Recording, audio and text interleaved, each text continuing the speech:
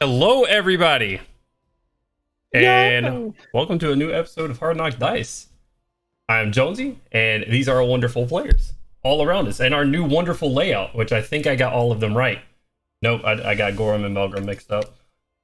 Oh. It happens. So close. All doors look the same. You've made a mistake. Oh no, it happened early. All right, it's not looking too bad anyway. Anyways. So, last week, we started off with you gentlemen seeking out, some of you somewhat intoxicated, you were seeking out the harbor master who had been apprehended by the local guards. After finding him, you noticed as you walked up and kind of somewhat sneakily, somewhat not, others of you just walked up to the gate. you notice that Teetle was being let go, actually. And once he was let go, you captured him, did some questioning in the sewers, found out that there was actually going to be a meeting going on with a couple of the people, perhaps the captain of the Emerald Claw, who you guys have met before. After that, you guys met with the Keeper of the Flame, speaking with her letting you know that some great evil has followed you all the way from Reckonmark to here in Flamekeep, letting you know that it is now your job to handle, and that she's given you a little bit of information about where this is going to be going down. With that knowledge, you guys, going back to Matilda's place, found Matilda knocked unconscious and your rooms ransacked. Some of the papers gone.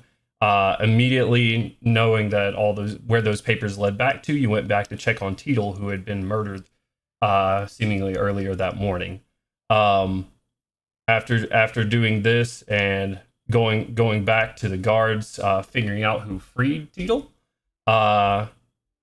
you guys, we got a bot in chat.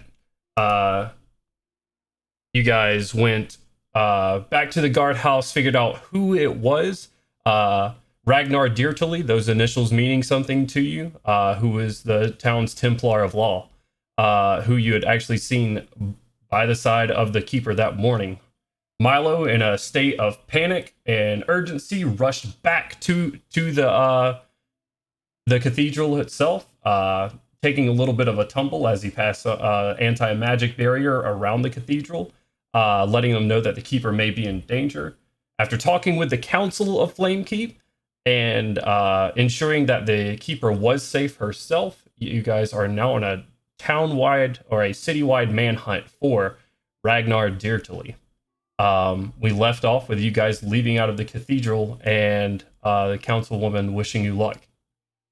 What would you like to do?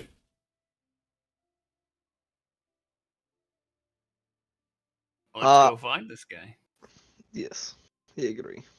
So I get Still kind of shaken and probably walking next to Crowley.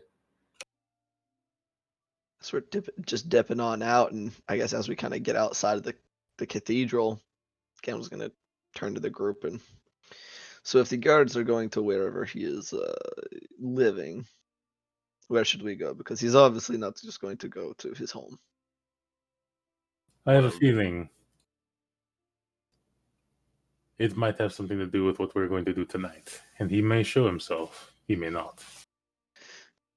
This is true, but I feel that's a big part of the puzzle.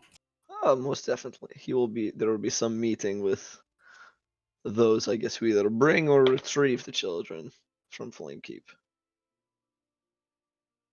But also where the question is of can we determine where they're being kept here in Flamekeep and deal with that before, because we have a good bit of time before this meeting in the sewers. Well, perhaps if guards go to Ragnar's house, they might let them go because he's friends with them. I don't know. Might not be a bad idea to go with them. Does not hurt.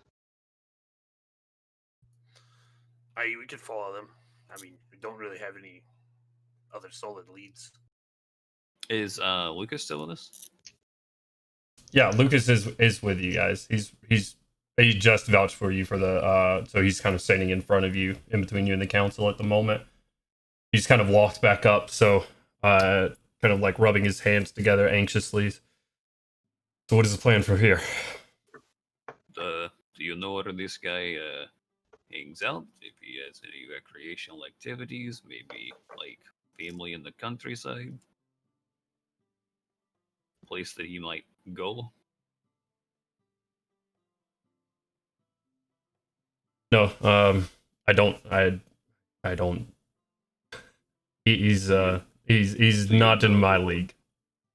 Do I know who would? No, I mean, yeah, you talked to the people, and they're sending out guards to his homestead. I mean, between here and home, I don't know much about him. Where is his home? That would be a question for someone else. I will turn back and ask the other. Hey, where does Ragnar live?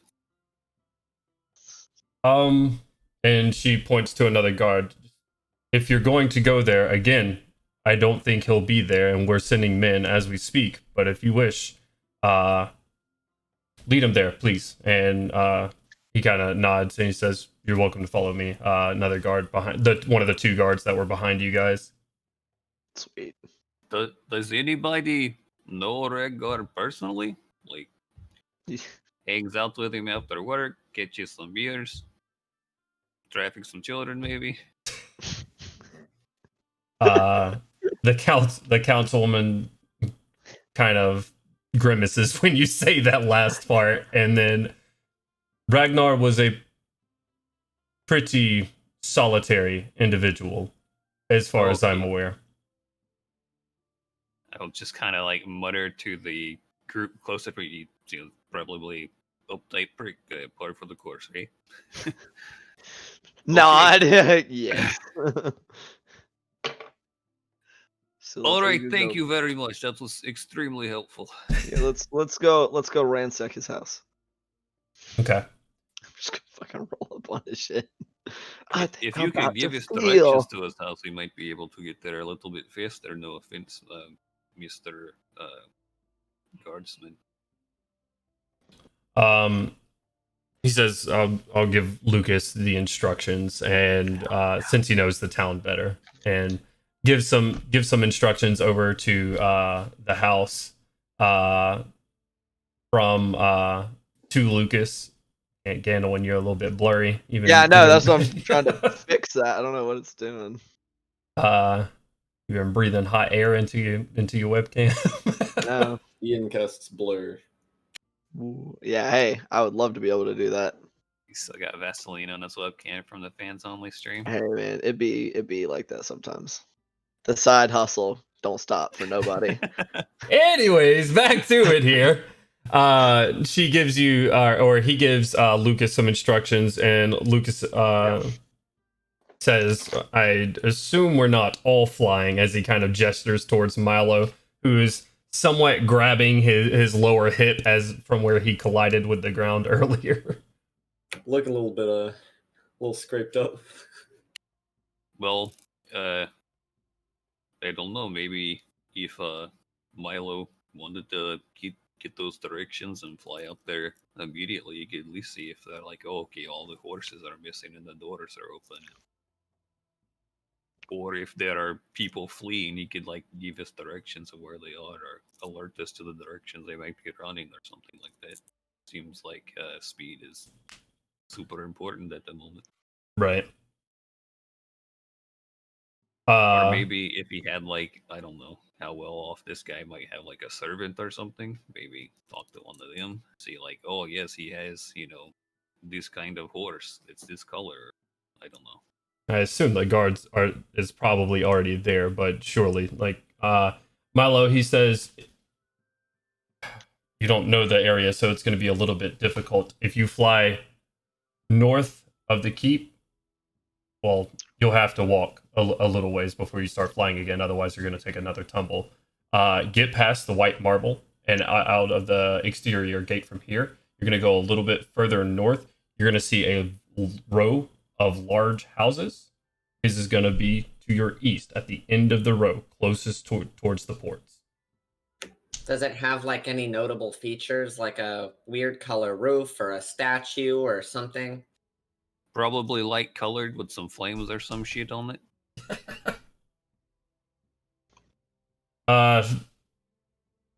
No, not really. He says not really. Everything's pretty similar here. Well, I'll try. Far east, you'll see. You can't miss the row of houses. Far east house. Don't you guys like number houses in these places, like big cities and stuff? How's he gonna see it from the air? I mean, you can get close. Far east house. Got it. Do you even know what direction east is? No. As Milo's clunking off. They're just yelling after him. He's just charging off to the north. He knows what east is. With the Okay. East. I thought you said west.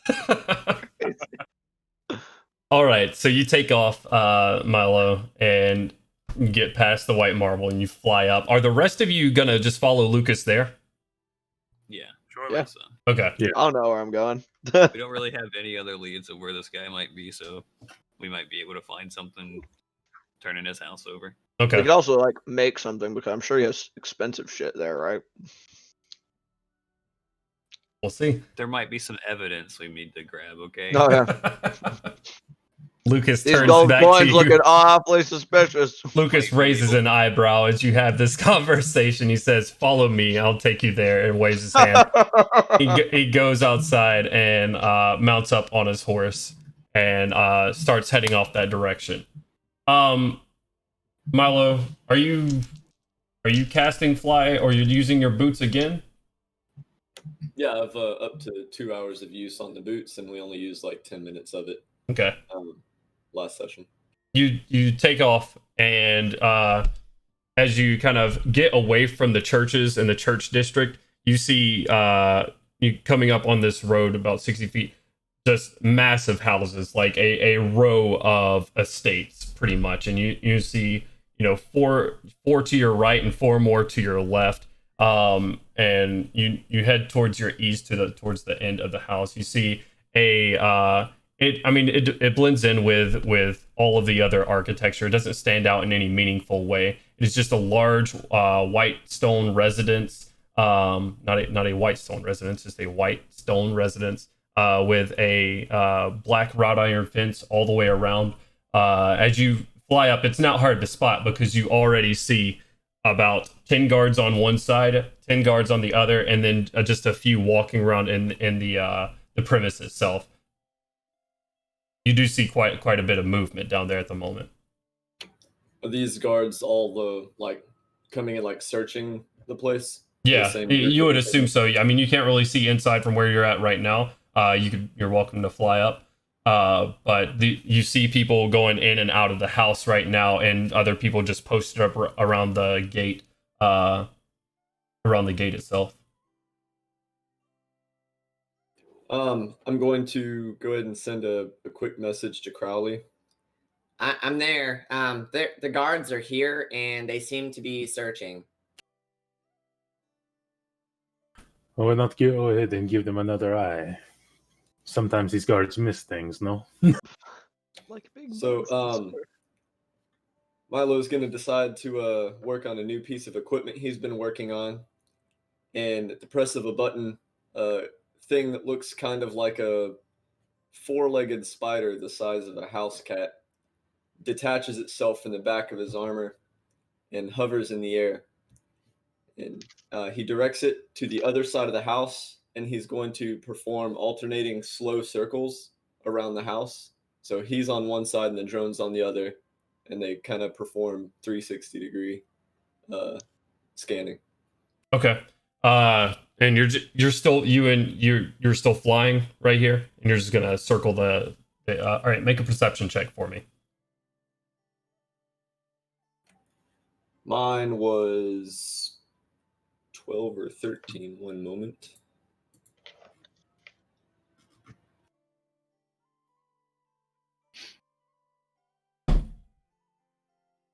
Uh, 12 for mine, and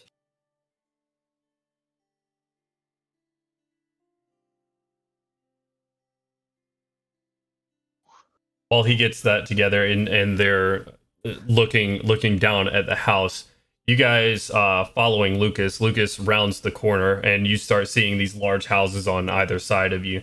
And as you turn down the street, just you see at the end of the road already just tons of guard activity going back and forth, and some just posted outside of the gate. As you guys ride up, you look up into the sky, and you see Milo just kind of doing a perimeter search right now. And what was your perception checks? mine was 12. The drone was 22. Okay. As you guys fly around, you don't see anything. your device doesn't see anything either other than what I've described to you. You don't see any sort of as it's flying around and kind of communicating back to you. You don't. The horses are still there. There's no large there's no doors hanging wide open except for where the guards are going in and out right now. There's no obvious signs that someone vacated this place quickly. Well, in that case, you're just gonna kind of stay up there and make sure no one like sneaks out the back or down an alley while the guards are searching. Okay.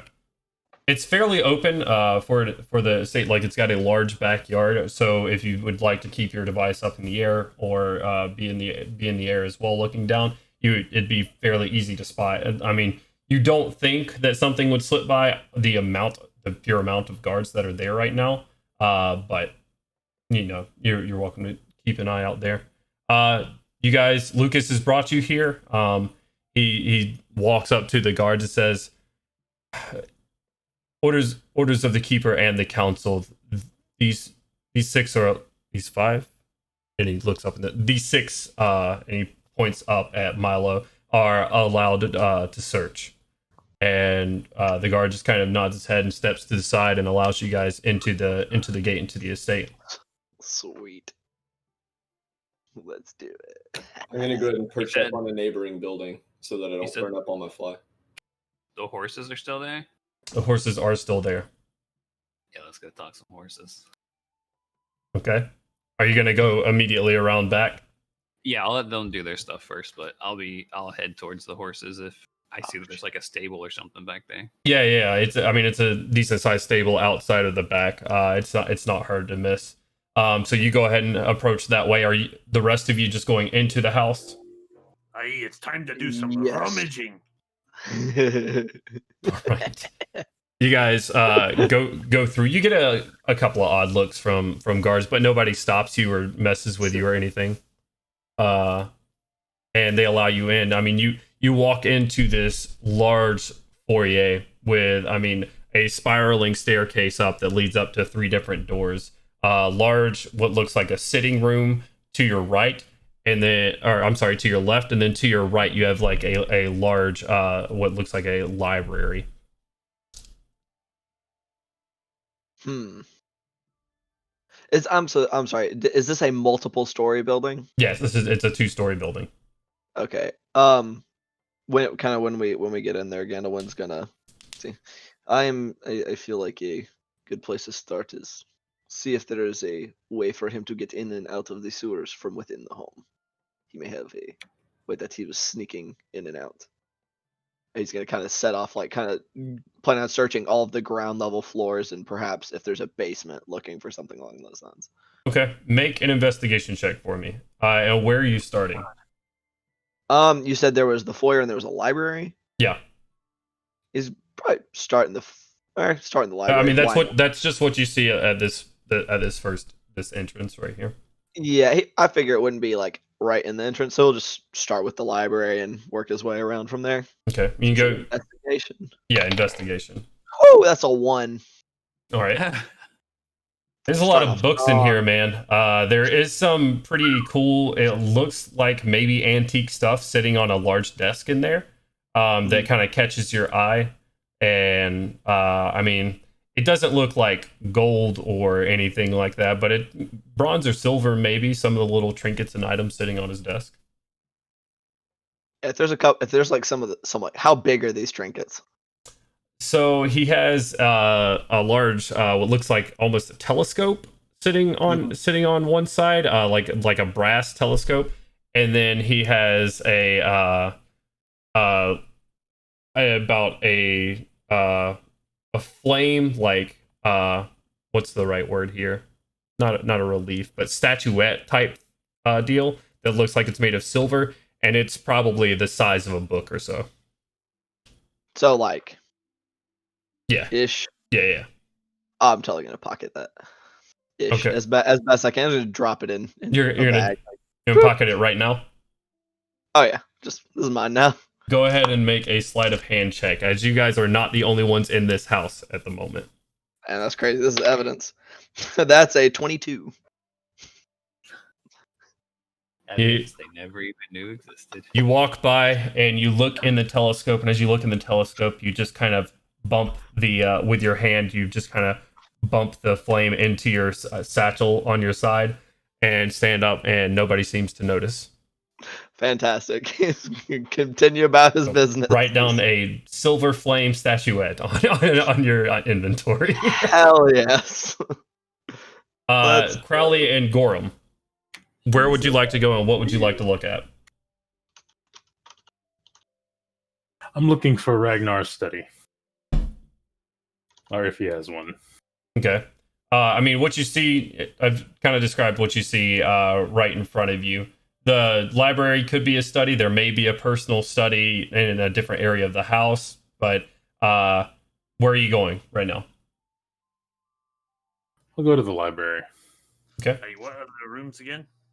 So you have what looks just like a sitting room to your left with there's some large art and some chairs in there and a small like tea table looking deal. And to your right, you have what looks like a large library where Gandalwin and now Crowley is walking to. You have a large spiral staircase in front of you with 3 doors at the top. And that's kind of what you see right now.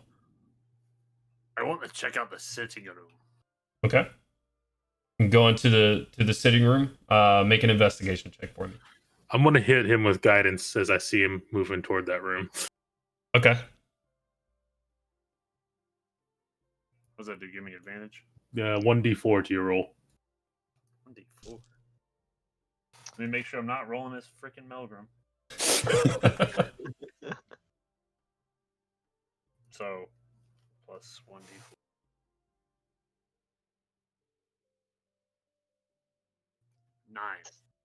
9. Nice. You walk into the sitting room, and I mean, you're not you're not very much of a finesse kind of guy. You go in there, you use your hammer to prop up the tea table, it kind of clangs around, knocks off one of the plates. You go in there, you kick one of the chairs to the side, kind of like stomp down a little bit. Sounds solid enough. Look behind a couple of the artworks as you pull one off the wall. You pull it a little bit too far, and it actually goes and like just lands on the floor right beside you, cracking the front frame a little bit. Not much in this room. It looks like just sort of a waiting area. You still look suspicious about what's in this room. All right, Crowley. You know, upon seeing Milo in there, I'm actually going to go upstairs instead. Who? I'm sorry, not Milo, but Gandalwin. Actually, you know what, Milo, just because he's got wearing glasses. That's crazy. You see Gandalwin up there, and you go up the spiral staircase. There are 3 doors currently. A couple of guards in and out of both. Where are you going to? What do the rooms look like? I assume they're all open so I can see into each of them. Yeah, you can. And you peek your head into one. The one to your far left looks like a large bedroom.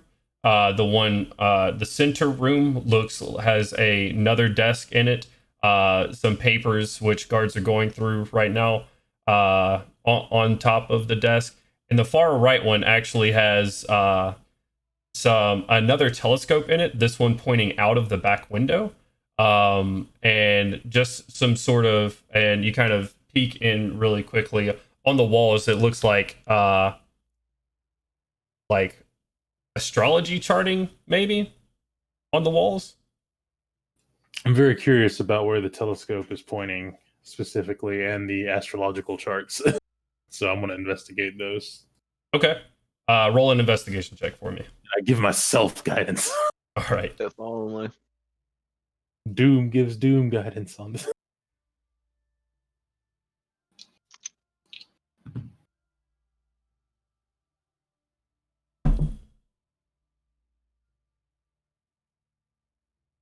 Oh, 22. Okay. You walk in and you kind of look into the telescope first to kind of see if it's pointing at anything in particular.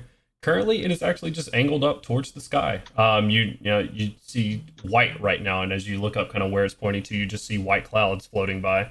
It is not. It's not looking at the view is fairly obstructed. While there are some trees in the backyard off to the left hand side, it looks like he chose this room specifically because out you can actually see maybe 1,000 feet or so the docks from right there. But currently it is just angled up at the sky. I'm going to compare the sky to the astrological chart that I know of, like that is here. See if there's I know there's some kind of star arrangement or whatnot. Right. There's no stars out currently. You're still sitting at I about mean, yeah, but I'm 4 p.m. right looking now. at the hemisphere, blah blah. Where would this be pointed? Yada. Okay. Trigonometry. All right. God. Roll a history check for me. Guidance. I don't know. This is rough. History? Yes, sir. I'm not a historical man. Oof.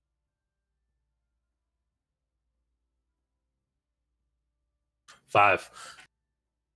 You walk up to them. None of them really seem too familiar. It looks like these may just be large swaths of sky. And where you see some actual pencil markings on the drawings themselves, where it looks like he's traced out some sort of constellations. So you're not sure if these are constellations exist that maybe he just found, or if these might just be something like a personal hobby sort of deal. Like this is kind of what he does. I'm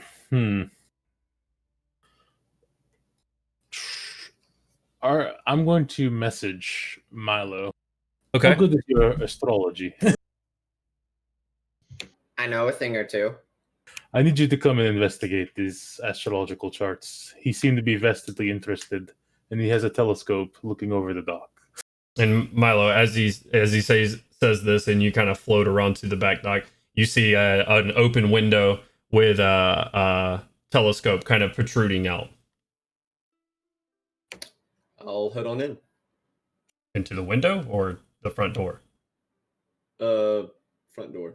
Okay. Yeah. All right. You scared How me. big is this window? Like, I don't want to. hello, it is me, Milo. The telescope from where it's currently at. So. Right. Yeah. Okay. Artyom, you make your way back around to the stable. There are currently 5 horses in the stable. What would you like to do? Oh, hold on real quick. I will start. It is going to take me 10 minutes to do it, but I'll start ritually casting Speak with Animals. Okay. So I'll kind of just sort of sit down and start drawing in the dirt. Okay. All right. I mean, by this point, and these guys to have done their searches right now, you're probably just now finishing up with that spell.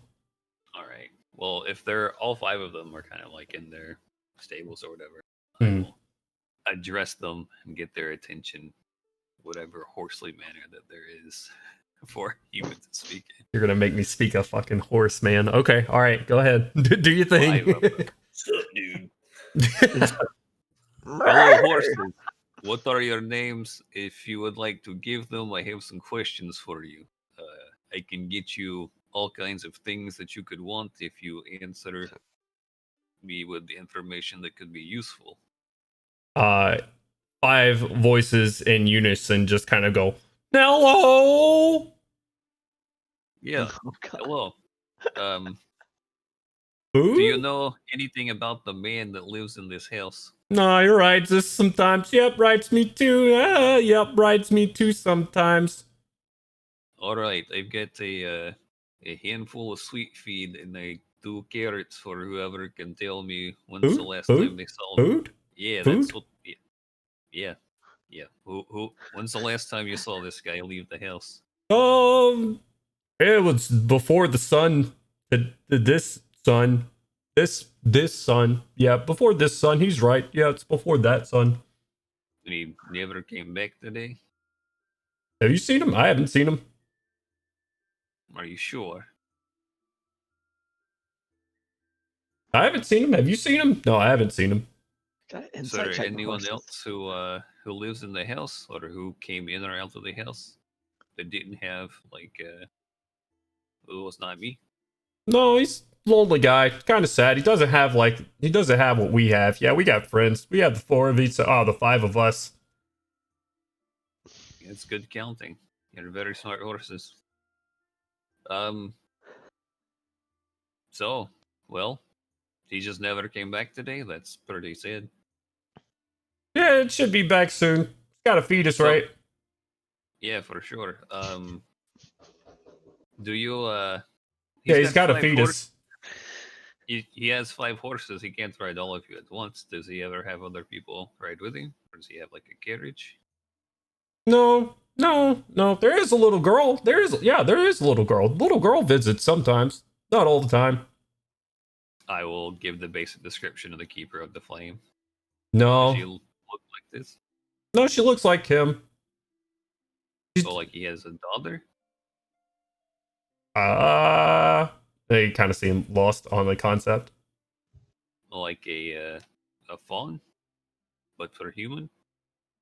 Maybe, I don't know. Smaller, but the dark hair. I mean, you guys all kind of look the same. They really do look the same. But dark hair, like yours. Yeah, like his. Yeah, not the bright type. No bright hair. That's right. That's Alright, a I'm good way to going put it. Not bright hair. I'm going to put my hand down low and raise it up, and you tell me to stop whenever I get to how tall this girl is. Okay. Go and keep moving. Okay. One of the kind of central horse has been your main speaker at the moment, with everybody else just kind of chiming in. Steps up to the gate and leans his head all the way down and just kind of follows your hand up.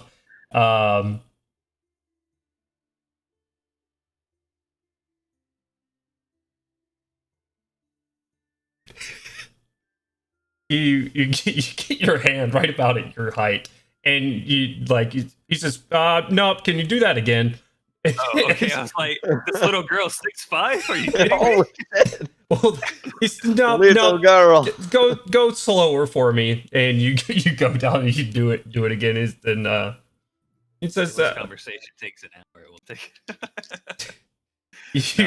I'll go and do it again. You get up about to your 6'5". You get up about just under your rib cage, and he says, Okay. right about there. Yeah, right about there. Good job. Yeah. All right. Well, that's very useful. And then I'm just gonna go about. I'm assuming that there's an area to where there's like feed and stuff for these horses, and just give them feed and stuff. Sure. Make an investigation check. There is no feed. 10. Yeah, sure. It's right off to the side. You go and you're just gonna throw some feed in there for them, for each of them. Yeah. Okay. Yeah, Oh my God. and they start nomming down. Thanks. How are the their little feed things affixed? Are they just like dropped inside the pens themselves, or are they actually attached to the doors? No, yeah. I mean, they're kind of like little things attached to the doors that you just kind of threw some feed into. Okay, gotcha. While they're eating, I'll ask. Just a little girl and him are the only people that ever ride you, or use you for your impressive strength. Yeah, pretty much from my memory. All right. Got the 5 students. So when they're all like well into like eating all of their feed, I'm just gonna like pull the latches and all the doors and let them figure it out whenever they figure it out. I mean, it's not too long before you kind of unlatch the doors, because I mean their troughs are kind of attached to their doors, so one's kind of walking out of the door, following the door because he's still following the feed that's in the door. And as soon as he does, just kind of looks up. Oh, hey, And he just, like, walks over to the bag of feed itself and just sticks his head in.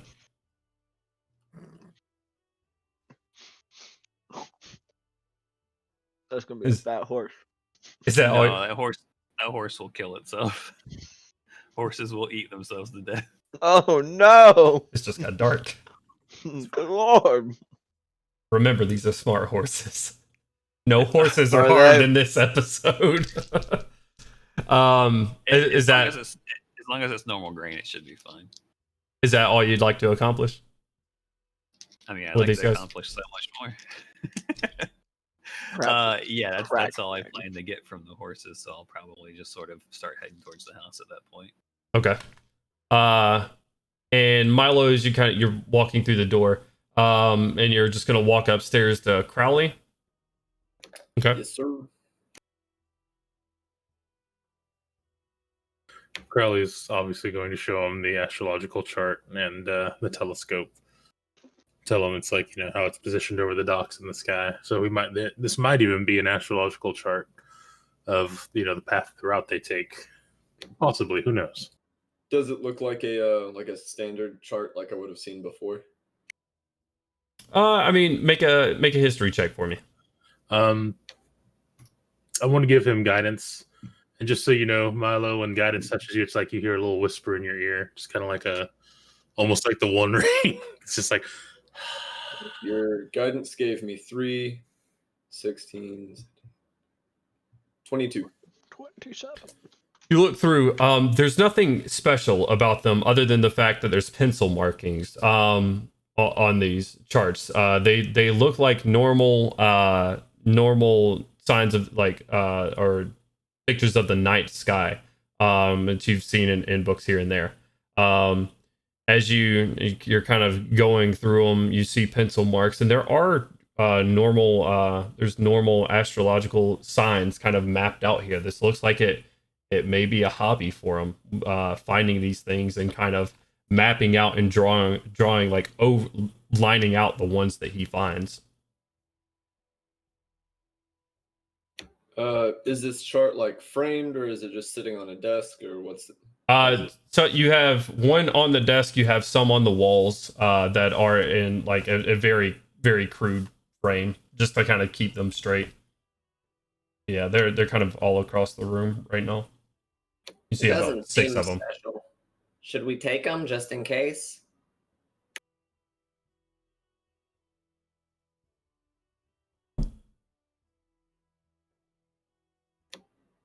Crowley contemplates answering your question as he looks around the room and says, I'm sorry, I was trying to commune with the spirit.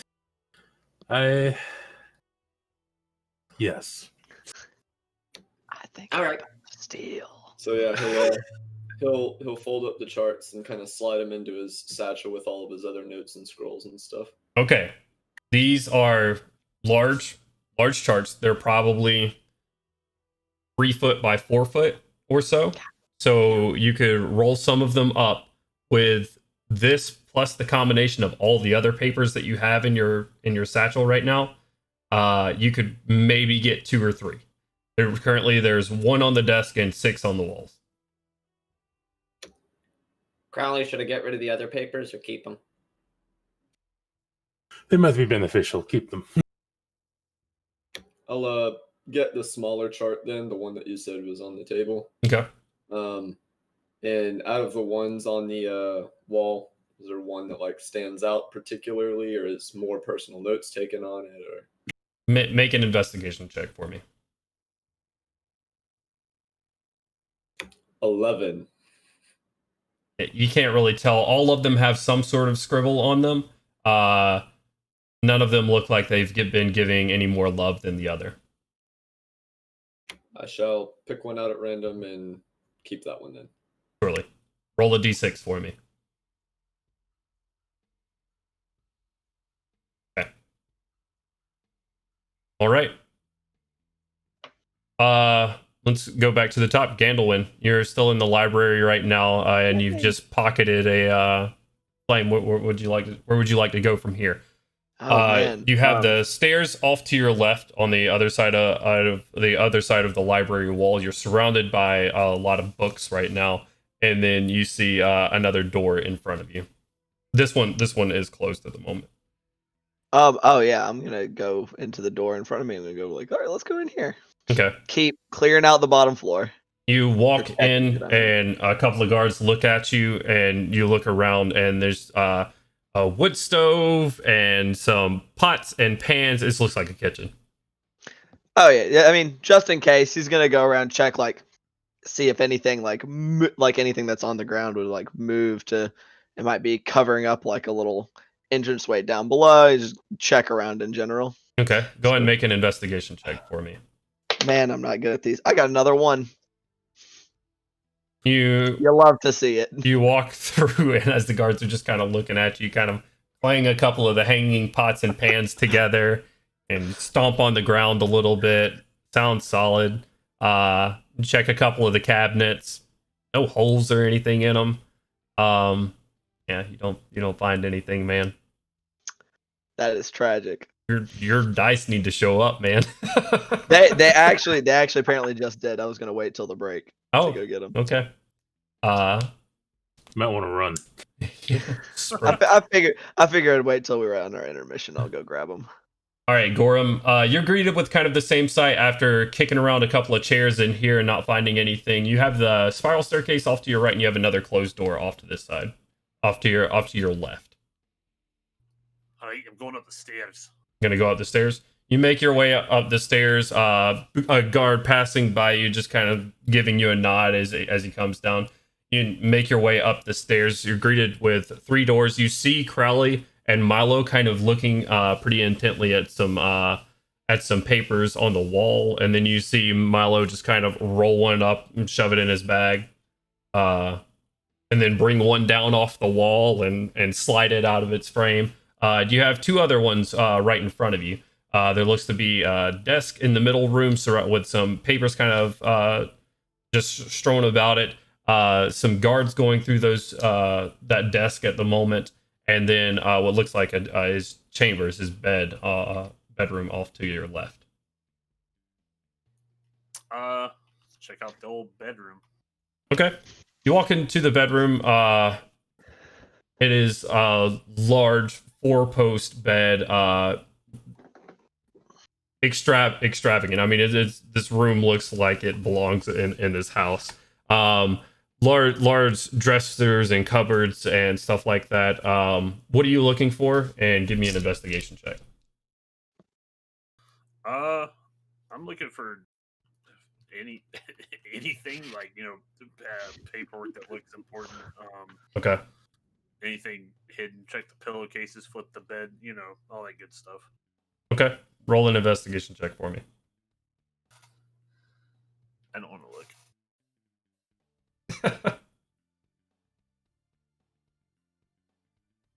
Oh, an 11. All right. You walk through, and check the cupboards and stuff like that. You find clothes, you find robes. He's got several religious robes actually hanging up in one of the cupboards. Just long white gowns, some of them several silver cords around the necks of these, and sort of like silver lining around the edges. You look under the bed itself. You don't find anything. You kind of raise the mattress up. You look up under there. There is under his side of the bed a dagger under the mattress on his side. And do you leave that there? Do you take it? I'll take it. Okay. Just right. Just like a regular dagger.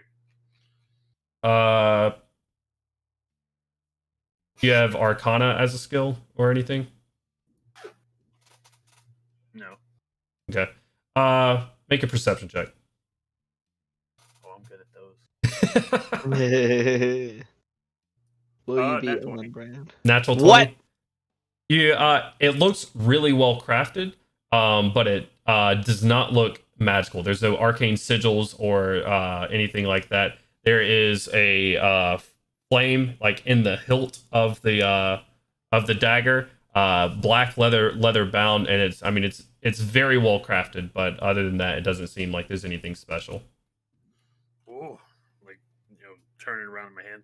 Look at that, Melgrim. Finally, some good craftsmanship. And Melgrim's just not paying me any attention. You turn around, and Melgrim is somewhat elevated off the ground because he is looking in a drawer that's a little bit taller than he is. He's kind of bent over at the waist. He says, "That's a what?" And as he's kind of looking through the dressers, and he will also roll an investigation check. It's my brother. He doesn't find anything. Aye, we're on brand. Uh, But yeah, I'll tuck that dagger away for now, and then that's pretty much all I find. What? Not to interject. What's the house made out of? it's Wood.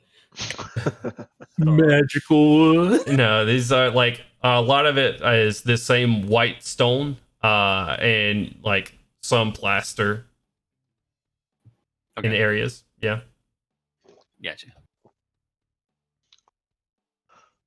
Aw. What is that? What is what? Okay. All right. So you don't really find anything going through the bedroom right now. It looks like it's been fairly picked over as well.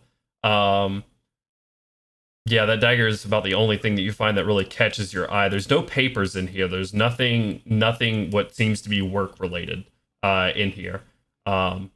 Just like find like silver candle holders and stuff like that, but nothing that you see would relate back to what you think he's a part of.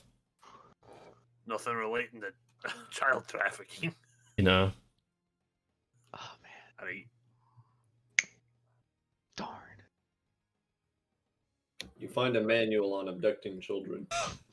How- we've got him now, let's. Child stealing for dummies. Yeah, I was about to say how to kidnap kids for dummies. It's just a yellow book sitting on the nightstand. Oh man. It looks read through. Anyways. Oh shit. Got a couple of dog-eared pages. Yeah. Chris Hansen walks in and sees me with the book. Got you now. Oh no. Couple of highlighted portions. Anyways. All right. Basically hardcore How to Catch a Predator.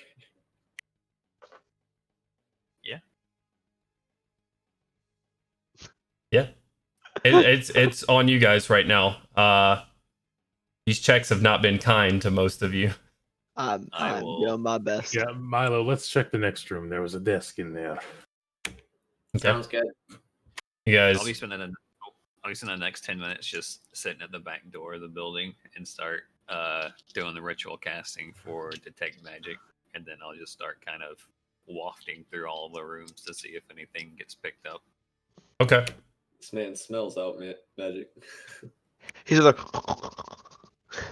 fucking the sniffer. You said you said you're gonna cast it as a ritual? Right, so I'll be sitting out of the back door, again drawing in the dirt for a little while. As you're doing that, several more of the horses have found their new freedom. Still currently kind of trapped in the back gate, and a couple of guards go, whoa, what the hell? And they come around and they like grab a couple by the reins and start leading them back into their back into the stable. I'll ignore him for now. Okay. All right. And you just hear a couple of oh man from the distance as he's being led into the stable. All right, Crowley and Milo, as you walk into the study room, fairly low lit. Guards are kind of going through the paperwork. They just give you a quick nod and just kind of keep going through. One kind of walks through and they're looking through the drawers, just kind of pressing things to the side, putting stuff up onto the desk, like ink containers and quills and various writing utensils, stuff like that. As they're just kind of going through it. What would you like to do? Searching. Yes, we know these guards aren't always the most thorough, so I'm going to aid Milo in a search. Okay. An investigative check. Milo, go ahead and roll an investigation check with advantage for me. Bet. A 6 and a 16 plus a 21. Okay. 21. 21. You walk through. We have there's some intense music going on for no reason. Actually, all right. as you walk through, you kind of start going through the shelves to the side and everything. A bunch of different books covering all types of topics. I mean, he seems like a pretty well-read guy. You glean from seeing the library downstairs and then seeing this. As you go through, and you see books about war, you see books about astrology, you see books about you see religious texts, and just all sorts of covering just a range of subjects on the wall. You go around to the back side of the desk, and where the guards are, you can kind of press up to them, looking through the desk themselves. There's nothing about the desk. You kind of check the bottoms of them to make sure there's no false bottoms in the drawers or anything. Nothing that you find in here. You kind of go through the paperwork with the guards, and it all seems to be what looks like official Flamekeep business. This looks like him, certifying deeds to land and going through sentencing. If someone's been sentenced, someone being sentenced to death, him signing off on it. It seems like everything his job may entail. But other than that, you don't find anything that screams, "I am a child trafficker" in here to you. Nonsense. Crowley, we're not finding anything suspicious. This is pretty mainstream stuff. Although, if I were him, I wouldn't keep it in my main office. Maybe we need to look for like a hidden office or a basement or something. Maybe a second location. That is a good idea. Perhaps we should go to the bottom floor, see if anyone else has found anything. Okay. You guys make your way down. Gorham and Melgrim, would you like to follow them after you're done searching the bedroom? Aye. Okay. We will. You four make your way downstairs, and as you do, Artyom's actually coming into a back door leading into the kitchen area, Ganelwin, where you are currently. What's up? And what does your detect magic look like, Artyom? My eyes are just kind of like glazed over in like a weird teal glowing tinge, and just kind of like looking around. As you walk into the kitchen, you don't see what's the range on detect magic? Self. Okay. Wait, what? I thought it was Self. I thought it was like a cone. That's the 30 self is feet. like who you cast it on. Right. Presence of magic within 30 feet of you. 30 feet. Okay. You start looking around the kitchen. Nothing catching your attention at the moment. Nothing magical. Yeah, I'm just gonna go from room to room on the first floor and then to the second floor and continue there if nothing catches me. Okay. All right. As you do that, the rest of you come on downstairs. What are you guys doing?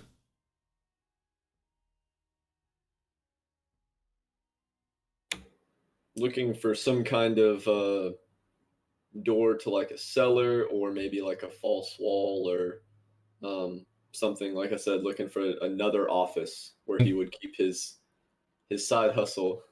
Right. going. Okay. And you guys are just going to search the entire bottom floor, all five of you.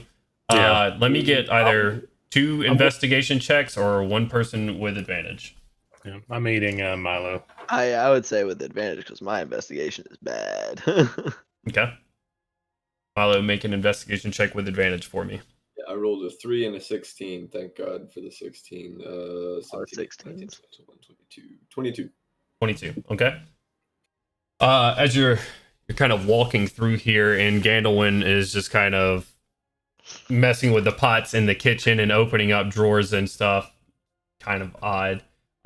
You see what looks to be a pantry in the back side of the kitchen. And open that up. And you see a large couple of like half barrel sizes of stuff. You see a bunch of like dry goods up on the walls, on shelves, jars of just various ingredients and whatnot. You kind of step your way in here. It's pretty dark, and when you do, you hear beneath your feet just you kind of take a step back. You look down and you kind of step forward again. Hear that same creak under your foot. You take and you move some of the barrels of ingredients off out of there.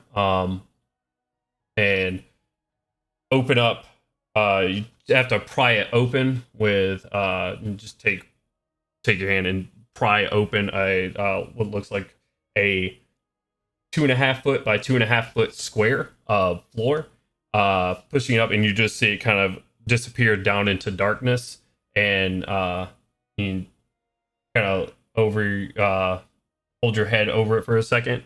You don't really see anything down there. It just kind of ends at the end of the tunnel, and you just see concrete and dirt all the way down. But you do hear a slight movement of water. Hey guys, I found something. Yeah, since Crowley was They're trying on to follow, he's going to. Is there like a ladder or anything, or a rope? You see a couple of there's no ladder. You see a couple of what looks like eye hooks, kind of placed in all the way down. Okay, so Crowley is going to make his way down then. Okay. I'm going to send a message to my homunculus to get it to come back. Okay. Go ahead. I was gonna. Did it sound deep? Did it sound deep? If I walk over and look down. I mean, I've got dark vision, so if it's Yeah. less than 60 feet down, I can see the bottom. Right, and you did. It's okay. Milo would tell you it's probably 20 feet down, 25 feet down. Okay. Yeah. I'm not gonna jump. I'm gonna climb down. Okay. I could, but I won't. Right. Another question, just based on where we are, would I say this leads toward the docks? The direction of this side of the house? Is it going like? Make a survival check for me. Well, I can make one. Stay alive. Stay alive.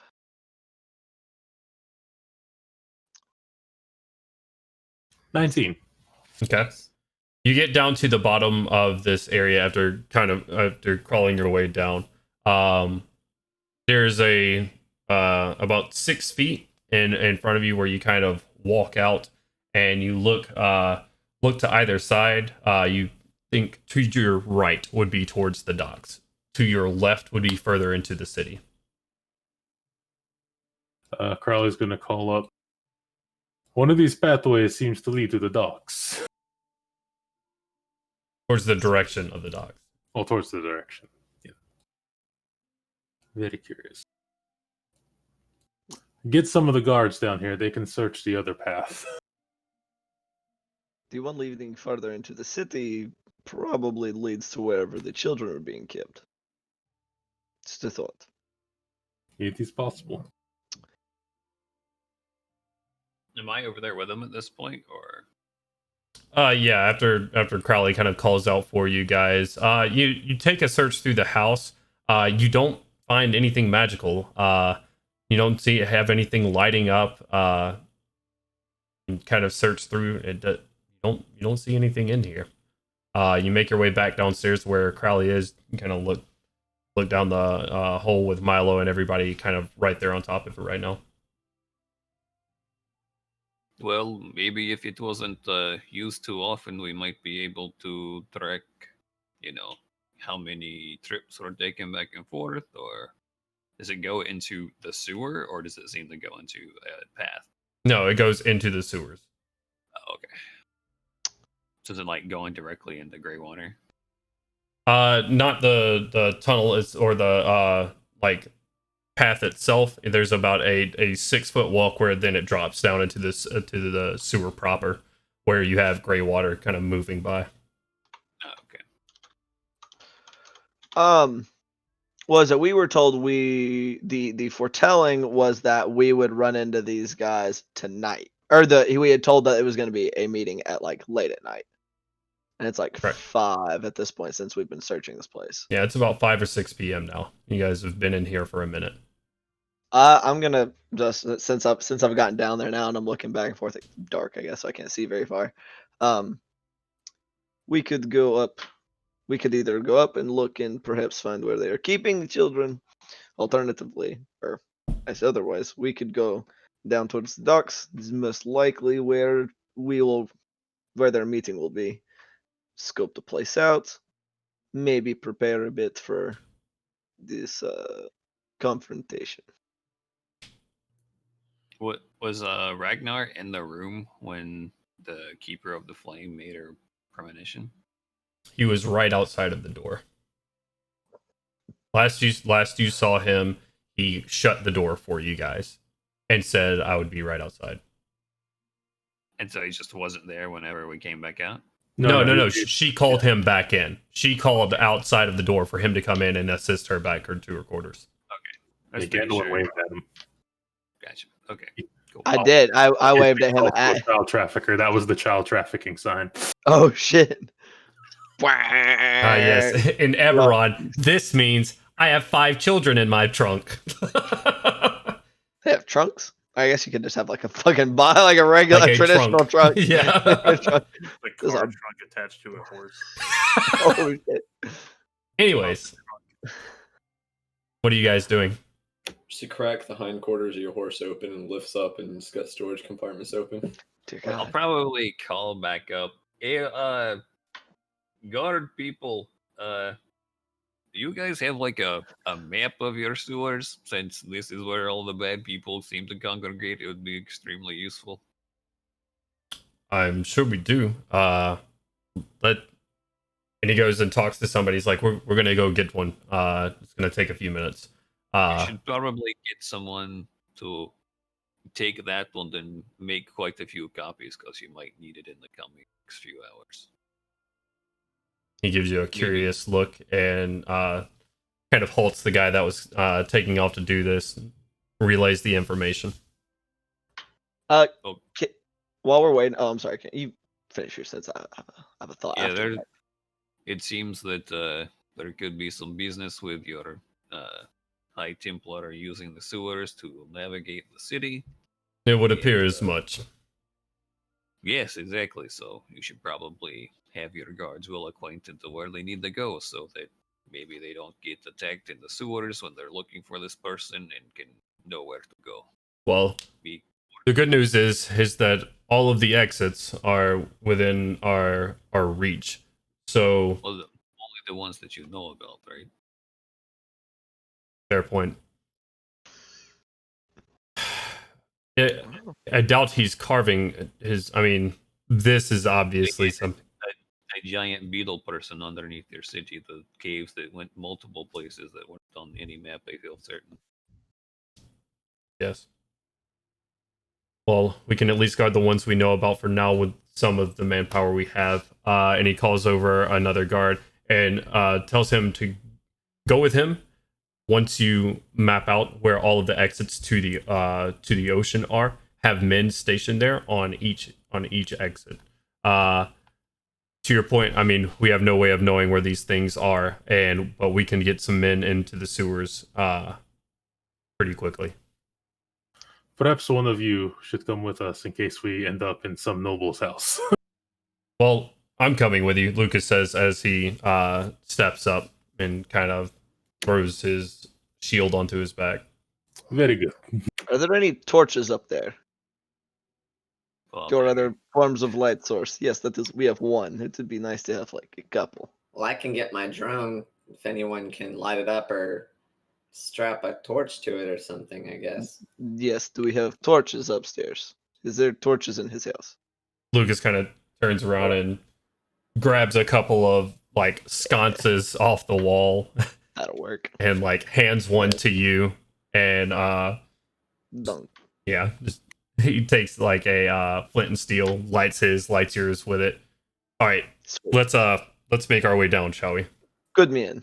Let us go. I'm gonna direct the drone to be about 100 feet ahead of us. Okay. Keeping it within message range, and it does have 60 feet of dark vision, so we'll get 180 feet of warning. Okay. And Hopefully. which direction are we going? Let's go to the city first. We know at least something with the docks. Okay. Agreed. Very well. Let's split the party, guys. No, I'm kidding. Ah! Pull my Let's hair send out. Melgrim alone. No, I'm kidding. Pilgrim and Lucas, you go this way. Welcome to me. We're the ice climbers. Oh God. Yeah, well, Okay. he said, not going off alone. So we're going to the city. Okay. Or towards the city, I guess. Milo, you send your I don't want to call it a drone. I'm gonna call it something else. I'm gonna make a word for it. Homunculus? Yeah. homunculus. You send your homunculus down the sewers. Go ahead and make a perception check for me. That 20. Nice. I don't have the air horn mapped right now. I got to get the air horn back. You send it down there. It's fairly close. There's not a whole lot to see here as you're sending it down. It's kind of mapping its way out. You do see a couple of the offshoots that seem familiar to you from where you fought the bug creature. Kind of exits that are not a part of the sewer proper, not man-made. Where you just see some crumbled stone out to the side and large claw marks on either side of it, leading down into dirt tunnels. And you see, you're saying about 180 feet. You guys travel for about 10 minutes, and you see. Are you hurriedly making your way? You're just kind of casually making your way down here, just kind of keeping an eye out, just so I understand the pace of the party here. I figured, as long as everybody agrees, that we were kind of like just going along trying to keep an eye out for anything out of the ordinary. Okay. About 10 minutes passes by. You pass by two ladders going up, and you kind of look up. Your device kind of looks up and just manholes, and shortly after your homunculus sees those, they see these side exits, these sort of non-man-made exits that you found the other night. Other than that, there's no movement down here aside from a couple of rats. Does that nat 20 give me any information on tracks, maybe how frequent movement is through here or anything like that? It would be no. You don't see any sort of tracks or anything like that. Nobody's traveled down this path in the past.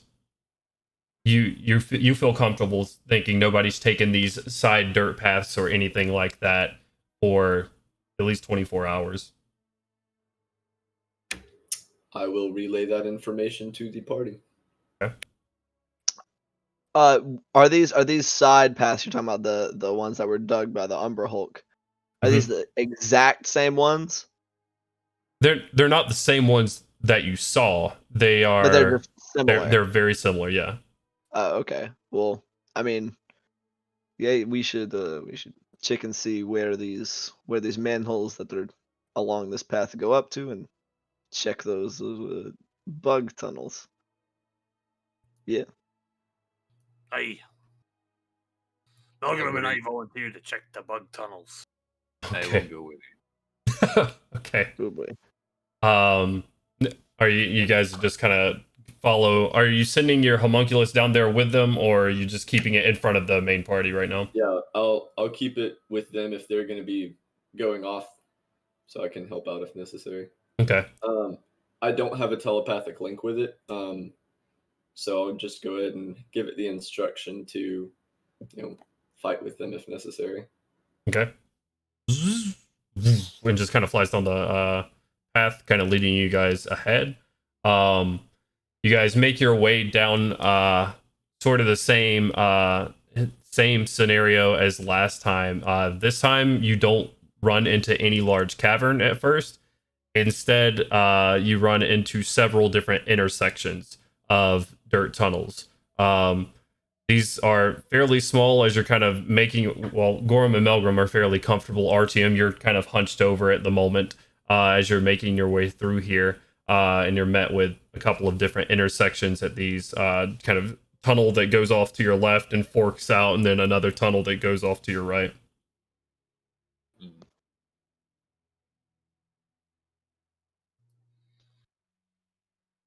Well, so did you come with us at all, Milo, or are you just chilling out in the sewer until we come back? Oh yeah, I totally came with y'all. Oh, I had okay. the drone ahead of me. Gotcha. Okay, cool. We'll, I guess, maybe send the metal bug thing ahead, and we can see maybe where each one of these goes. I sent the metal bug with the dwarves. He's with the Like, dwarves. With the dwarves. Hey, we can do that. Yeah, I mean, you guys, which path are you taking here? Yeah, you send your homunculus down one of these tunnels, and you have nothing but dirt tunnel for at least 100 feet in front of you, where you lose your link with it. You bring it back to yourself, send it down the next tunnel. Same situation with more forks on the ends of it, and then to the right, in same sort of situation, 100 feet down that way, nothing but dirt tunnel. You don't see any like large caverns like you had when you fought the Umber Hulk. I hate to see it, but we might get lost if we keep going too far. I mean, we'll just have not to used to the tunnels, so to mark the way that we come. It's not a big deal. yeah, we should get some bread and break it up, and we'll leave a trail of breadcrumbs, right? Why would we want to feed the rats? That was out of character. Oh. Why would you want to feed rats? Yeah, Cody, you fucking dummy. You know, weirdo. Yeah, I mean, I'm sure we can just make a marking on the wall saying, arrow on wall went this way, coming from this way type kind of situation. Yeah, like a fire beam on my gauntlet, so I'll just kind of like char a mark into the wall. It's brick, right? No, these are dirt.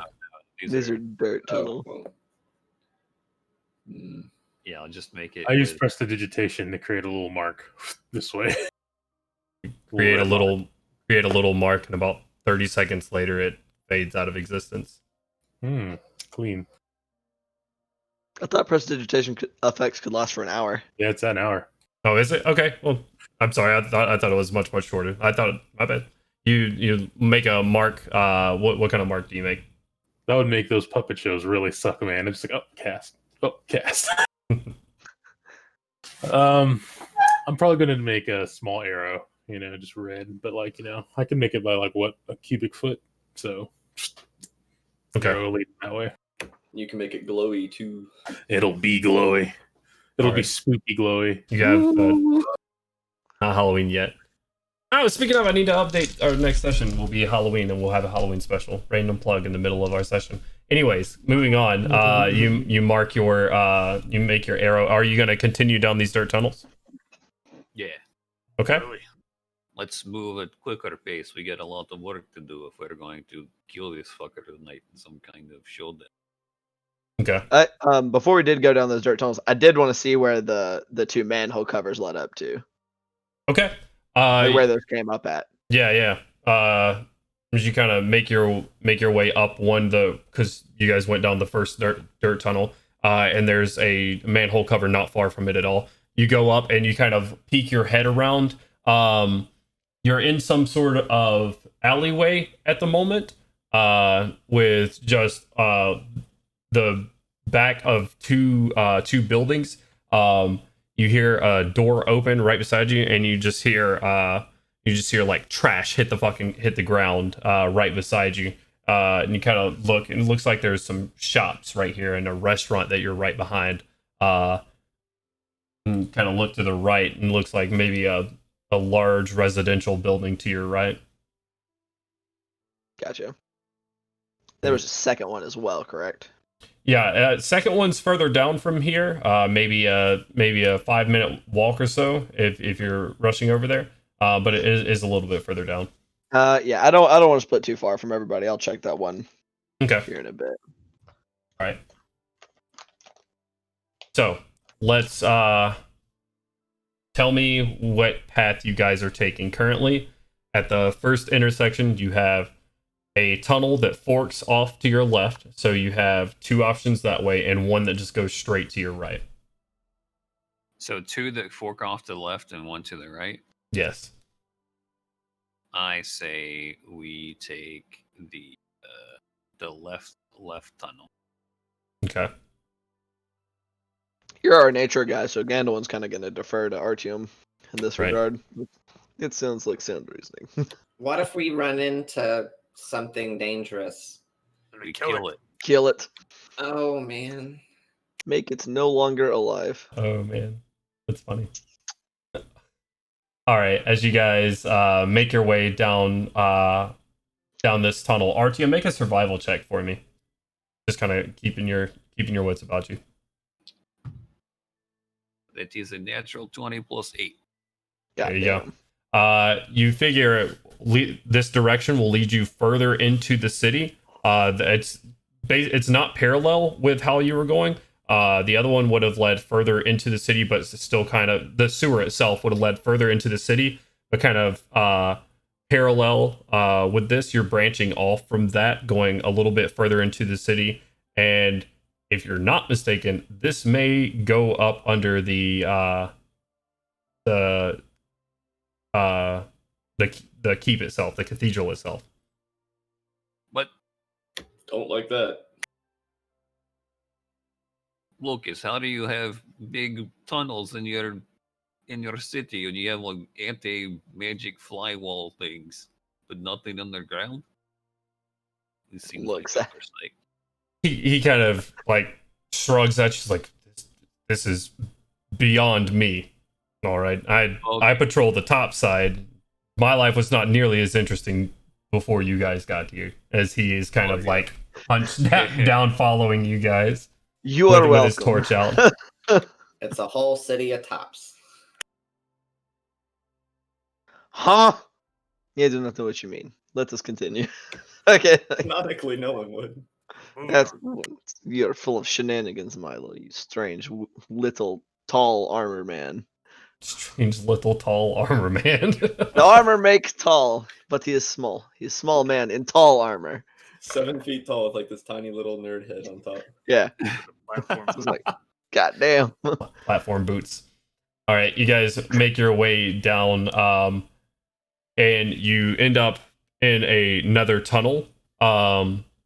This time, in another man-made sewer tunnel, you kind of pop out on the other side of it. You have tunnel going to your left, tunnel going to your right, but in front of you, what you haven't seen before is kind of an arced passageway with iron bars in between.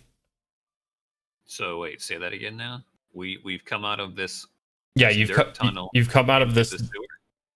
right into the sewer again.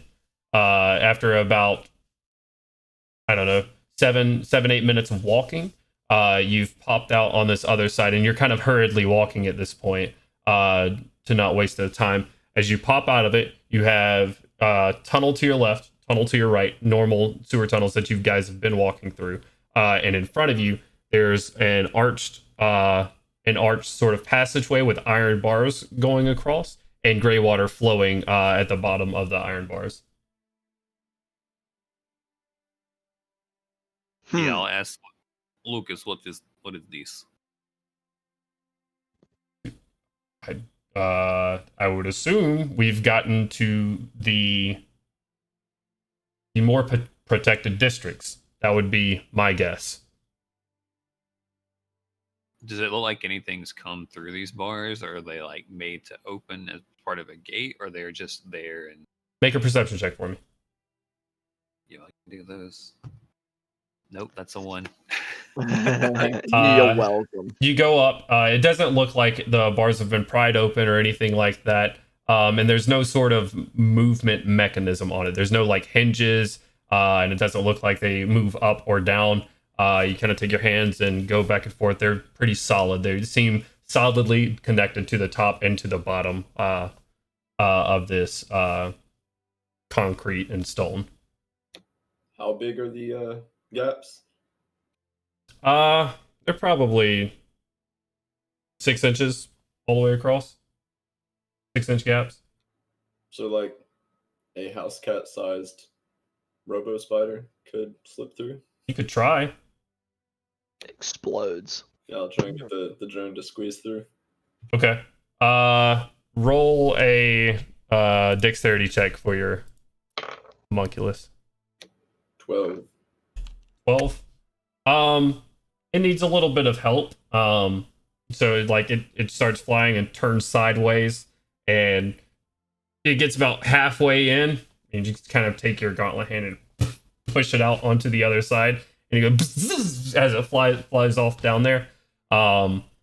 You get 100 feet down there, and you come across one more of these archways with the same iron bars. You kind of look to either side, and there's nothing you can see from here. It seems like it continues on forward past that point. Would the drone's search check show up anything more like a lever or something, or an opening mechanism that maybe was missed by us? You can roll a perception check for me. I would like to point out we have a barbarian. 17.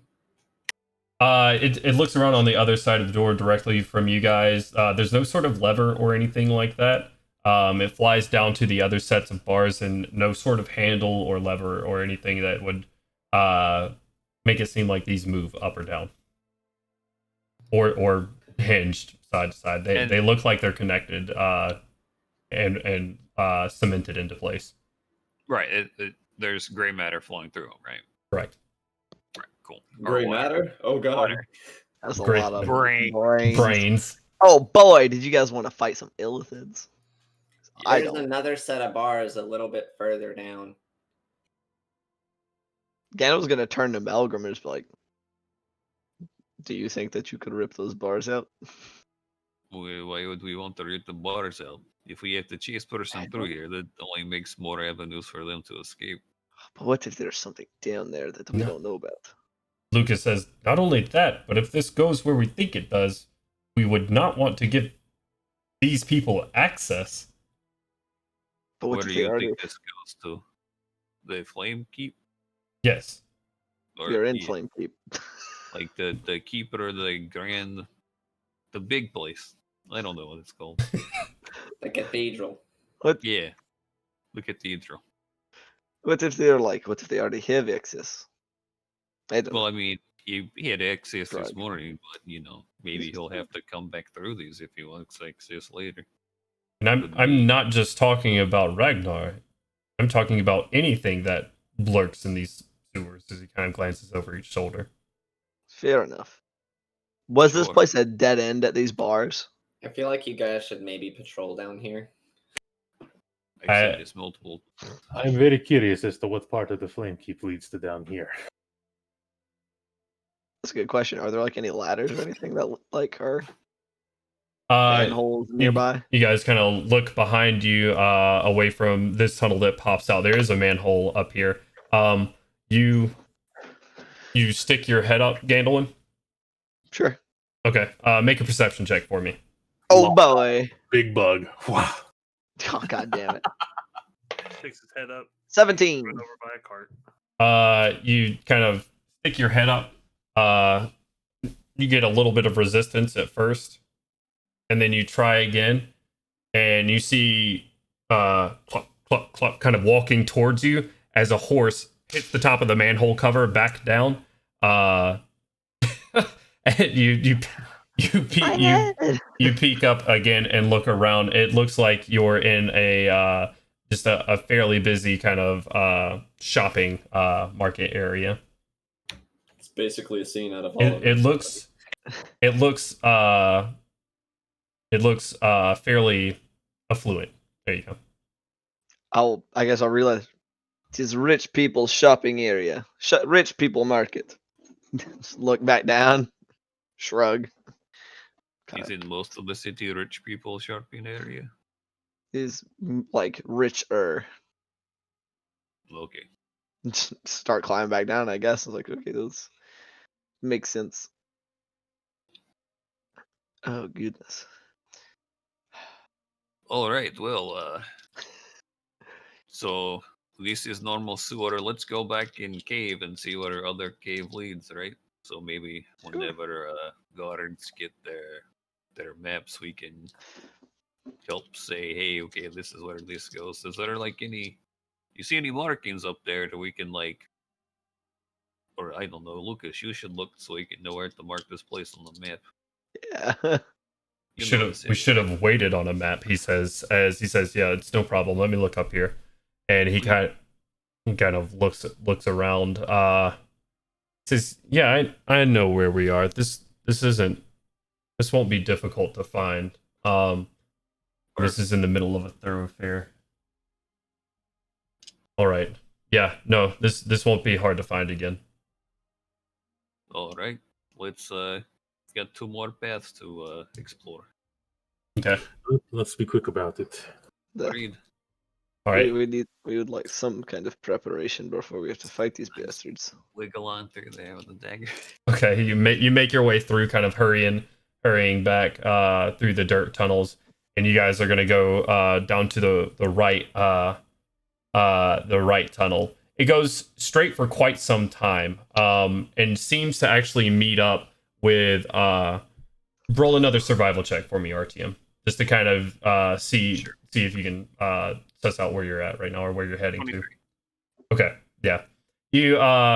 You'd kind of orient yourself down here, keeping track of where you left from in your starting point and your kind of proximity to the docks. And you, as you're making your way back to the right, you think you're kind of heading in a diagonal towards the docks themselves through this tunnel. All right. You pop out on one side, and you see you're kind of greeted with a similar sight of sewer to your right, sewer to your left, another grate in front of you.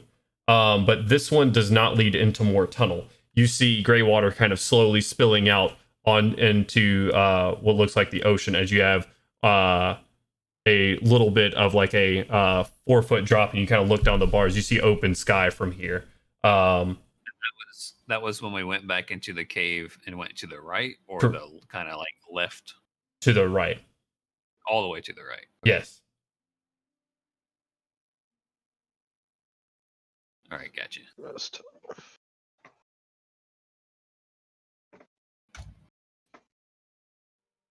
Okay. All right.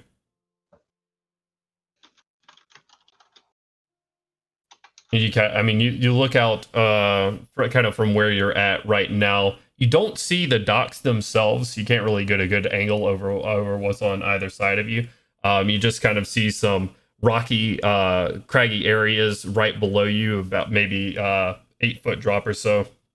And this gray matter just kind of like slowly seeping out of here and down onto the rocks below. Gotcha. Yep. Where'd you got like to go from here? Yeah, I guess we'll go back and go to the left-right tunnel. Okay. The right fork? The left side of... I thought we just went through the right fork. No, you went through the far right tunnel for that one. So we've been on the left fork and the far right one. We have not been on the right fork. So if it's like this, and then there's another one that went like here, and that's the one that we just went down. Okay. My apologies if you said you wanted to go down the right fork. I thought you said the right tunnel, meaning the one to the far right. So many tunnels. Fair Right. enough. Well, when we were coming through the tunnels, we had one side that went to the right, and then Right. two that went. Which is the one you just went down. You went to We went down far the left. second left tunnel. Yeah, Okay. you went down far left and far right. You have not gone down that second left-hand tunnel. This is Okay. appropriately confusing in real life as it is in character right now. As you guys sort of have this discussion and try to figure out which way you've been. I was I would making have a to just keep right. made a bad map in Roll20. As for what I think we've done. Right. Okay, so let's just go to see what the other tunnel has. Okay. Yes. You go down this tunnel and it goes for a while. No offshoots from this tunnel. It seems to be somewhat of a direct path, or it just straight ahead. You guys make your way down, and how long do you want to travel down this way? Well, you need to see where it goes. Mhm. Unless it's gone like deep down into the Underdark or something. It's not going down. I mean, there's some variation here as far as elevation goes, but there is no. It's not going like straight down. Like you're not going to hell or anything like that. It's just been about 20 minutes now of going straight across. Yeah. No sort of variation. Okay. You guys keep on for another 10 minutes or so, and you finally come out to what looks like an open area, a familiar drop down that you've seen before, a large cavernous area. In front of you, another on the other side of the chamber, Milo and anyone else with dark vision would be able to see. On the opposite side of the chamber, another tunnel, and some eviscerated remains in the center, and a small bone pile off to your left. Oh my god. What? This is where the hookor was at, right? Correct. Cool. Well, we know where you are now.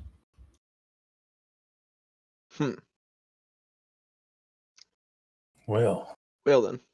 I was hoping we might find something a little more pertinent. But shrug. I guess what that leaves for us now is to go follow the sewer that goes towards the docks. See what we can determine before our fight with these guys. Does should also- Go ahead. We should also speak with the guards and maybe investigate all the exits that are near these non-man-made tunnels. See if maybe one of these. You said there was a restaurant at the top of one of them. I don't know. Yeah. Maybe this is a restaurant where you can go pick up children. if anything, the implication of creating these tunnels is enough to raise serious doubts about your Templar. Did does the cavern or the room or any of the remains or things in it look notably disturbed, like different or moved around from the last time we were here? Make a perception check.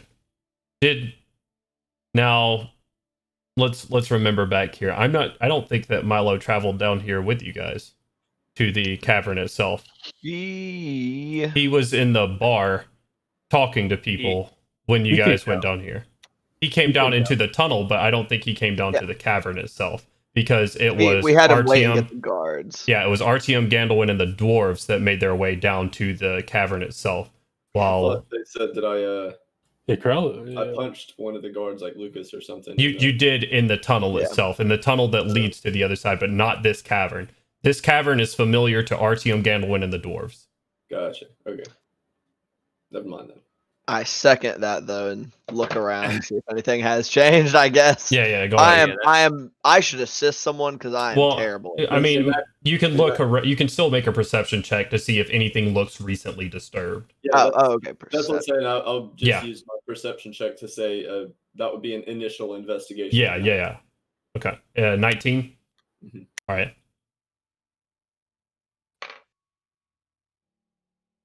Am I waiting for someone else to roll? Ganelin, are you rolling as well? I can. I'll have my Oh, homunculus 23. well, because my homunculus is a sentient creature. It has an intelligence of 10. Oh, It has a 15. Okay. Ganelin, you actually kind of hop down in here. This being somewhat familiar to you. Look around. The bone pile off to the left is disturbed, but it no more than you guys left it after you kind of searched through it. You and RTM kind of searched through it the other day. There is a difference, and that is most of Richard is gone. He is no longer here. Yeah. Most you still see a large blood pile there and some armor and bits and just kind of laying around, things they didn't want to scoop up with their hands. But other than that, it looks fairly how you left it. There's no notable differences. He's just gonna kind of glance, go around with the shining the torch around, like shrug. There's It still looks- the tunnels leading to the other parts of the city, etc. No new tunnels that you see. Okay. Right. I mean, like, yeah, the same tunnels are there. There aren't any. Yeah. Yeah, just the same tunnel that you guys saw before. There are no new tunnels. Yeah. Okay, It's so now we have scouting that all the around. tunnels. Gotcha. It looks more or less the same as when we left it last. Shrug. I would say it's the same. Yeah, kind of walk back. Take a good shit, see if we can get a look at this area by the ducks. All right. All right. Let's make our way. Okay, where are you guys going back to?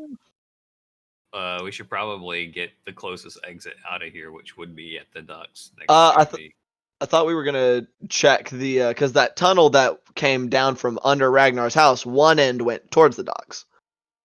Right, which you guys you guys didn't explore the sewer itself. Right. Because we went because you said it went two directions. One direction went farther into the city, and that's the one we where we're at.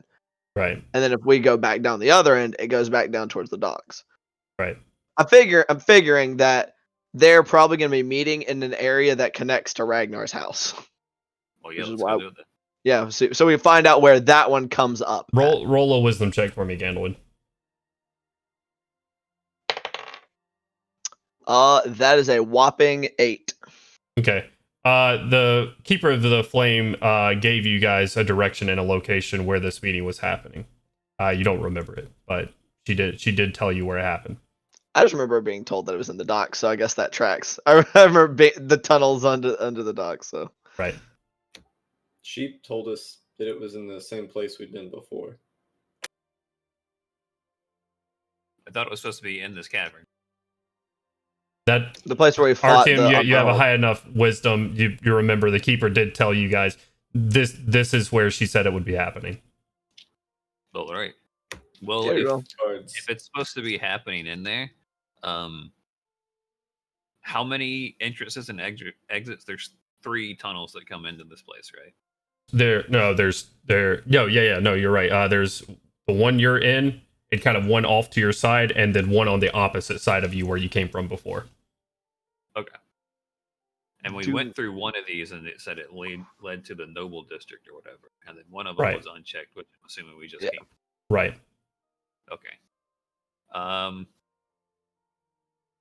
What Which time of day is it? Will we say Oh roughly? yeah.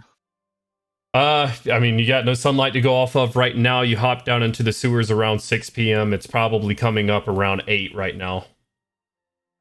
All right. You guys have been down here for a while. Which way do we think they will come from? Looks I am wrong. about to make sure we know this, just in case. If you'll give me half an hour, you leave me here. I'll take care of making sure we know if these people show up. You go and get proper maps and tunnels put on sewer maps so that guard knows what's going on. And does that sound like a plan? If they are going to come down here, like into this, and he's like gesture around to the cavern itself. If they're going to come down here, it would not hurt to limit their options and collapse some of these tunnels. Well, if they're coming from a tunnel and it's collapsed, they could just go, "Oh well." Yeah, so it's That's what I'm saying. That's what I'm saying. Where do we think they're coming from? Prepare to collapse tunnel. That's why they can leave. I can trigger an alarm. Leave one roughly open. 60 Well, I can feet do that. each one of the tunnels so that we'll know ahead of time when they're on their way. I can also have something of a. I can leave a spirit here that would listen in if they come or see when they approach. So we stay nearby. But When they show up, we come down, kill them. Job done. Right. Thumbs up. Yes. Very good. I'm gonna look over at the dwarves. Go drink it to Meandering Mariner in the meantime. Little drink. I mean, that's a good plan. Keep yourself on your toes. I'm always on my toes, Gandalin. Maybe you should find some armor. How wide across are these? My toes. How wide across are these tunnels? The tunnels themselves are about 5 to 6 feet wide and about 6 foot tall. Yeah, I can super collapse the shit out of these tunnels. But why would we do that though? Not Like- yet. I I think mean, maybe maybe like if after- they're trying to get away. Yeah. If Yeah. they're trying to get away, maybe set up something. We collapse them when we engage them, and then Yeah. leave only exits through us. Duh. If you can do that without it being suspicious. Anywho, so you're gonna set up an alarm, and Yeah. Carly's gonna leave a spirit of some kind, and we're just gonna go wait nearby, at, like the Meandering Mariner or whatever, because that should be pretty close to this manhole. well, if we're staying at the Meandering Mariner, then forget what I said. Alarm will do just fine. Very good. Works for me. Yeah, Gandalf was just gonna kind of like Josh the Jar's like, oh, I guess we should go ahead and waste some time and start making his way to the Meandering Mariner through that tunnel which had been close by. Okay. I Like will follow Torch you. just like la la la la la. You guys make your way back up. I'll be in the cavern for about half an hour, a little bit more, setting up alarms in each one of the directions of the tunnels that will probably be about, I'll say, 60 feet into the tunnels for each one of them. Okay, and you're setting up 3 for each. No, 1 for each of the tunnels. I'm sorry, 3 in total. Okay, you can. Yeah, that's not a problem at all. You take your time casting alarm, and you're just casting it in the area of the tunnels. No, I'm casting. Yeah, it just across the tunnels about 60 feet away from the cavern. Okay. So if we're in the cavern later on, if we come back here after having a few drinks or whatever, and we're actually in there, we'll have a heads up of what direction they're. Right. Easily enough. As you do that, the rest of you, is anybody but Gandalin making their way kind of back to the Meandering Mariner? Aye. I thought we were all kind of traveling as a group. Well, I think I DC'd for the first time tonight. Uh-oh. Nope. No. Oh, am I not DC'd? Why are the Discord cameras are frozen for me? Yeah, and they're frozen for the stream. Uh-oh. They're not frozen on Discord itself. Yeah, they're frozen. Oh, RTM. Well, RTM's moving, but the rest of us are Everyone not. is. Yeah, everyone's fine for me. Ah! Not I'ma on the stream, refresh. they're not. Hit him with the refresh. Interesting. Yeah, it is now. Is just can't move it on the stream. Yeah. I have Uh-oh. no clue It's why that broke. would be, because you guys are fine over here. We Like broke it. how I'm turning into the Flash. Yeah, he's like, Oh, He's like, Jesus. let me go get a drink real quick. The finest Alright. dwarven ale. I'm ready to scrap. I'm ready. I'm gonna try transferring scenes and see if that helps. Get Should him. we? It did not. Well, it is 3:52. Should Right. we try to go on break and fix this? All we do. Surely, as you guys make your way back to the Meandering Mariner to have a drink, what's up? What's up, Crowley? We'll stay with Artem. I want to ask Milo to stay behind too. I need 2 bodies. So while he's preparing something, I'm going to be preparing something. Okay. All right. Sweet. Well, as Gandalf and the Doors make their way back to the Meandering Mariner, and you guys setting up down here, we are actually going to take our break and see if we can fix this stuff, guys. Yeah, and I realize we're frozen. I'm sorry about that. I'm not sure quite what happened. We will be right back. We'll be back. Give us about 15 or 20 minutes just to see what we can do here with the cameras. And we will be back. Thanks for tuning in. BRB.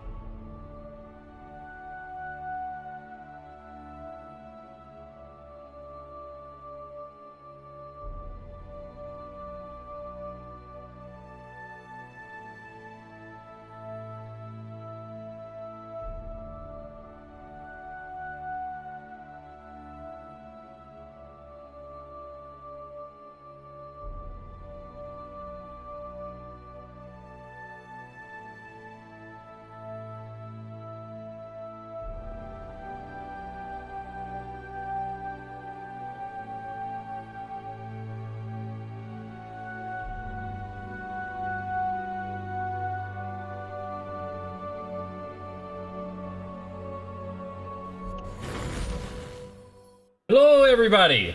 We are back. That was really well done, guys. Hell yeah, we got waves across the board. We I'm the having a good best. time. Heck yeah, we Finger are guns. professionals.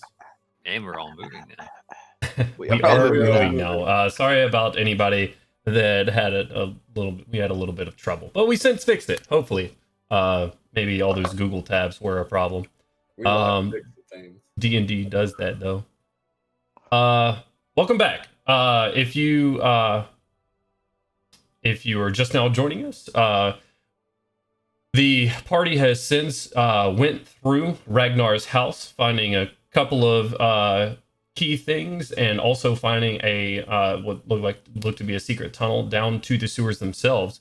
After spending quite a bit of time in the sewers, they've found several different passageways down here. Got a good lay of the layout down here.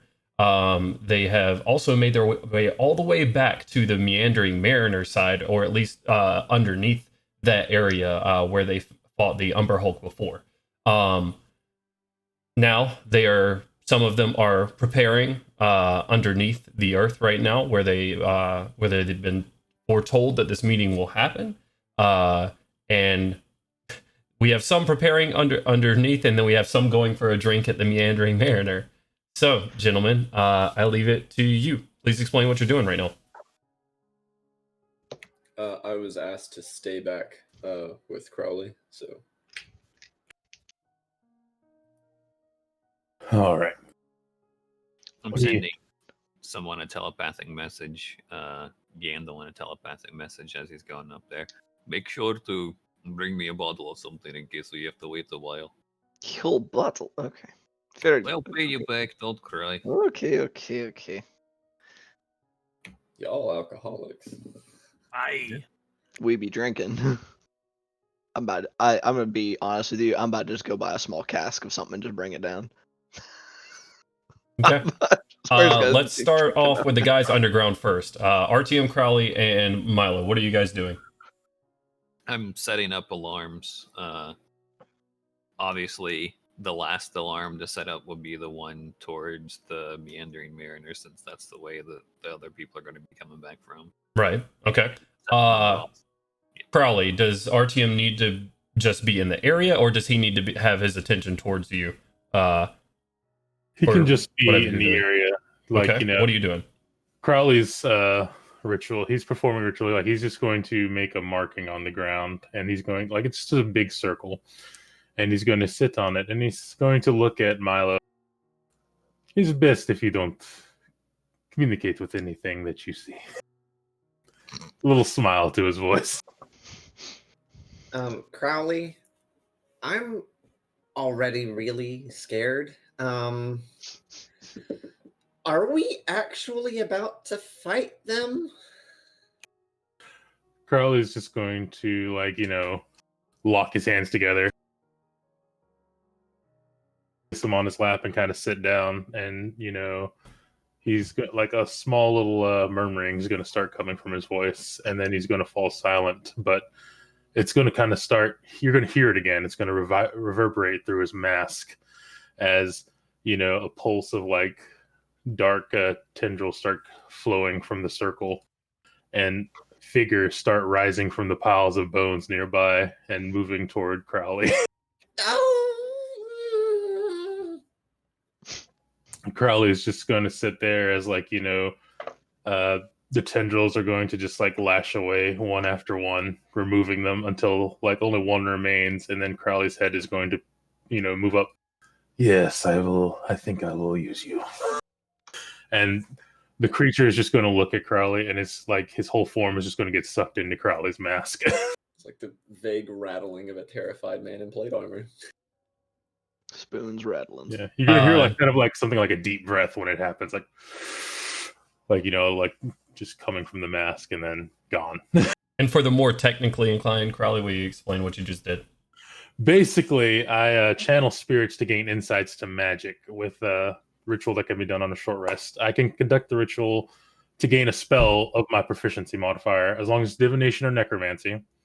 So it's going to be a 3rd level spell, including myself. And I just took a bestow curse. I Okay. learned bestow curse from one of the dead. Awesome. Sick. All right. I can bestow as many curses as you want. Hey, fuck you. Curse their con saves. So, Gandalwin and Gorum and Melgrim, you make your way back up the ladder. You know where the Meandering Mariner is, but if you didn't know where it was, you could hear it right now because it's dark outside and it is moving. So you hear a couple of shouts, couple of yells, loud whoops and hollering. It sounds like a typical night at the Meandering Mariner. Oh boy. Yeah, I'm just kind of walking on in and making my way straight to the bar. Okay, you walk in, same half elf behind the bar right now, slinging out drinks, really busy right now, just kind of gathering silver in the middle of it, sees you to walk in, like, oh, how are you? What can I get for you? You're good. Yeah, I was looking at the doors like, we have a drink before we go back down and bring them something as well. Hey, sounds good to me. Okay, thumbs up. Yeah, round of drinks for me and my door friends. Sure. Pours you 3 quick tankards and kind of pushes them your way, and just kind of holds a hand out to you just expectantly while he takes his elbow and starts filling another tankard for someone at the end of the bar. If I recall correctly, I believe we were doing silver a piece for the drinks. Silver a piece for the grog. Yeah, so I just dropped three silver in his hand. Says, much appreciated. Looks at it, kind of palms it real quick and throws it in his apron and just kind of keeps slinging drinks. Yeah,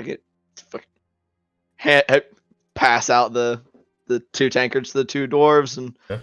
Where are the rest of you at right now? Your large friend and your weird friend. Kind of wave a hand. They're taking care of some business. So you're just simply having some drinks here and then taking something for them. They're occupied and can't make it in right now. We split the party and we're super vulnerable. Come attack us. They aren't far, but they couldn't get all the way over here. So we're going to grab them something while we're here. Okay.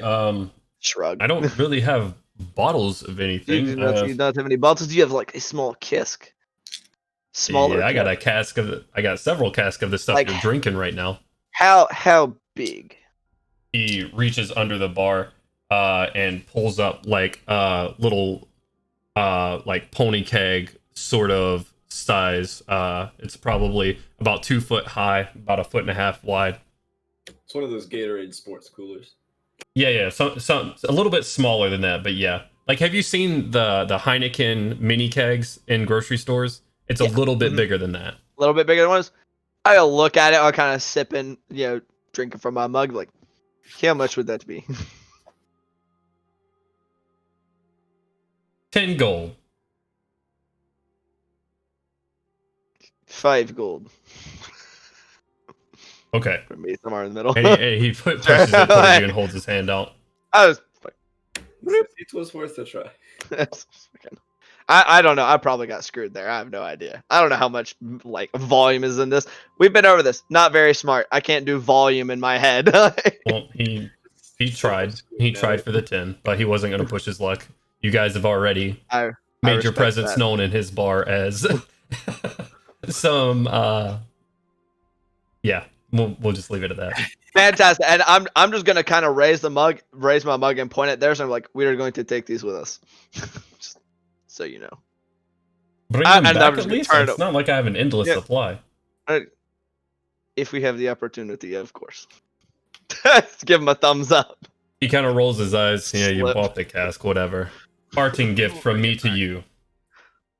Awesome. And kind of, I want to, turn away from him. I do kind of want to get a general, feel for the bar, this general perception. Does anything seem weird? Roll a perception Anybody check. seem kind of out of place? That kind of thing. Yeah. Roll a perception check. 15. Okay. It looks business as usual right now. At least for the Meandering Mariner. You look around, you see people singing songs. You see the same gentleman and older gentleman playing a hurdy-gurdy off in the corner. You see someone, a group of sailors sitting around playing something akin to dominoes, and nothing really off-putting right now. It looks normal, and it's this juxtaposed with what you know you're about to get into is odd. Life carrying on as normal up here and as jovial as this atmosphere is right now, with what you're about to go into, is just a weird position to be in right now. And a little like chill runs down your spine just kind of thinking about it. I'd say that's a familiar feeling. Kind of like the eve of battle kind of feeling. Like it's like, oh, this is like being back at the war. What do you know? Right. It's kind of, and I guess we're gonna sit around like we Yeah. can like kind of move over to where like I'm sitting the keg on like one of the bar stools near the end of the like near the door. Just kind of Okay. sit there, like guess we're just be sitting there kind of sipping on my tankard right now. As far as I know, we're not in too much of a hurry and just kind of do like I get this perception check would just be as while we're there, more or less. Okay. Just kind an eye on of things. watching people going in and out, that sort of thing. Yeah, making some small talk with the dwarves, like. So, how many of these people do you think you could drink under the table? All of them. Just kind of like, what about that guy? Like he's like, see, like a big dude. Look, what about him? He looks like a big guy. He can drink a lot. Oh, we have easy. No Oh, contest. once we are done here, we come back. Drinking contest. I bet money on you. Oh, that's what I like to hear. Aye. Yeah. Sounds Other than like that, a good time. I'm just kind of relaxing for a little bit before we head back down. Right. Assuming you live, Gandalf, and you're looking kind of light on the armor still. Just kind of wave a hand. This is no problem. I'm I telling assure you, lad. You might want to invest. It is a laugh. Yeah, I will go as I am for now. Perhaps you can convince me one day. Well, you ain't gonna be slippery forever. You think you're not be slippery, then yeah. I'll just have one more scar to show for it. It'll be fine. Good armor ages with you, Milgram says. I kind of look at him like, what the all right. You guys continue. How long are you guys gonna stay up top? Or how when we long are say you them guys gonna out- stay down below? Down Good below. question. Yeah. You by this point, you've finished your rituals, you've set up your alarms. You're fairly certain that if anything comes through here, that you will know. Yeah, I mean, we can leave them here. The alarms are going to let us know whenever something gets in that area. We can rush Right. down there to beat it if you guys want to work it that way. That's what I kind of figured. I was gonna work on it basically if we're there for about 30 to 45 minutes and like either haven't gotten a mental message from anybody or they haven't like popped up and come this way, I'd probably start kind of making my way that direction. Kind of like, hey, pay for this, Belgrim. You mind carrying cask? Just help. You're a big, strong dwarf. Nah, I gotcha. No, Thank you. throw it. He tries to throw it under his arm, but his arm is a little bit too stubby, and he slaps on the sides, just kind of throws it over his back real quick. Like, yeah, thank you. And yeah, they'll just get down the ladder, hand it down to me. I fucking Charlie hold, and drops it down. Shit! Lord. Make a dexterity saving Jesus check. Christ! I mean, just drop that whole bitch. You said I tossing. like, oh god damn it! Very literal. It's a 13. Yeah, I mean it's not a difficult task. It's a large item. You take it. It's hefty. I mean, it's a good bit of liquid. Lord. But yeah, you catch it, no problem. Yeah, just fucking muttering like terribly too literal. Hand it to me next time. You said toss it. Mutter. Whatever. Let's You us did go. say to toss the Gandalf, come on now. You did say to Let toss us it. go. Let us go get it to Artyom so he can have his drink before we fight. Yeah. Humans are so weird. It's fucking. Doo-doo-doo-doo-doo-doo-doo-doo. Why did he tell me to toss it? If he didn't want me to toss it. He made a mistake. You made a mistake. He made a mistake. He made a mistake. All right, so you guys make your way back down to the cavern, or just to the sewer themselves and kind of wait out.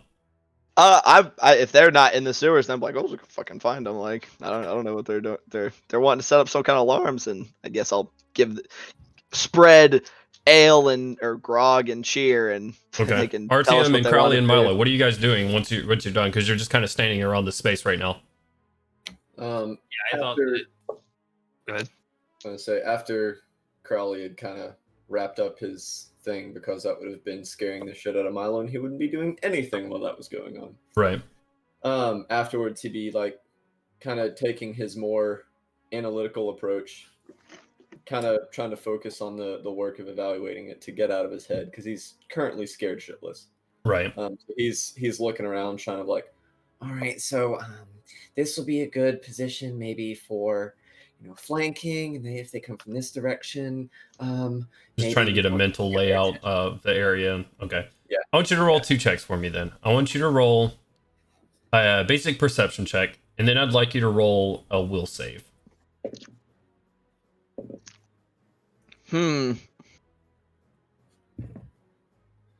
22 on the perception, and an 11 on the will save. Okay. You look around.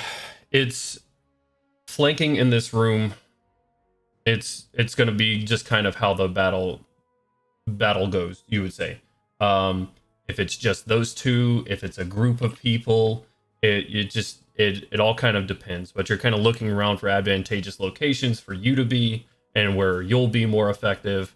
The more you do it, and you kind of you spend about 10 minutes kind of looking around this room, or 5-10 minutes looking around this room, kind of just bringing it all in and thinking it's going to help. At the end of it, you're still fairly scared about what this is about to happen. Oh yeah, absolutely. You're the calming effect that you thought, kind of planning and helping map it out as you've done before. You know, thinking analytically kind of helps bring you back down to a certain level of, if high functioning anxiety, right? Like Milo's in a constant state of it, kind of brings you down. This didn't really help this time. Reasonable. Okay. And are you guys making your way back up to the sewers once you finish with everything? Yeah, and Crawley's gonna cast Mage Armor on himself. Okay. How long does Mage Armor last? 8 hours. Okay, sick. Wow. You cast Mage Armor on yourself, and you guys start heading back up to the tunnels. As you guys are dropping down, Gandalf, Gorham, Melgrim, you guys drop down to the sewers. You see RTM, Crowley, and Milo's like peek their head out from the small dirt tunnel as you guys meet back down here. It is now, after all of that, you're looking at about 9:30 p.m. or so. All right. Yep. I Cask, like, he had no bottles, so I bought Smokey-esque. Why did you bring it down here? You want to drink? You it? said bring you bottle. I figured you guys would still be down there. I didn't think you'd take a half an hour to get it. Shrug. Well, I mean, I appreciate the gesture, I suppose. How much did it cost? 5 gold. And What? we got some cups. Crowley's just gonna tilt his head like next to RTM. I am poor, I am not a mathematician. I'm sorry. That caught me off guard. Yeah. Sure.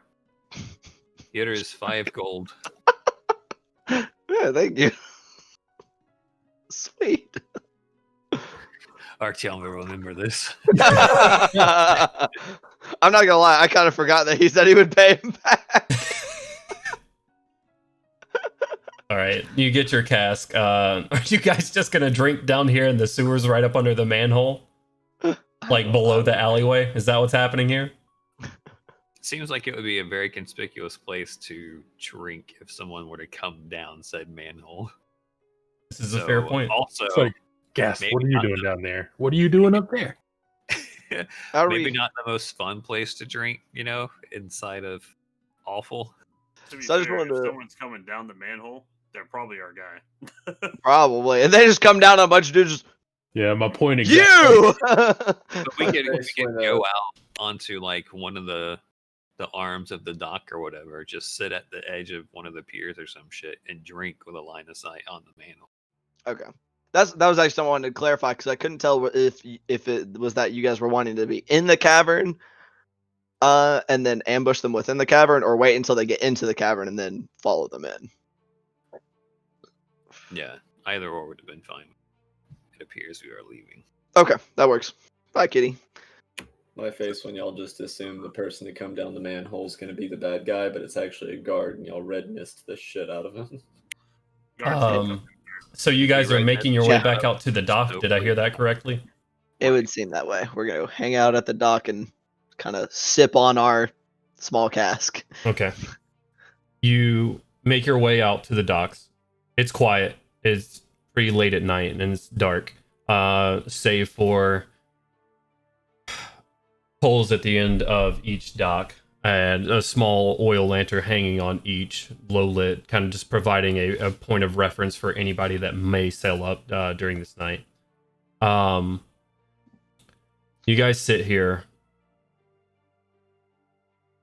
Probably it's 9:30 now. Another hour having conversation, talking quietly. If there's anything you would like to say specifically, go ahead.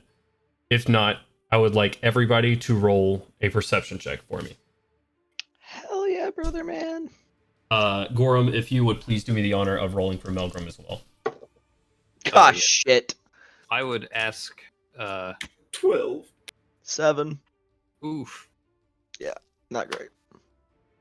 I got an 8. Melgrim got a 12. Okay. 19. Okay. Crowley. I like how both of the second rolls were nat 20s though. 11. Yeah. Oh, that's rough. It hovered over 20 for a second, and then the dice like bounced.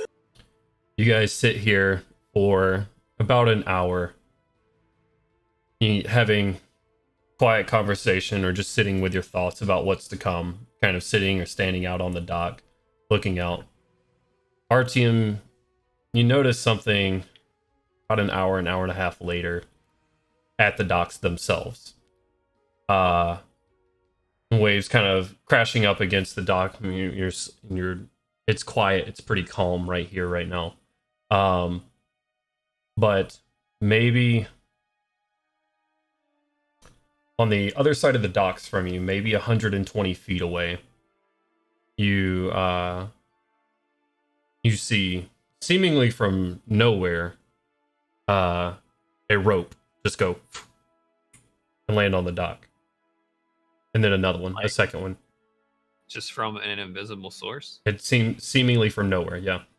And you see another one. And from there, you see an individual with with a black cloak on, hop from, again, seemingly nowhere. You see him walk on what looks like the air and then hop down, tie off these two ropes, and then fading into existence, a familiar ship to you and to you all. You see the cutlass in the distance, and you see this figure hurriedly walk down the dock and then disappear into a back alleyway. Is it the back alleyway with the manhole cover? It's further down. Okay. Crowley, you would actually, because you spotted this out the other day, you kind of, as RTM kind of nudges your shoulder a little bit and points it out. You look down, that's near the markets that you were earlier. It's a little bit further down. And it seems like that's closer to the area. That's kind of what you sussed out. And it beckons back to you were pretty correct. Like this would be the area for them to do it. And it looks like what they've been using. You see this dark hooded character kind of just dart fairly quickly into a back alleyway. What would you like to do? I make mention of this. There is a manhole cover near that area. That might be the one. Well, all right. Well, Let's go. Calm down. can we see if this is just the only person who's got off the boat that became visible to us? I don't know why I'm speaking. That is the only person that you've seen hop off of this boat. Well, Do you seems want- like they have a magic boat or some sort of super magic on this boat. Do we want to check a boat first? And you said this is familiar. Is this the same boat? Yes, this is From the Emerald Reckonmark? Cutlass. Yes. Oh. Guards at Reckonmark are either corrupt or incompetent because they lost the boat. Probably both. They are Karn. They are Karn, so Well, I'm going to Logical. take a better look at the markings that I saw or only saw part of when it was in the record mark. Okay. You walk up to the ship. Takes you a second to get there. As you're about to walk down the dock, a small alarm goes off in the back of your head. Oh shit, they're already in there. You have to go right now. Okay. Alright, let's go, Milgram. All right, Gorham, I'm coming. I'm gonna pull my hood up. That was so good. Beautiful. Oh, that's fucking weird. It's so Probably good. gotta get up and make way to the sewer. Okay. I do have to ask where you guys are coming from. Like which manhole cover are you going to currently? Are you going to go back to the one that you just came out of next to the Meandering Mariner, or are you going to go to the other one where you saw that individual go? Which alarm went off for me? All right, so you had the two tunnels. You had the two towers, and we're in a You different are the campaign right now, tower. guys. Oh shit. Anyways, you had the two tunnels kind of going back towards the city and further into the city, and then you had one towards the Meandering Mariner, right? The one on the left-hand side, going further into the city, has gone off. Your left hand looking at them, like looking So does from that the seem Meandering like- Mariner. Does that seem like this would have been something that could have been triggered by this other guy or someone that came from like deeper in the city? Well, as you're kind of trying to suss that out, and see, think about, because the timing of it, that guy who was hurriedly moving could have easily tripped that one on the left-hand tunnel. If he would have dropped in a manhole right there, a short jog, and he's there at that. And then as soon as you kind of come to this realization, another alarm triggers in the back of your head from the right-hand tunnel. All right. Okay, so shall we just go in and get there as quickly as possible? Yes. So I guess the one we're closest to. Yeah, the one you're closest to kind of, at the Meandering Mariner, unless all of you tried to walk up to the boat, then the one would be kind of behind everybody. Milgram and I are going to the Meandering Mariner one. Okay. Is everybody going to follow suit with that? Yeah. It's kind I of the would path follow you came that. up from. And there are guards around here, right? Like somewhere. You look around and you do see actually 4 guards sitting at the end of a tunnel, of a familiar looking tunnel that kind of looks out at and is kind of spilling gray water out. They're kind of looking over it, and it seems like they've even placed a guard out in a smaller boat, just kind of looking at it. Are they within shouting distance? Yeah, I would say you could shout to them. You 4, right here. That's the boat. Search it now. Don't let anyone leave. Yeah, and they kind of get up and they say, "Stay out there, just in case." Don't make a ruckus too loud. It's just going down right now. Keep quiet. Let's. He says, as you say, as you're shouting to him, he says, "Okay, we'll keep it quiet." Yes. Okay. Bye. he seems confused. We'll keep it down. No worries. And they start. So you guys, stealthy as a fox. Then we're going to Crazy as a fox too. and I'm going to cast Pass Without a Trace. Yeah, as Oh, soon and as all we of you? get like Right here? down in the sewer, I'm pulling up my hood Okay. and stealthing as well. All right. So you guys are stealthing. All right, you guys hop down into the sewers. Oh no. You guys hop down Oh, into the Jesus, sewers. You breadcrumbs. cast Path Without a Trace. You guys look as the shadows in the sewers cling a little bit closer to you. Again, when you flip up your hood, kind of giving you this grayish grayish color as you do flip it up, and kind of blending your edges into the areas around you. I would like everybody to make a stealth check for me as you guys make your way down this dirt tunnel. It's plus 10, right, Kent? It is That's plus right. 10. Okay, And and so Ganwood has since advantage. with a plus 10, holy shit, I have a 36. Yeah, Oh. 33. Okay, all right. So Malcolm rolled a 14, Okay. and I rolled plus 10, right? Plus 10, yes. Yeah. So I rolled a 29. Thank God for Pass Without Trace. I have a Holy 22. shit. 22? I have a 36. Oh my Yeah, god. dude, Holy Good job, fuck. guys. Spirits I commune with. I'm just like, woo. Woo! Float like a butterfly, sting like a bee. You guys drop down into this sewer, climbing down quietly. Milo, as you're making your way down, you know these shadows kind of, as you put each hand down on the rung that would normally clang against your gauntlet, these shadows kind of scoop in, and it just doesn't make nearly the sound as it should be. You I guys do not like anything that is going on. you guys start making your way down into this tunnel. And let me get a marching order. Who is leading it? Who is in front, kind of leading the party to here? Probably Artyom. That was my thought. I want to be near the front. All right. I want to Yeah. be in the middle. So we'll say Artyom's up front, Gorham and Melgrim right behind, Crowley. Gandalf and Milo bringing up the rear. Hell yeah. Okay. That could be dangerous sometimes, Milo. I warn Don't you. tell him that. Don't tell him that. Don't tell him that. All right. You guys make your way down into this cavern. And as you step down and get to the entrance, keeping around the corner, kind of out of sight, Artyom, you see kind of across the way a low lit area from a torch and an oil lantern, it looks like. And the cavern is pretty lit up because of this. And you kind of keep at the corner and hold the dwarves back. As you stop them, Melgrim kind of clanks a little bit, but everybody rolled high enough where you kind of help him out and make sure he doesn't trip. You stop here, and I want you to make a perception check for me.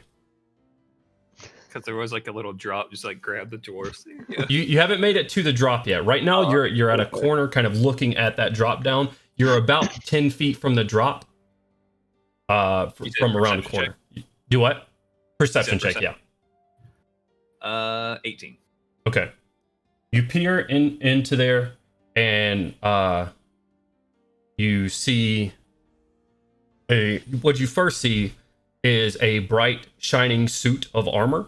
And you notice the thick black hair, kind of in a backwards, a large broadsword across his back. You see Ragnar Dyrtli, the Templar of Law, down here. You see with him, you can't tell who it is, a black cloak flipped up, shorter than Ragnar by a considerable amount. Ragnar is probably as tall, if not just probably as tall as you are, Tio. He's a fairly formidable guy, not a formative guy. He's formative. He's a pretty formidable guy. And you see him. You see another figure standing 5 feet away from him, having a conversation. On the other side of them, in the entrance to the other tunnel, sort of, kind of flowing down from it, you see inky black darkness. That is just reminiscent of like a living shadow, is what it looks like. And it's not moving except for the shadows kind of just spilling out into the light, and once they hit the light, they just kind of disappear. I will use telekinesis to speak with Carly. Do you have any idea what the fuck that is? Crowley, you kind of make your way to the front from the middle of the line and peer around. You see the same situation. You see these two entities talking, and then just sort of situated in the other side of the tunnel, direct opposite of you, just a ball of shadow. It looks like a ball of darkness. I would like to decipher kind of what it is, if that's possible, with an Arcana check. Sure. Roll an Arcana check for me. Not my best, but we try. 17. With a 17, this looks something like you've seen before. This looks like a darkness spell. Unable to be seen through by normal means. Can be seen through by magical means. But this looks like a darkness spell.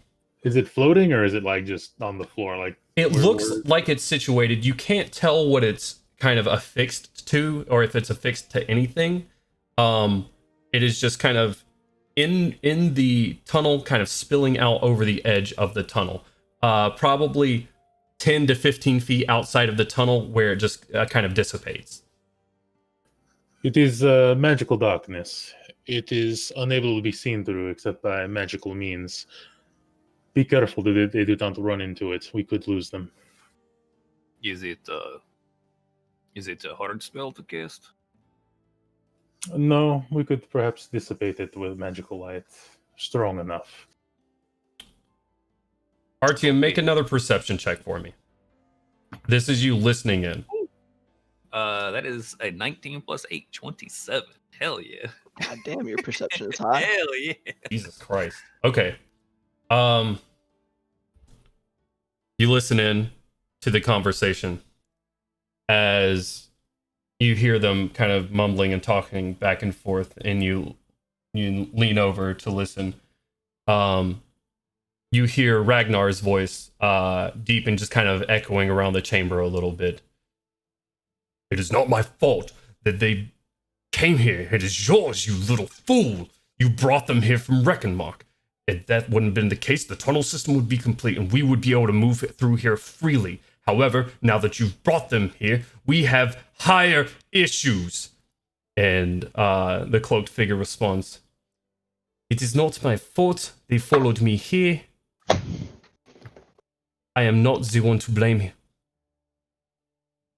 They've met me in Reckenmark, completely out of the norm, except for the masked man seemed to have some sort of recognition. I don't know. It's not my fault they came back to Flamekeep. How would they know to come here? How would that be my fault? They didn't trace me. They did not find me. This is your fault. And you hear from the darkness speak out.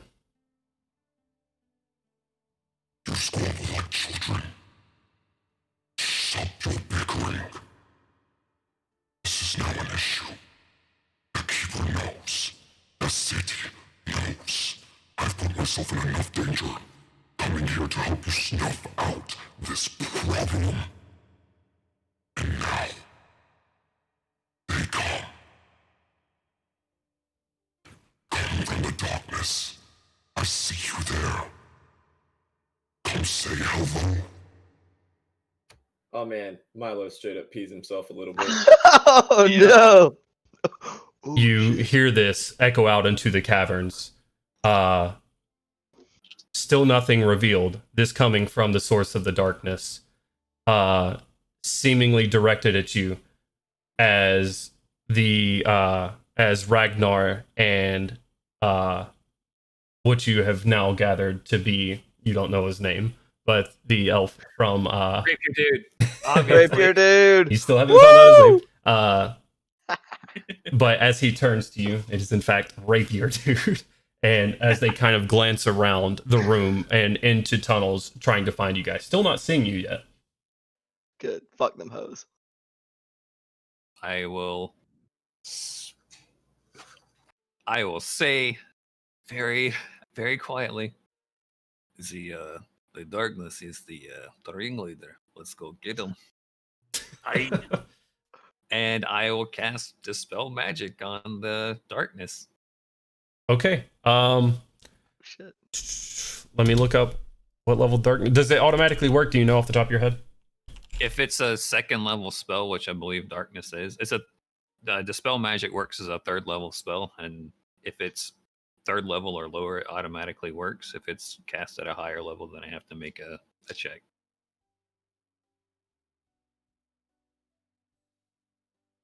No. It's not. Oh shit. Artium, you cast dispel magic on this darkness. And as you release the energy, you see sitting in the mouth of the tunnel a large creature. It takes up, its feet are sitting on the ground, and it is sort of sitting in the mouth of the tunnel, leaning over onto one knee, propped up. And you see gigantic clawed feet rising up into red, scaly hide all the way up its legs to its massive torso. You reckon from this distance, this creature must be 12 feet tall. Going up into a massive torso with two muscular-looking arms protruding from its torso. And above that, where your normal arms would attach, even larger arms that end in gigantic pincers on either side, with spikes coming out from its neck area, ending in this huge toothy maw that looks like a dog's face, and curling back from the top of its head, large horns that point back, and glowing red eyes from the darkness. Just says, This doesn't have to be difficult. I suppose you can lay down and die.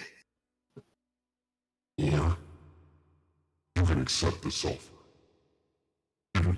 he reaches behind him, and he grabs a chest, and the two muscular arms grab the chest and just throw it with ease out into the middle of the cavern, over Done. Ragnar and the elf, landing and kind of and popping open. You see a trunk that is probably 3 foot long, 2 foot high, filled with gold. You can take this offering. Turn around. Leave. Never see it again. This isn't your fight. Crowley is going to kind of step forward. You made it to my fight when you started abducting children from the wrong country. Yes. Then what is it that you want? What can I give you? What can I provide? Everyone wants something. And Crowley's going to... Power? Tell me. And Crowley's going to look up, and from the blackness of his mask, it's going to spark kind of like dark, like a bright red as it starts to glow. Your death. Okay. A reasonable request. Draw a sword. And with that, I would like everybody to roll initiative. Oh no, Crowley's out of the front. Get in front of me. Hell yeah, that's what I'm talking about. 19. 17. 17. Wait a minute. Oh yeah. Yeah, let him do his method. Slow down. All right. Let me roll some initiatives for me. Oh my god, my rolls are bad right now. Oh my god. Okay, I got one. Stay there. Stay down on the ground. Stay there. All right. 25 to 20. 22. Hey. All right. 20 to 15.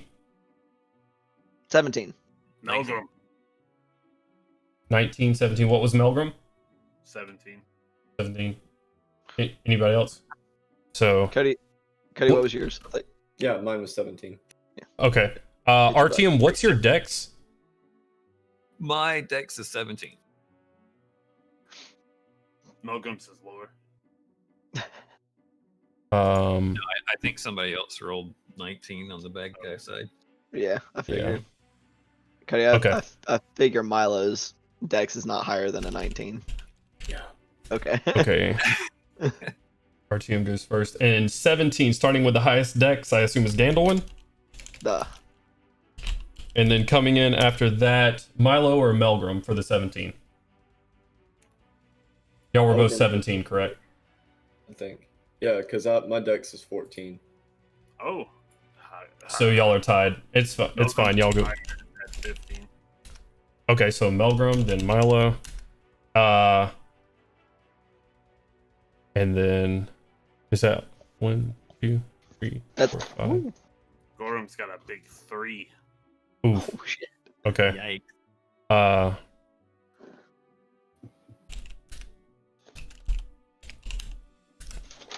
Gordon coming up strong in the back.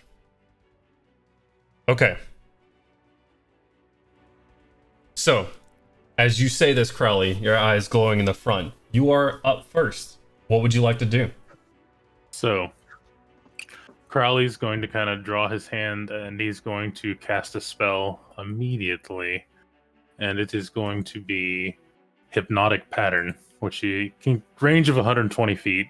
Okay. And like within a 30-foot cubic range, it's going. He's kind of aiming for like Ragnar and the rapier guy whose name we don't know, and if possible, the bug. If they're within 30 feet of each other, kind of like the cone. You know what I mean? Okay. And yeah. No, you can. They're all within 30 feet of each other. So, what's your spell DC? The spell DC, sir, is 16 for their Wisdom check. Okay.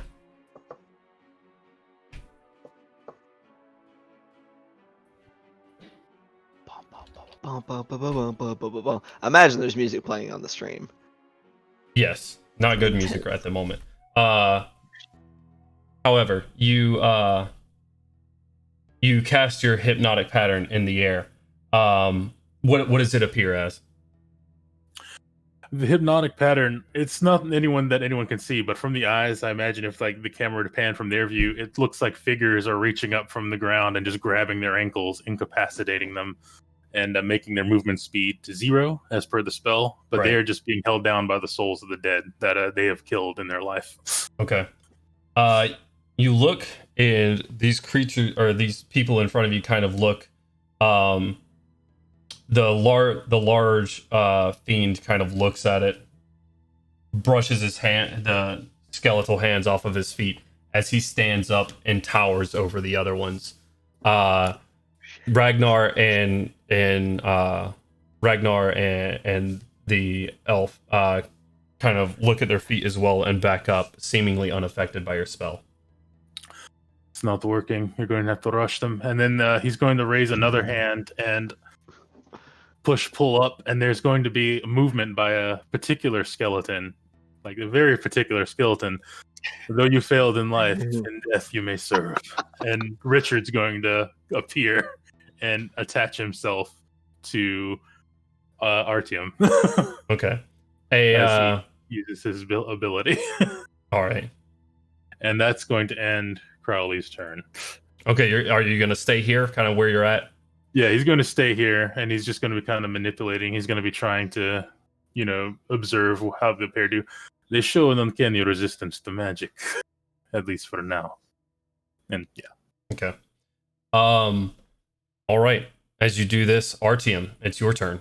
How far away from the party are they?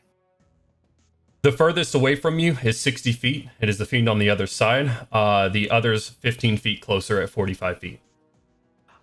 All right. Are the other two dudes directly in between us and the fiend? Yes. Okay. In that I mean, case, it's not like they're granting him any cover as he stands twice their height. right. I don't know what this creature can do, and he's the biggest one, and my animal brain is taking over, so I am going to start running forward as fast as I can, and with another 3rd level spell, I believe it is, I am going to use Conjure Animals. Okay. Oh. Which allows me to get one creature up to challenge rating 2, which I will choose the form of a giant constrictor snake, while also it forms into being. I turn into a twin version of that same giant constrictor snake, being 2 huge giant constrictor snakes that look all weird and glowy with segmented, like, big beetle eyes and huge giant like mandible pincers coming from the sides of their mouths, and weird, almost nasty vestigial tentacles kind of like coming out of its belly that looks like it's helping it move along, but probably isn't actually doing too much. And both of them will come and, you know, are making their way towards the big dude. Okay. And yeah, the only difference between me and the other one is the bracers that Artyom wears are currently wrapped around the high on the mandibles of the one that I shapeshifted into. Awesome. Well, that's horrifying. What's your movement speed? Only 30 feet as a normal human, so Okay. both of them. I can cast the other one at 60 feet, so I would probably cast the other snake to sort of appear in front of me a little ways in between the fiend and the other 2 dudes. Okay. You cast the snake kind of behind them, to which you see Ragnar pull this large blade off of his back, a large 2-handed blade. This reminds me, actually. Sorry, guys. A large 2-handed blade off of his back, and sort of prepare himself for this. And the elf beside him pulls out a familiar to you, Ganwin, as he flourishes it to the side and into the air, a gleaming rapier. All right. Good. RTM, is that all you'd like to do with your turn? Yep. Okay. 1 second. Let me check this real quick whenever you do. I have to roll initiative for the summon creature. So Okay. Roll to, let me see what the standard one is. It's 15 plus whatever its initiative is, which I would put it just after Milo. Okay, yeah, sure. It's 17 with a 14 dex. Okay. God damn it. Yep. There's a lot of 17s in this initiative. Yeah. All right. But technically, it is friendly towards me. It's not necessarily under my direct control. Okay. We will Word. decide what that means. It will obey my verbal commands, but You're a snake. Right. Okay. RTM, you summon this and become a giant constrictor yourself, sort of slithering out into the center of this large cavern, going down the drop off where you enter this large cavern, 60 feet across from you, and now you're closing distance 30 feet from you, this large creature. You sit up in your snake form, looking at him eye to eye, almost, being as large of a creature as you are, sort of what's off the body right now. And he just kind of snarls at you and gives you a... And it is gonna be his turn. Oh shit. So he is going to... You see, and you have the creature... remind me again. You have your snake kind of in between him and the Ragnar and the elf, correct? Okay. You see his hands. How big is the room in general? So 60 feet from tunnel to tunnel, wider than that on either side, maybe by an extra 20 to 40 feet, maybe 100 feet across, and then it is tall. It is probably another 60 feet tall. Gotcha. Oh, I'm sorry, not 60 feet. Another 30 to 40 feet tall. All right. Okay. You see his, I say smaller relatively to his much, much larger arms, but these are still very muscular arms, start waving an incantation, and he taps himself as he slightly elevates off the ground. And then he is going to make 2 attacks against the creature right in front of it. Okay. Uh-oh. First roll is a natural 1. That's fun. Hell yeah! My big Hell baddie yeah. is not much of a baddie right now. It felt like bitch in here. Does a 16 hit? Is a 16 hit? Yes. Yes. Okay. Your summoned creature takes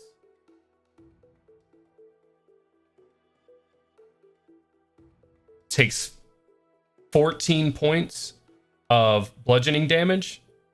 Okay. And is it a medium or smaller creature? No. It's not. It is a huge. Okay.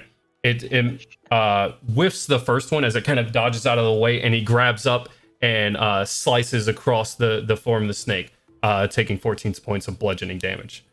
And he is going to use his movement to fly 15 feet in the air. All right. Does the snake get an attack of opportunity from it leaving its threatened space? Well, is it leaving its threatened space? It's got a 10-foot reach. Right. He's flying 15 feet right above it. Probably, okay. I would assume the height of your creature would still be in melee range, with being a huge creature. All right. He's still within reach of it. Okay. Meaning he can make attacks as well. And that's gonna be the extent of his turn. Gandalwin, it's on you. Okay. So, how close together are Rapier Dude and Ragnar standing? They're 5 to 10 feet apart. They're not far apart at all. Okay. So, you said they're about 45 feet from us. I can barely make that. Okay. I'm gonna run it, Rapier Dude. Okay. But I would definitely, if at all possible, I would like to be on the side of him. That would put him between me and Ragnar. So you couldn't quite. I just don't want to put myself between the two of them. Right. You wouldn't be able to run up to the middle of them. You could run up to him, and Ragnar would be off to your right. That works. Yeah, he wouldn't be directly behind you. As long as they're not flanking me. Sort of, and as you run at him and charge, he says, "So we meet again, little boy." As he is just like sword drawn and just like big ass, like just grin as he's running at this dude. And he is going to flurry of blows him. Okay. Is my goal. So first sword attack is a 10. That's a whiff. That is a whiff. Assume. It is. All right. Second sword attack is also a 10. Holy shit. So swords just shoof. He's agile as shit. As you're swinging your sword kind of wildly, he is just taking his rapier and just pushing it off to the side as he just steps out of the way. All right. And so we got unarmed strike number 1 at a 13, which I assume that also misses. Holy shit. You go to swing, and he is dodging your strikes at the moment. So goes in close, and the last unarmed strike is a natural 20. Hell yes. He takes, and as you're dodging, and it's an unarmed attack, and as he's dodging all your strikes, he starts laughing. You little silly man, bringing and pow! You just fucking clock him as soon as he starts talking. Yeah, just fucking bonk. And so I am so I burned a key point to flurry of blows. Right. I am also going to burn a key point to do a key empowered strike, so I'm going to do an additional die of damage. So that also crits. So weak, fucking smite. And I'm trying to remember if I believe, we're also just gonna fucking my stunning strike him, which also costs a key point, and he needs to make a DC 13 check. DC 13? Yes. What kind of check? Let me double check. I believe it is a con save. That is a natural 15. Okay, so he is not stunned. But and now I'm just gonna go ahead and roll the damage. Figured we get that save out of the way. Okay. So that is, and on the whole, gonna be 46 damage. We take those. Doubled, right? That's totaled. Okay. Total damage. Which is 5, 10, 11, 12, 16 points of bludgeoning damage. God damn. From a So punch, just that's pretty like good. fucking uppercut the shit out of this dude as he goes to talk smack. So as he's riposting all of your attacks, and you're getting in closer because this is just sort of your what do you call it, operandus mode. Like you're moving in on him, knowing that this isn't your dangerous weapon, but this is. And as he goes to talk and says, "You silly little," bam, you clock him, and he just dazes for a second and gets his bearings back on him. And he goes, "Ah, you little shit." And I'm just gonna end my turn with, "Hello, little boy." And his turn. Ian over here looking like a Mortal Kombat character. Oh, I am just like fucking like as close to raging as you can without being a barbarian. Like I am fucking hyped to fight this dude. It was all a smoke screen. Oh, I am like I saw that he was there, and it was like yes. All right. It is Melgrim's turn. Fine. Alright, who's the closest one to Melgrim? It would either be the closest enemies are the elf or Ragnar. I'm fighting so hard not to call him rapier, dude. So these are the instructions left by Melgrim. Melgrim's going to the closest target. Rage and run at him with his battle axe high, yelling, "You've made a mistake!" Perfect. What is Melgrim's speed? 35. 35. So he can't quite make it all the way there to the fight with a 35-foot movement speed. He's 45 from the closest person, which is Ragnar and the elf. What is his target of choice, Gordon? Ragnar. Perfect. He hops down. "You made a mistake!" running at him. Would he like to double move up to him, or would he like to use his hold action, or what would he like to do? He's gonna get in there. He's gonna get up in his shit. Okay. He gets right up to him. You have to use your action to dash up to him, but Melgrim is there, and Melgrim is right up in Ragnar's grill right now. All right. Is that going to be it for his turn? Yeah, that's his bonus, his move, and his action. Yeah, that's all he's got. Okay. That is going to bring us over to Milo. What you doing, man? All right, so he just kind of takes a deep breath, and the face plate to his armor slams shut, and kind of behind the metal, he's just like, "Activate combat protocol." Just Reactor nominal. Shields set to maximum. Weapon systems online. Combat protocol engaged. Stand by for contact. Powered by iSpeech. She says all of this, and now it's someone else's turn. No, I'm just playing. So, well, that's kind of what's going on while he's Right, I'm just running forward. messing with you. Like all the plate like shift around and everything and slide down, and like crisp, efficient movements, darts forward, heading towards the heavily plate mail guy Ragnar, and so that'll be his movement. And for his action, he's going to raise his arm and kind of focus a beam on Ragnar's armor, casting heat metal. There is no save for that. It is just 2d8 damage. So Ragnar takes 13 damage as his plate armor begins to heat up. Okay. Literally did what I was going to do next turn. Good job. Nice. As you Get robbed. cast heat metal. What's the range on heat metal again? 60 feet. Okay.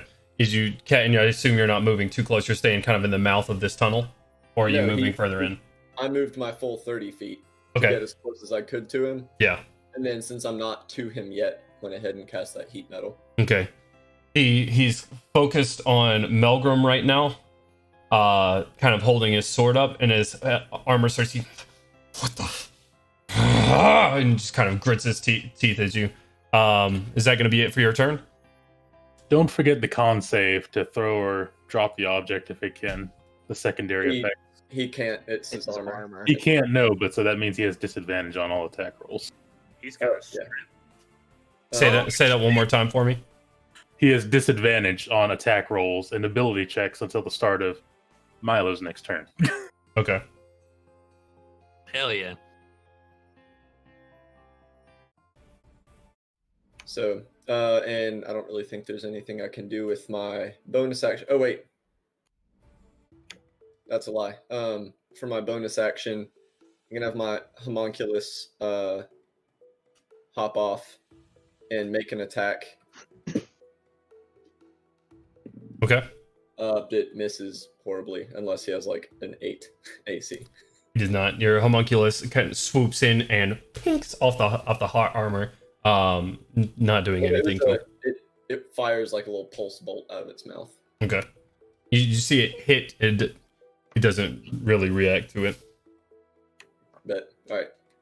And then for my homunculus's move, because its turn comes immediately after mine. Right. Just gonna have it move as close around. How far away is Ragnar from me right now? Ragnar from you right now is about 15 more feet. So that'll take all of the homunculus's action to kind of dart around behind it, giving anyone else who's fighting him from our direction advantage. Right. Okay. Alrighty then. It is your giant snake's turn, Artyom. Would he have the ability to grab it out of the sky and try to like constrict it, or just hit it? You said it was. Well, if it hits, it constricts, correct? I think constrict With is the like, DC. Right. It has to use one or the other attacks. Right. If it could attempt it, it's still within melee range. He's just off the ground currently. All right. 17 hit. 17 does hit. All right. He does 2d4. Or I'm sorry, 2d8 plus 4. I was about to say 2d4.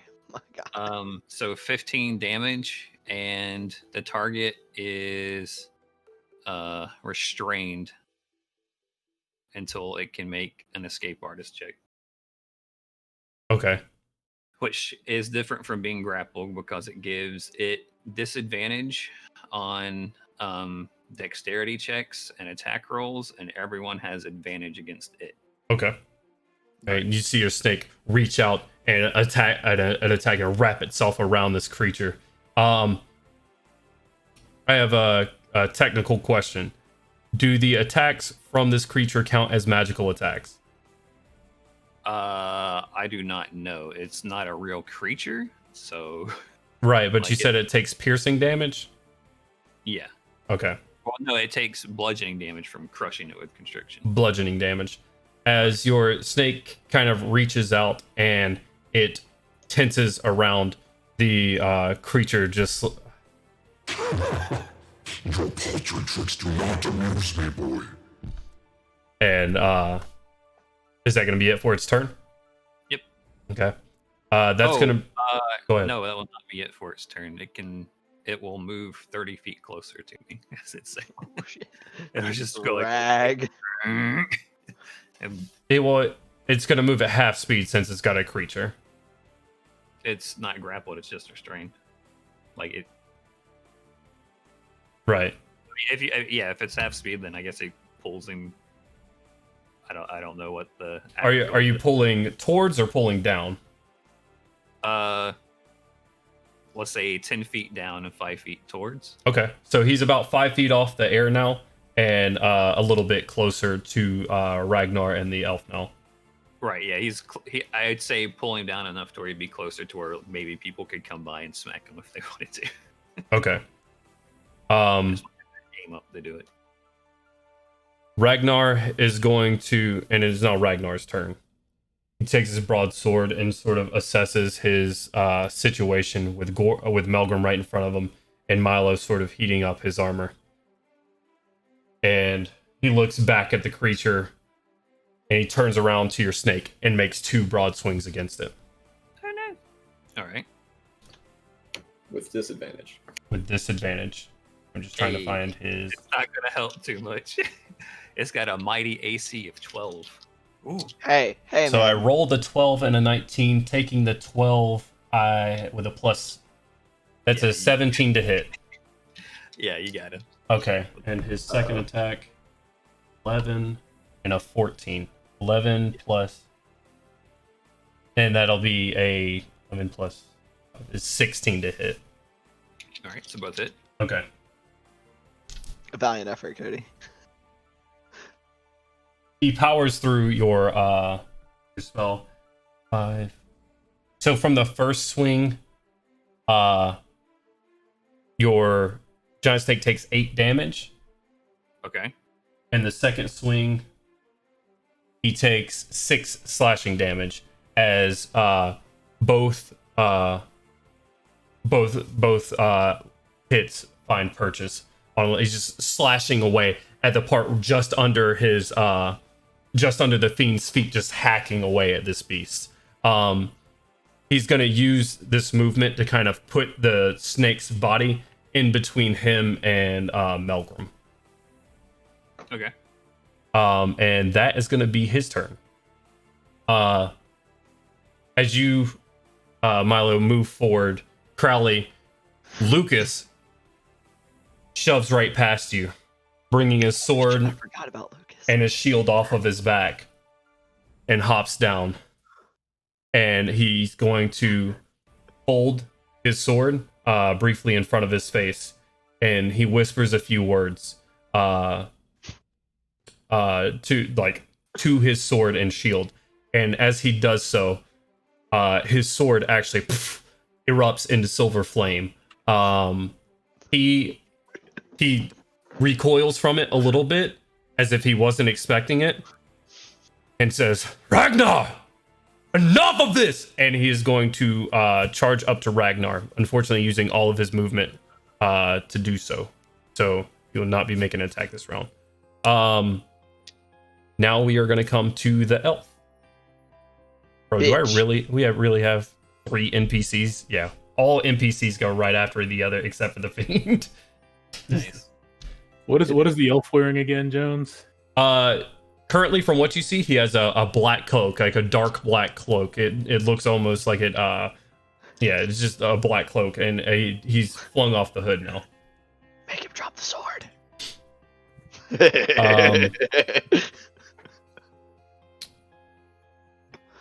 So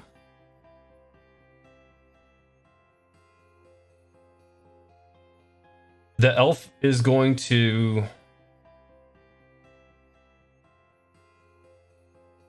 The elf is gonna let's see. Let's roll a will save real quick. Yeah, no, he's going for Gandalin. Yeah. He repulses against you, and he says, "My turn." And he goes in for attacks. God, that's a natural 1.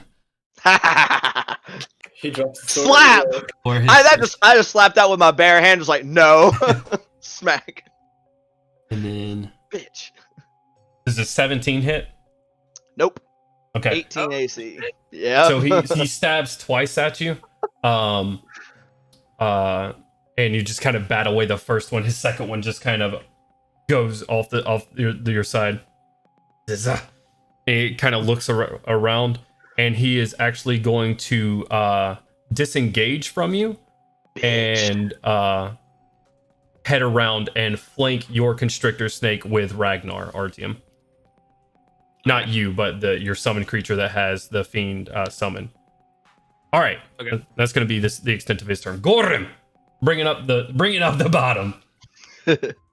So Gorham's gonna walk forward his full movement, which doesn't get me to anybody, I don't believe. And I'm gonna call out to the ancestors.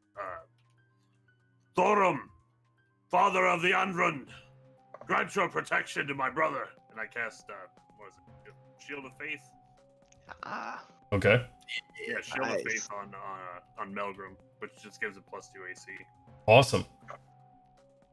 Yeah, you see, I point my hammer at him, and you see Gorham's right eye glow like a bright white, and then You see it like radiance around Melgrim. When you did that, your screen flared up white, so I was like, "Oh man, We're actually casting spells in here, boys. I was looking at my spell list. All right, Crowley, that brings it back around to you. Is that going to be it for your turn, Gorham? You're going to use your movement to get up and then cast that spell? Yeah. Okay. All right, Crowley, it's your turn. All right, so I'm actually going to. Is that a giant 12-foot abomination closest to me, or what's going on here with in terms of everyone's like? Help me get this image in my mind, Jones. I know Sure. everyone's charging toward Ragnar. Ragnar and Rapier guy are flanking. So right now, Artyom's summoned constrictor snake has brought down the fiend into down closer to the ground where it was 15 feet. It's closer to the middle room, to the middle of the room, but he's still on the other side, probably 50 feet from you. It's being in the mouth of the tunnel, with Ragnar and the elf now flanking this creature, trying to free this. He has just walked away from Gandalin as Gandalin was engaged, and Melgrim is currently right there on Ragnar. And then Milo's further into the center of the room as well. Okay. So Crowley's gonna just kind of rub his hands together and cast heat metal on Rapier guy's rapier. Okay. So Does he need to roll anything to keep it in his hands? No, but he does need to roll Constitution to try to like prevent himself from throwing it. Save 1 second while I roll this damage. That is a natural 17 plus 1. 18. Oh, so he keeps the weapon in his hand, Okay. but if it doesn't drop the weapon, like if he wants to keep it in his hand, but if he doesn't drop it, he's got disadvantage on the next attack roll. Okay. So, just wanted to let you know what you're getting into. And You, Crowley's gonna. you and I he's mean, gonna you dodge. see it heat up in his hands, and he tosses it to one hand quickly and tosses it to the other and says, "Damn it!" And yeah, he does keep it in his hand. Okay, and then Crowley's gonna pull a small buckler like shield and equip it to increase his AC, and that's gonna end his turn as he moves forward just a little bit, in case just get ready to position himself to help in flanking opponents. Okay, are you dropping down into the cavern itself, or are you still trying to stay in the mouth of the tunnel? I'm still trying to, but I'm just like as close as possible now. I was a little bit further back before. Now I'm like up to the edge now. Okay. Yeah, no problem. Artyom, that's gonna bring it around to you, friend. I will move up to restrain Mr. Fiend Dude and give him a chomp. Okay. You should get advantage on this, correct? Right. And that is a 22 to hit. That hits. All right. And so that is... What is going on? Ooh. That is 16 points of magical piercing damage, because I'm a level 6 druid now. Okay. You said 16 points? Yep. Okay. And I will try to be kind of... I don't know how much exact movement I have, and when you're like a... You were right up there in it. You've probably used 10 feet of movement to get up to him. Yeah, I was going to try to like give him a chomp and sort of slither around the opposite side for where the other two dudes are flanking my snake, so that if other people... This is just a big ball of shit right now. Right, yeah. This is all kind of craziness. So you want to get on the other side, kind of where the elf went to. You kind of want to get around behind him, or still within melee of the fiend. Yeah, I still want to stay in melee of the fiend. I don't want to leave its melee at all. Okay. Yeah, absolutely, no problem. But I guess a better way to put it is that I would like to move behind the fiend to be in between it and the crouched walkway or a tunnel entrance that it was. Okay. Yeah. So you kind of position yourself in between it and the tunnels. Right. Right. All right. As you do this, it is now his turn. And he does not like being held down. He is going to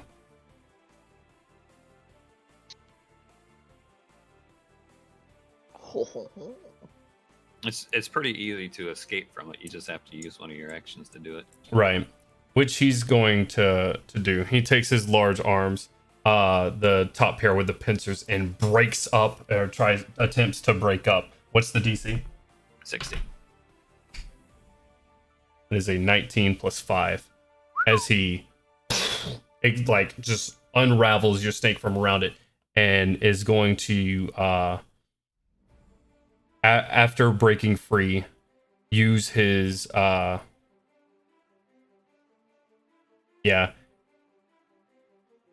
he doesn't like being held by that thing. He's going to take both of those pincers and just wail on the top of the snake's head from here. Didn't he use his action to break free? He's got 2 actions. Oh, crazy. This is a boss man. He's a big boy. That is a Big natural boy. 20 on the first one. Oh shit. And a 16 plus 9 on the second one. Is that It's hit? only at AC, yeah. Better your snake than us. Yeah, for sure. All right. I feel like it's done its 3rd level spell. Its job worth of stuff. So the first one for the crit is wait a minute. 10, that's 15 plus, it's 35 points of damage. With Dies from Good the first- lord. with the first crit. Yeah. You said it dies? Yeah, it dies with the first one. Okay. Does it Yes. just kind of fade out of existence? Yeah, I guess so. Since it wasn't real, it would just kind of like dissipate. And it's all Okay. weird. You see him take this large pincer and stab down into the top of the snake's head, where it just and then slumps down onto the ground and just kind of fades into like a spectral tentacle pile pool and then just fades out of existence. And he is going to use his movement to once again move 15 feet in the air, being 20 Alright. feet in the air now. 20 feet? Yeah. Does that give me an attack of opportunity? Yeah, I would say hit him going above your melee range. Yeah. Oh man, I was almost a natural 20. What? 26. 26 does hit. It was almost a natural 20. It was much, much higher. That's another 12 points of magical piercing damage. Okay. All right. Oh, Your attacks seem to be landing just fine. Alrighty. And as you kind of reach out, was this a bite? Yeah. Yeah. As you reach out and pries her jaws open and throws it off with its smaller arms on the bottom. It says, Enough of this. We need through with these games. all right. That's going to bring it to you, Gandalin. Okay, so quick point of order. I apologize for this. Got caught up in the moment. I forgot I can only apply my key empowered strikes, the thing where I spend a key point to do extra damage on my Kensei weapons. So I would say you either let it stand or take 6 points of health back onto Rapier Dude, and I get a key point back. Okay. Whichever you rule. Get your key point back. Okay, cool. Sorry about that. No worries. Sorry, people watching. Just got this ability. Can't believe you made a mistake. I made a mistake. Gorham has cast a blur. Oh shit. On that note, though, I'm following Rapier, dude. Like I am on his ass like grass. Okay. Except I'm putting myself on the other side of him so that it goes me, him, snake / fiend, where the snake and fiend used to be. You know, on the other side of him. So not in between him and his allies. Right. Okay. That makes sense.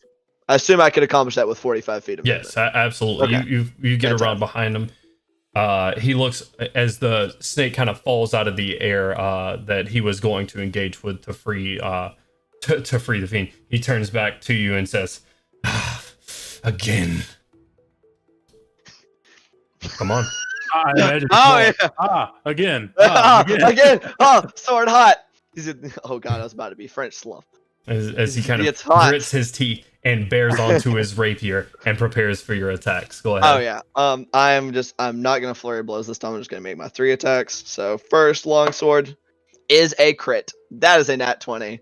Nice. And that is gonna burn a key point because it's with the sword. Okay, perfect. So that will get the additional dive damage. Actually 2.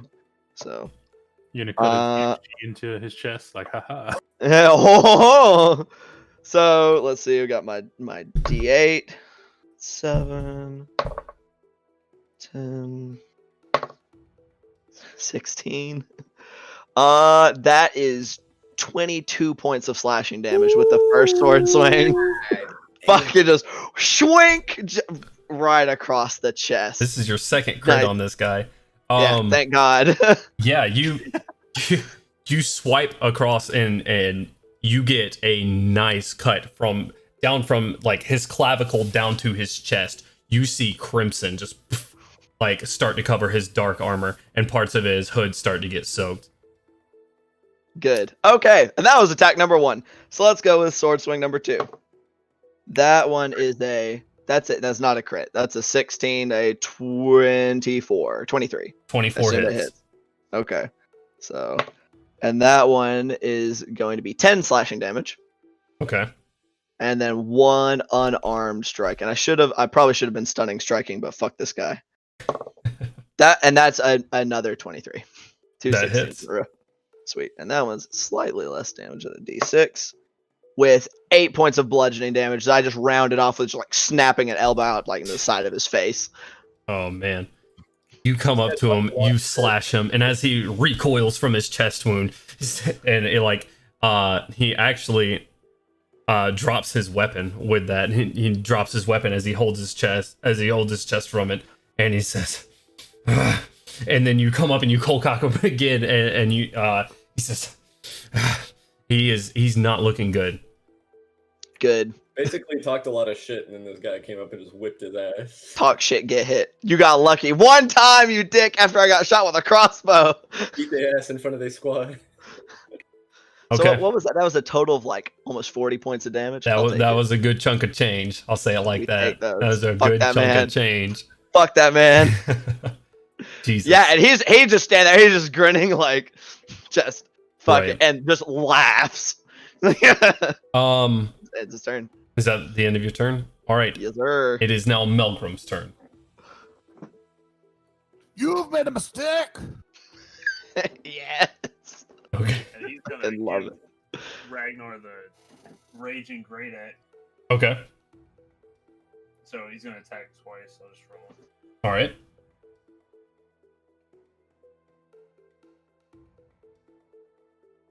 All right. The first attack. Does he have advantage? Who's he attacking? He's attacking Right. Ragnar. Yeah, everyone has advantage against him because my drone's flanking on the other side. Yep. All right. The first attack is a 20, and Yep. the second attack is a 26. Both hit. Nice. Nice. Bad damage on that second roll though. I mean, he hit him. He hit him. Just a sad luck on the one. It's fine. So 16 and then 8 damage. For a total of 24 points of damage. Heck yeah. Hold on. Let me find. As Right there. Oh, that was a right good shot right there. his Melgrim slices onto him as he's trying to get this thing off of his back and also defend against Melgrim, who's swinging wildly at him, cutting him twice, putting dents into this pristine armor. Ragnar just kind of sits back and catches a blade across the face, wiping his cheek from the blood. Says, "No, you have." And is that going to end Melgrim's turn? Yeah. Okay. Milo, it's your turn. All right, so bonus action to just keep that heat metal spell going Okay. for a truly disappointing amount of damage, 8 extra damage. Okay.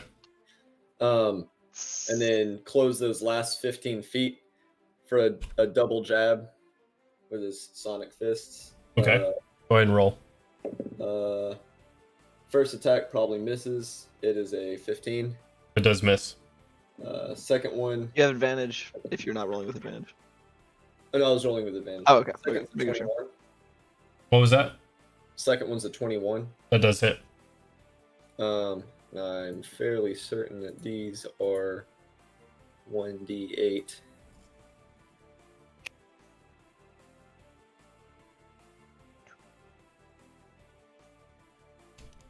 My apologies. No worries. Yep, 1d8 sonic damage. Okay. So, 7 points damage total. 7 points total. Yep. Okay. So, he took 7 points of bludgeoning damage and 8 points of fire damage. Doesn't punching somebody with your sonic fists have some kind of effect? Oh yeah. A creature hit by the gauntlet had disadvantage on attack rolls against targets other than you until the start of your next turn. But I mean, he already has disadvantage on all attacks because his metals or his armor's heated up. Okay. If he hits somebody else, don't you get to make a reaction attack against him? Cody? That's what's it. That's from Sentinel. Oh yeah. So if Okay. he attacks There you go. anyone besides me, right now he has a 0% movement speed. No, that's only on an opportunity attack. Yeah, that's only on opportunity. Yeah, I get an AOP even if he takes a disengage action, and if he attacks anyone but me, I get a free jab on him. Okay. And then have 0 movement speed. And Right. then he'll have 0 movement speed. He got his ass. So you just walk up and as you continue your heat metal, finding purchase on the second one as he stumbles back from the attack on his chest.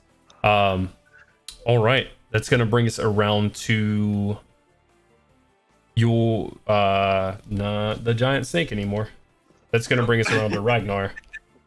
That bitch So, got sorry, RG. I didn't mean that to come off that way. Sorry. It's gonna come to Ragnar's turn actually. And he's gonna turn to you, Milo, and says, "You should have stayed your scrawny ass home, boy." As he's gonna make 2 attacks against you. Oh shit! Oh shit. I rolled a 10 and a 12. Is a 16 hit? Nope. Those are with disadvantage? Yeah. That was a 10 and a 12 for the first attack. Nice. The 18, 2 18s. Shit. Plus what? Bonk. Sibonkening. Oh, I lost his attack bonus. Plus 5. 23. Does 23 hit?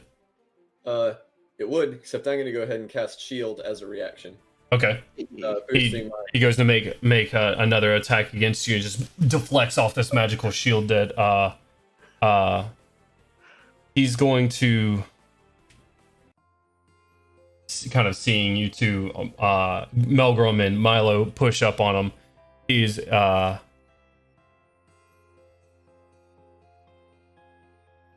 going to you see him take his hand and put it on his chest, and a silvery energy kind of emanates from it, and some of the cut that Melgrim left on his face heals a little bit, and that's going to be the end of his turn.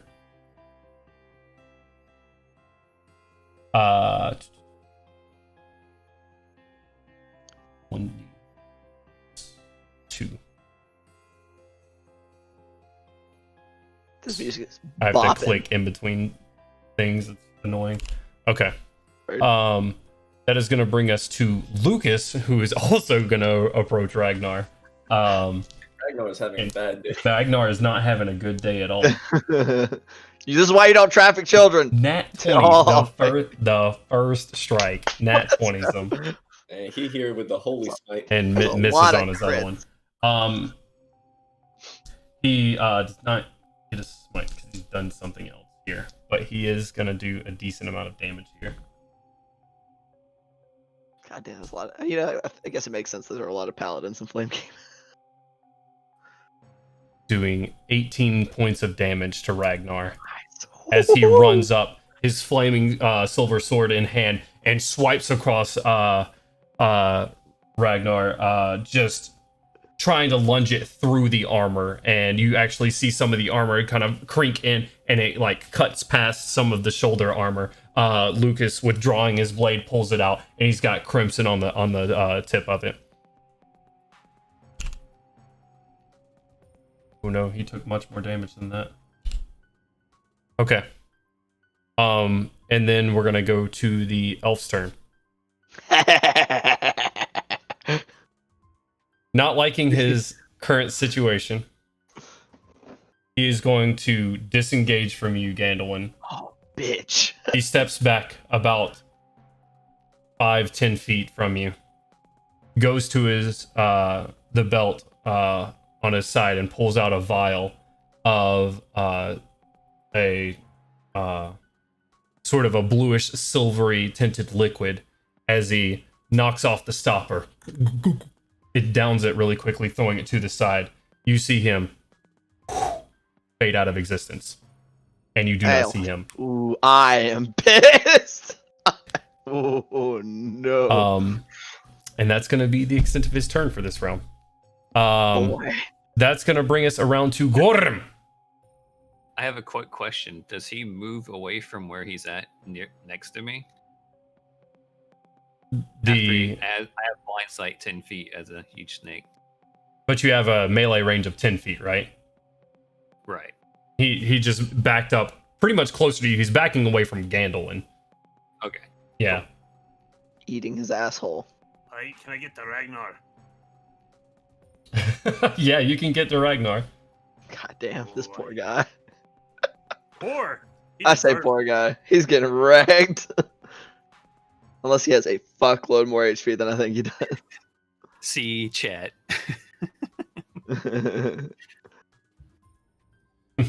Ragnar, the Templar of treachery. The hammer of vengeance is upon you. And I'm gonna hit him with the maul. Okay. Hey. Get his ass. Oh shit! Fending off attacks from every side. You come in and he tries to brace for the attack, and you roll a. Natural 20. And that's gonna be a second level smite on that one, buddy. All right, let's see the damage. This is wrong. Just roll that first attack for now. I like how my. This might kill him. Dude, if that kills him, please tell me his head gets just like golfed off of his body. You've made a mistake. What? That's Melgrim hyping up fucking Gorham. God damn. I like, we've had very few misses. Yeah, y'all are my rolling turn. fucking good right now. Like, I rolled 3 super whiffs. Wait, And did you want me to roll 4d6 and then 68? Would that have been better? You could either just roll the regular damage and double it, or roll double the die. It's up to you. I don't mind. All right. So, what was it? 36? 36 damage? ow. 1 second, I gotta do some math. This is Jones saying, is he still alive?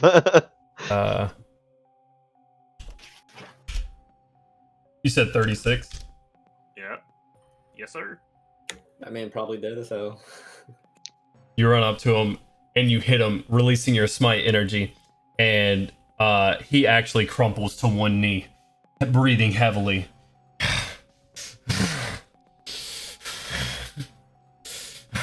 Probably deserve this. And he is still up though. Hit him again. All right. Well, I mean, Yep. you want me to roll another attack? Because that second attack is right there, is 21. You hit. You don't have to roll damage. He has your minimum damage would kill him. He has 5 more hit points. Hey. As he bends down to one knee, he lets the sword go to the side. Tell me how you would like to do this. He is currently kneeling before you.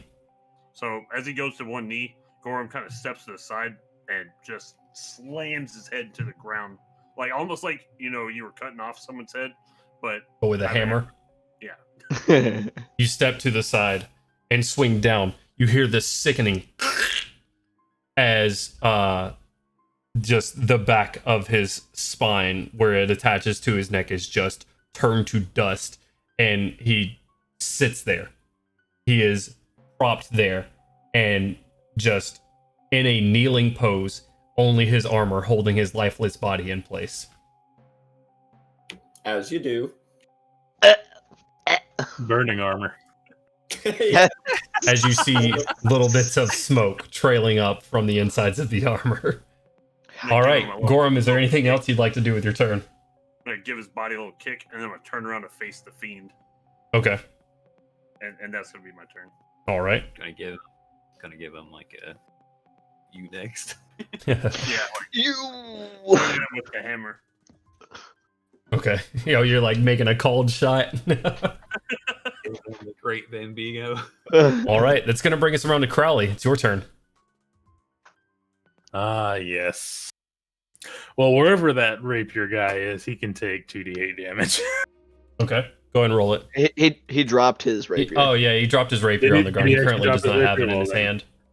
Smarter than he looks, anyway. Well, he dropped it when Gandalf nat 20 in the chest. That is hilarious. I do promise we don't cheat. I don't think. As far as I'm Roll right aware. there and roll 20 for me. Yeah, yours isn't roll 20.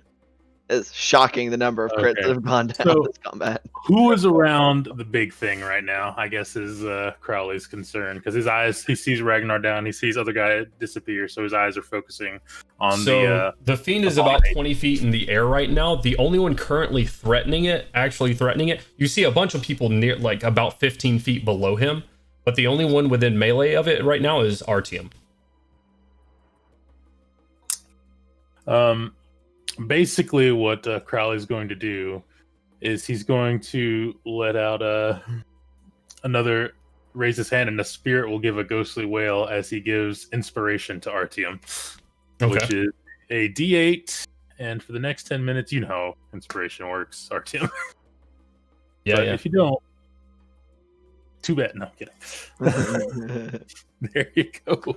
All right. And that'll end his turn for now while he's, still surveying the battlefield. Okay. Artyom, that's going to be your turn. So I'm still within reach to try and grab him and pull him back down. Oh, wait, you actually, yeah, no one's threatening him because he flew out of your melee range the last time. So yeah, he's about 5 feet out of your reach right now. Right. Do you want to resend your action there, or I don't know how that works. If you're still close, then that's fine. Basically, he's just giving you the inspiration to do what you need to do.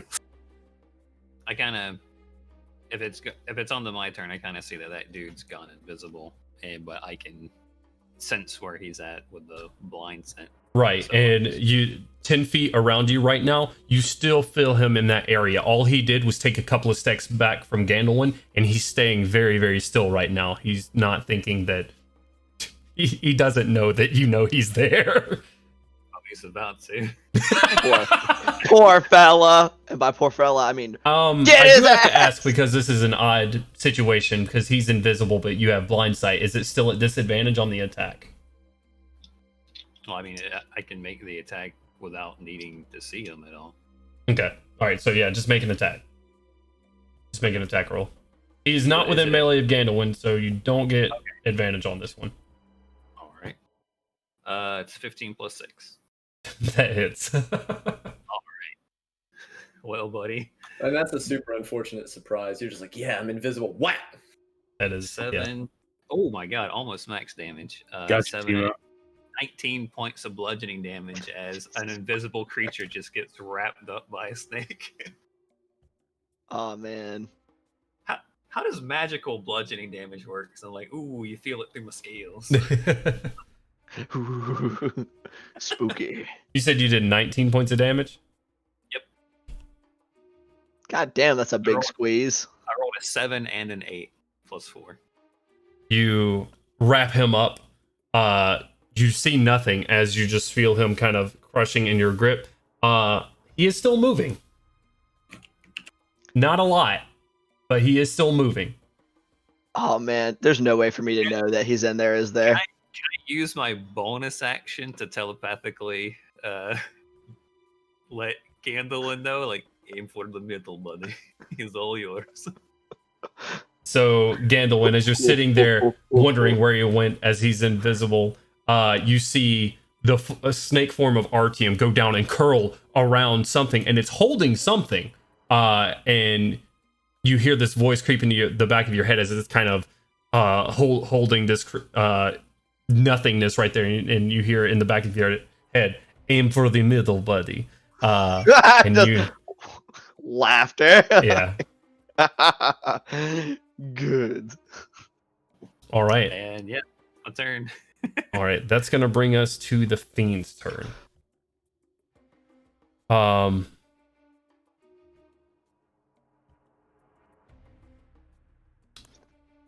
So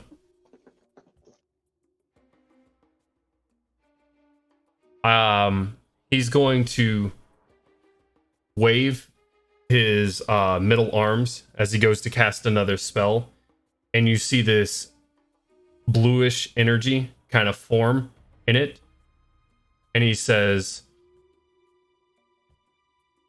Stop. Now. as he releases it towards you, Artyom. How many hit points do you currently have?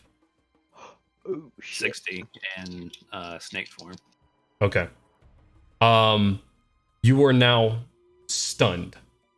Okay. For the beginning of your time. He hits you with this.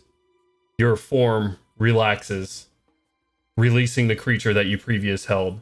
As you sit there, muscles just sort of twitching on all sides. As you're now stunned. Okay. Okay. He is then going to take. He's gonna kind of look down and says, Now that that's handled. looks down. You dwarf. Come to me. And he floats down towards Gorham, and he is going to release 2 claw attacks on you.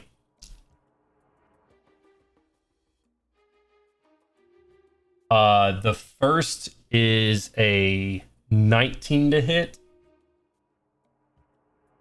The second is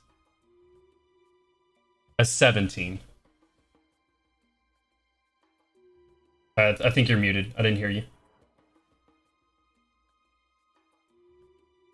You're muted, Matt. No, I'm talking to Gorham. Oh wait. Matt is muted though. I don't know why. Made me think of that. I was like, what the fuck's going on here? Because I can be.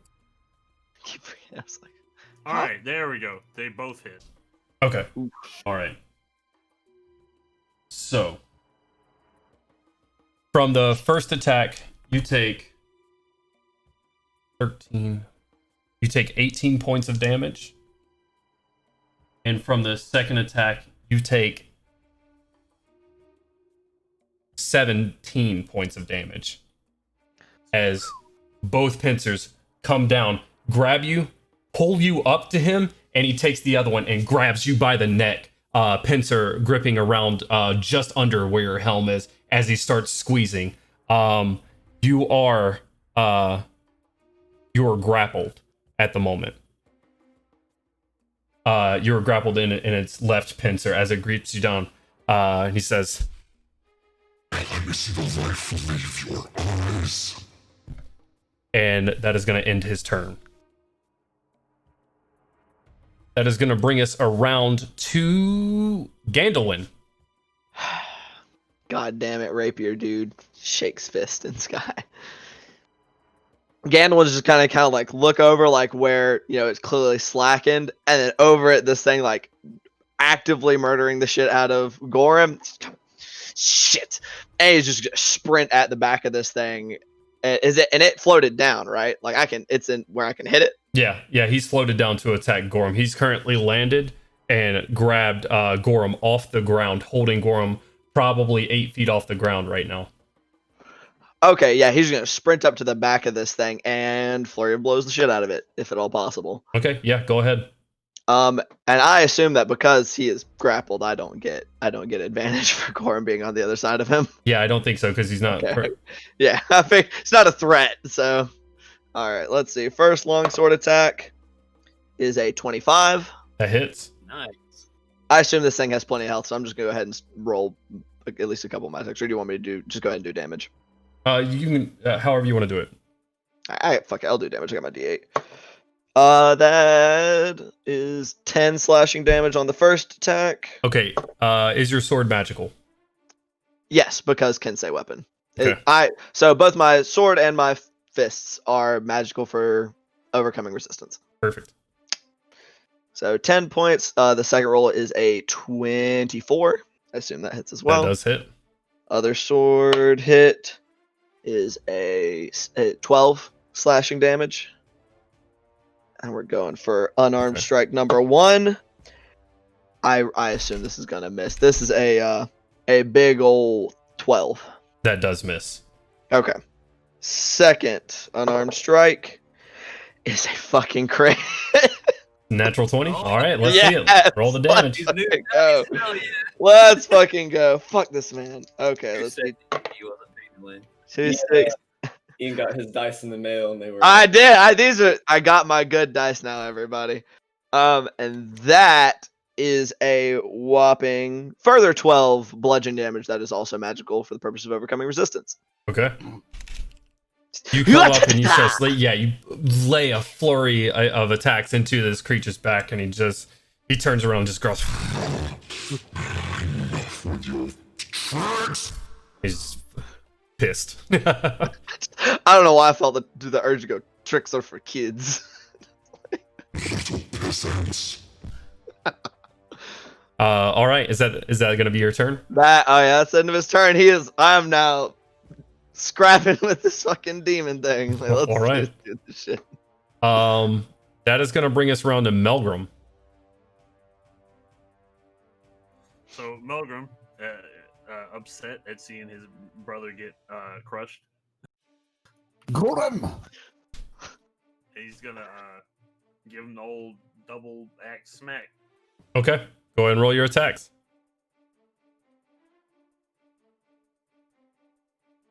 Oof. Is he flanking with the Enderman? Is he? He should be if he ran up to hit this thing. Yeah, he could be. If he runs, he's going to have to move around him, but he's got plenty of movement speed, and all you guys are kind of right here. So yeah, go ahead and roll with advantage. So a 16 and a 20.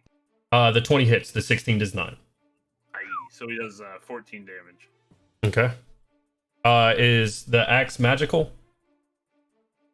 I don't believe so. Okay. I'll be right Melgrim back. runs up and makes his attack. And it's a solid hit. It doesn't seem to have the impact that it should, though. Is there anything else Melgrim would like to do? That he wants to yell that. All right. I love it. You've made a mistake, Spam. If we ever get shirts. Mistakes, little man. As he tightens his grip around Gorham.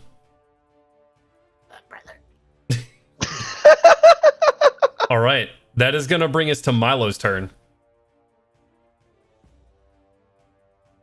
With the fall of Ragnar,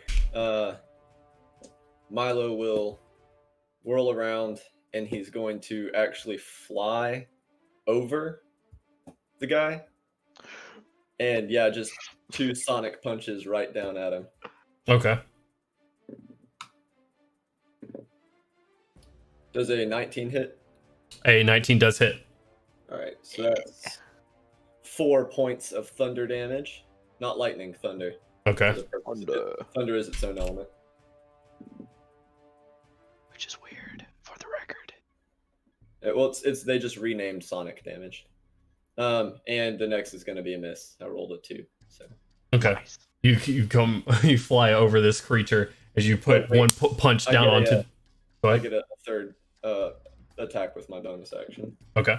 And that is a 24. That does hit. Yeah, 7 more thunder damage. Woo! Okay. Fuck him. All right. You come over and punch it on the crown of its head, hitting it right in between the horns. Little fly. And is that going to be your turn? Yeah, that's my move, action, and bonus. I ain't got nothing left but a reaction. Okay. Lucas is going to look around the room, and he is going to run.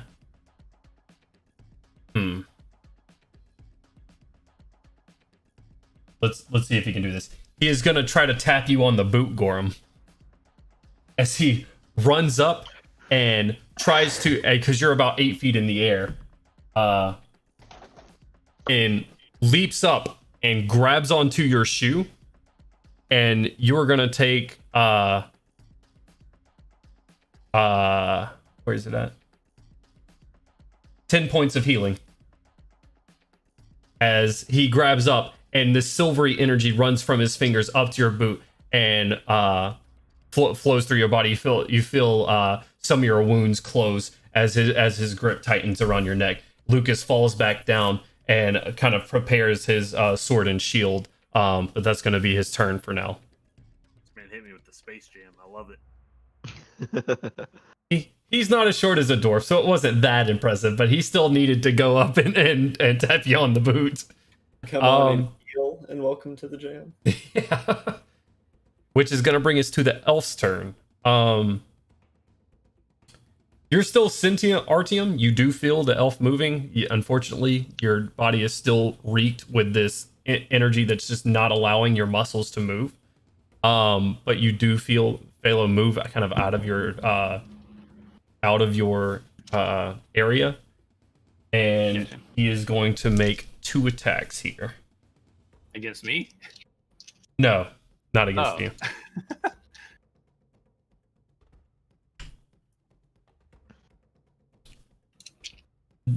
Does a 19 hit Gandolin? Yes, barely, but it does. I'm about to get sneak attacked like a motherfucker. And then a 22. Whew, yeah, that hits. Okay.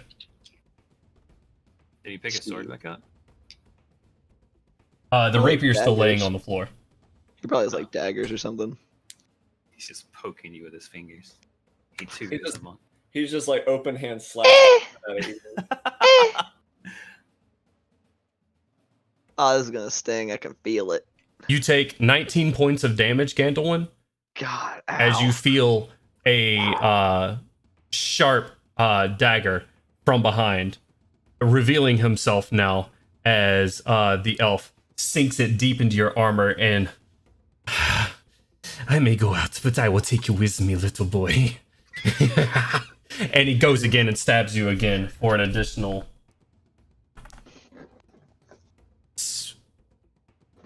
5 points of damage. God damn it, dude. I mean, I need this man to fucking chill. Calm down. And that is going to be the extent of his turn. Gorham, you are currently grappled in this fiend's hand, held about 8 feet in the air. What would you like to do? I would like to try to break the grapple. Okay. Go ahead and make a athletics or an acrobatics check. Your choice. Oh, you know Gorham, real acrobatic. Natural born dancer, that one. 17? Unless I have advantage. You don't have advantage, but 17. Gorham finds the strength and he takes his hammer and pries the claws open as you fall down onto the ground in front of the creature. Make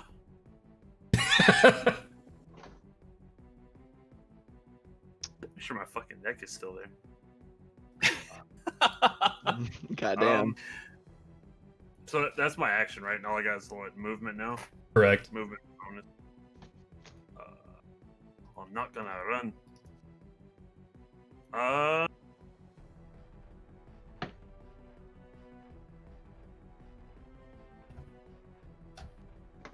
I'm gonna use my bonus action to cast. No, I'm not. I'm just gonna. I'm gonna drop and wait, I guess. Okay. You pry yourself out of his grips, prying open his pincer from around your waist, falling to him, kind of grabbing your throat where the pincer held you before. And you pull back your hand. There's some crimson there. And just prepare for your next turn. That's going to bring us around to Crowley. It's your turn. Indeed, it is. Don't like what I'm seeing down there. So Crowley.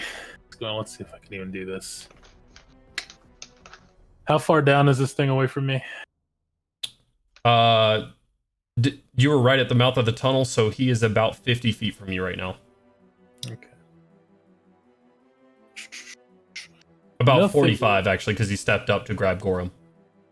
Okay, so I want to move up 30, just outside of our, just outside of his grab distance and everything, or his threatened zone, and I am going to cast another spirit towards Gorham and give him inspiration as well, in case something tries to grab him. Okay. And that will end my turn for now. Yes. Okay. You can throw out another spirit, Gorham, as this hits you. You take a D8 inspiration dice, correct? Yes, sir. Okay. Artyom, I would like for you to make a Constitution saving throw. All right. Is he within 10 feet of me? Artyom, no, because the creature has walked up to you. Is it 10 or 30?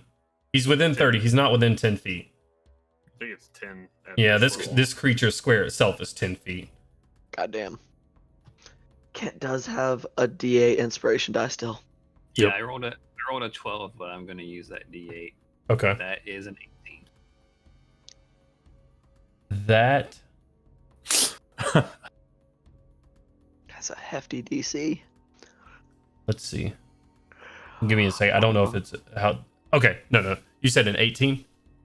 Yeah, I rolled Yeah. a 12, but I got an extra D8 from the inspiration, or an extra 6 from the D8 with the inspiration. Okay. You take the moment and regain control of your muscles, and kind of you're able to move again and shaking off this effect. That is the end of your turn, though. Okay. That is going to bring us around to his turn. Gorham, as you kind of pry off right in front of him, he says, No running now. Come here. and he is going to reach forward with his pincer and attempt to grab you. And Milo, he is going to attempt to reach up and grab you as well. A 12 Crap. People. plus Crap 9. people. What's 12 plus 9? 21. Does a 21 hit Gorham? Oh, shit. Yes. Okay. Fuck. Wait, he's grappling him? The grapple is auto. It's on a hit. Oh, it's an on attack. Yeah, it's on an attack. And that's a 28 Damn. against Milo. I am. Oh, super- I thought you were talking about damage. I was like, oh, No, I haven't rolled damage yet. Those are just attacks. Oh, All right, no. For Gorham, don't say that's a 10 and an 8. Oh, fuck. That's 18 plus. That's 23 points of damage to Gorham as he grabs you and picks you up. Milo, you take 16 points of damage and are also grappled as he pulls you down off of his head. Come here, little fly. Let's play this game then. And he is going to fly 15 feet into the air. And then his arms below where he has you grappled start moving. And you see this purplish energy start to form. And he is going to... His back is kind of to RTM right now, looking down in front of him. Crowley, roll a wisdom saving throw for me. Very well. You said 16 damage? Yes. Yes. Alright. That is reduced by my temporary HP shield thing. Nice.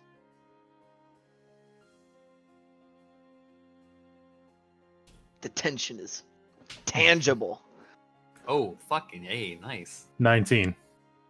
Yeah, no, you succeed. You're this purple energy kind of hits you, and it crawls up and attempts to like actually physically go into your ears.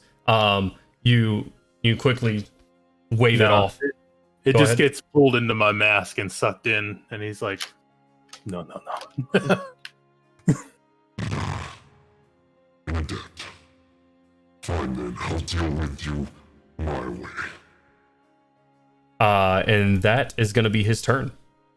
Smell like bitch in here. That is going to bring us to Gandalwin's turn. Hey, is the elf now visible because he attacked me, or is he still invisible? Yes, no, he is now visible behind you as he is like Sweet. clutching onto the back of your armor with a dagger in your shoulder. I do not have armor. Or the back of your shirt, I'm sorry. Sweet. I want to hit the fuck out of him. Okay, go for it. I'm not gonna flurry. I'm hoping I can get away with not doing that. So, Okay. sword attack. No, so I guess he just kind of like throws him off as he spins around. I guess and is coming around with the sword attack with an 18 for long sword strike number 1. 18 does hit. Sweet. That is 10 slashing damage. Okay. He is not looking. Good. Fuck this man. All right. Wait. And Oh, no. You turn around as you kind of shrug him off, and you thrust forward with your sword, hitting him right in the chest, and it goes right through the bit of leather armor that he has, and he just and he falls to his knees as he just takes your hand and throws it out, the sword out of his wound as he grasps it and falls to the ground, lifeless.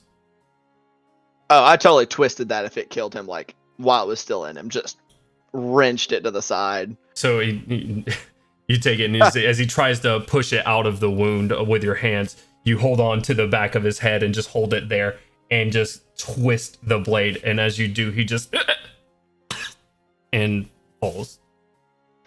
And that is Okay. the end of him. Hell yeah. Fuck that bitch. Okay, so now I have a technical question. Yes, sir. So I know I can't sheath and draw a weapon. If I drop my sword, could I draw my bow? Or no, I can't because I already used my attack action and it's an extra attack. Yeah. So I can't do shit. In 5th edition, you can draw a weapon for free. I can draw, but I already made an attack action once with my sword, so I can't use my extra attack on my bow. I don't think. Oh. Is the problem. You can drop as a free An action extra and then attack is a draw. melee attack, if I'm not mistaken. If you've already got the weapon drawn. Yeah, if I already made my first attack with my sword, I would have to make my extra attack also With with the my sword.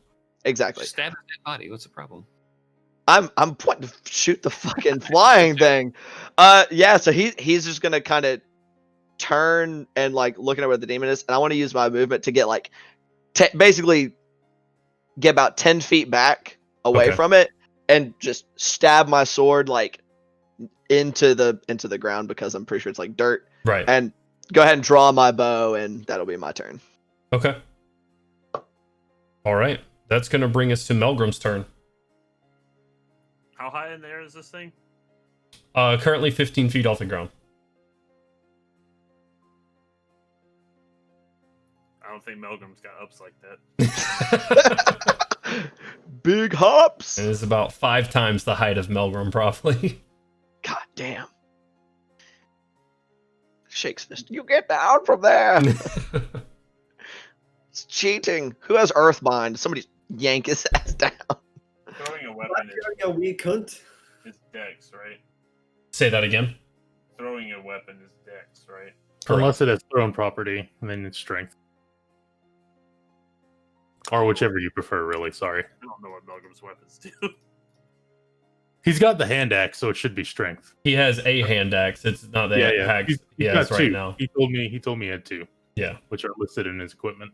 Yeah. So he could throw his hand axes. Bruh, I swear if Melgrim kills me, that'd just be so perfect. The ancestors would never forget it. I well, you never know until you try. Okay. So Melgrim's gonna throw his hand axe Okay. He kind of up it. throws his axe on his back and brings out 2 hand axes, and go ahead and make your attacks.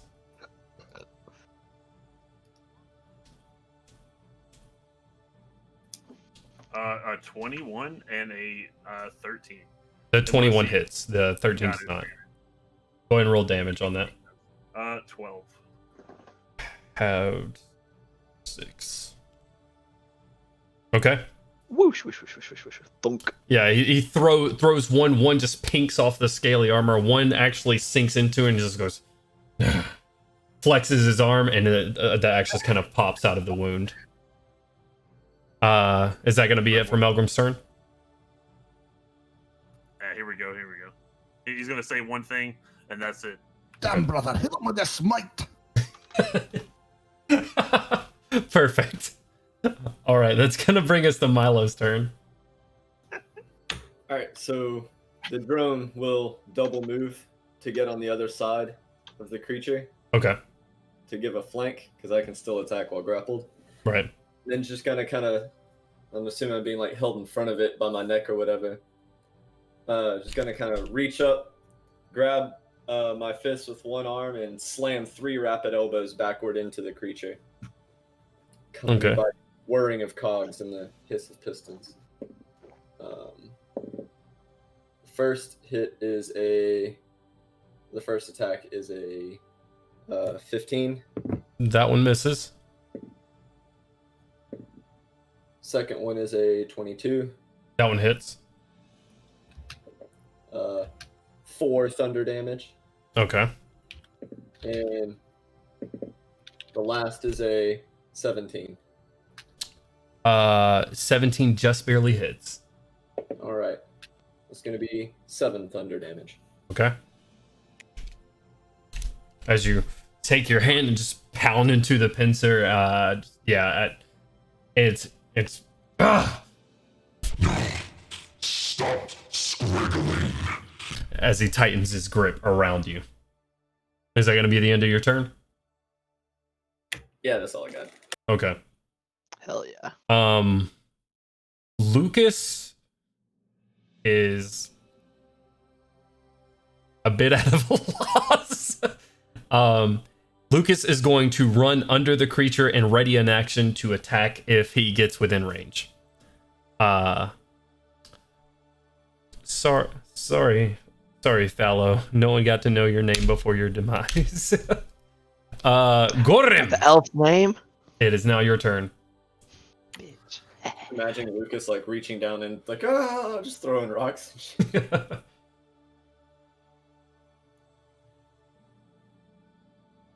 Well, there's a plethora of options. Not really. It kind of is. What the fuck happened to Wyatt's character sheet? It went all wonky. I don't know. Okay. All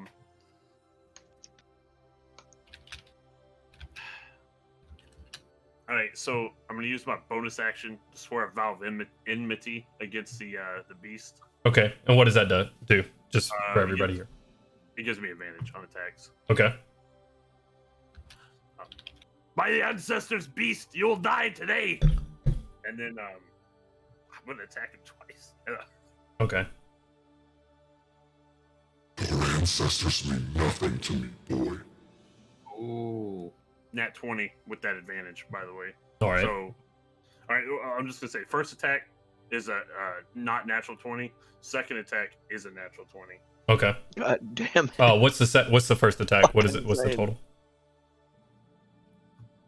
Like damage or No, attack wise. You said one was a natural 20. What was the other one? 20. Oh, okay, like 20 total. Yeah, both hit. Yeah. Okay.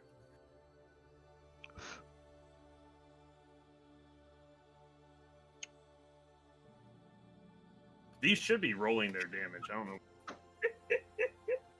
You didn't set him up for that. I can fix that later. As he's kind of holding you here and taking your hammer and just wailing down on it. You get one good crack on his elbow, and you actually hear and he hollers out. No!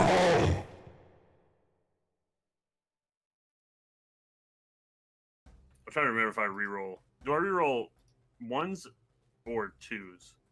If you have With Talking about for ones and twos. Sorry. Closest Well, target. that's not Rage. Just let me know the Run up. total damage. 16 on the first one. All right, and that's all regular bludgeoning damage. That's plus the smite. What's the smite damage? Tell me the regular weapon damage and the smite damage. 8 smite damage and 8 bludgeoning damage. Okay. All right, and then the second attack.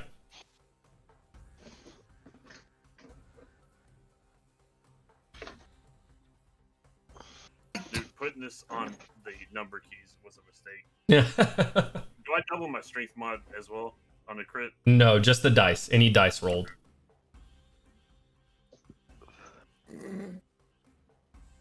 Alright, that's a lot of damage.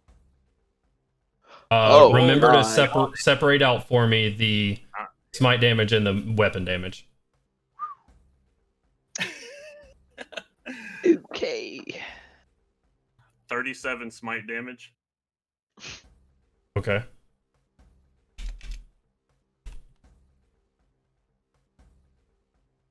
$18 bludgeoning damage.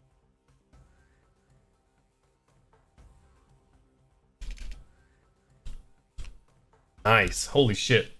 All right. As he's gripping you, you kind of bloodied from the large sharp pincers grabbing you. You wail into his shoulder, and you hear infernal bones crunching under the smite as you just wail, and this bluish energy following your maul as you slam into its arm, and it just screams out as you do it.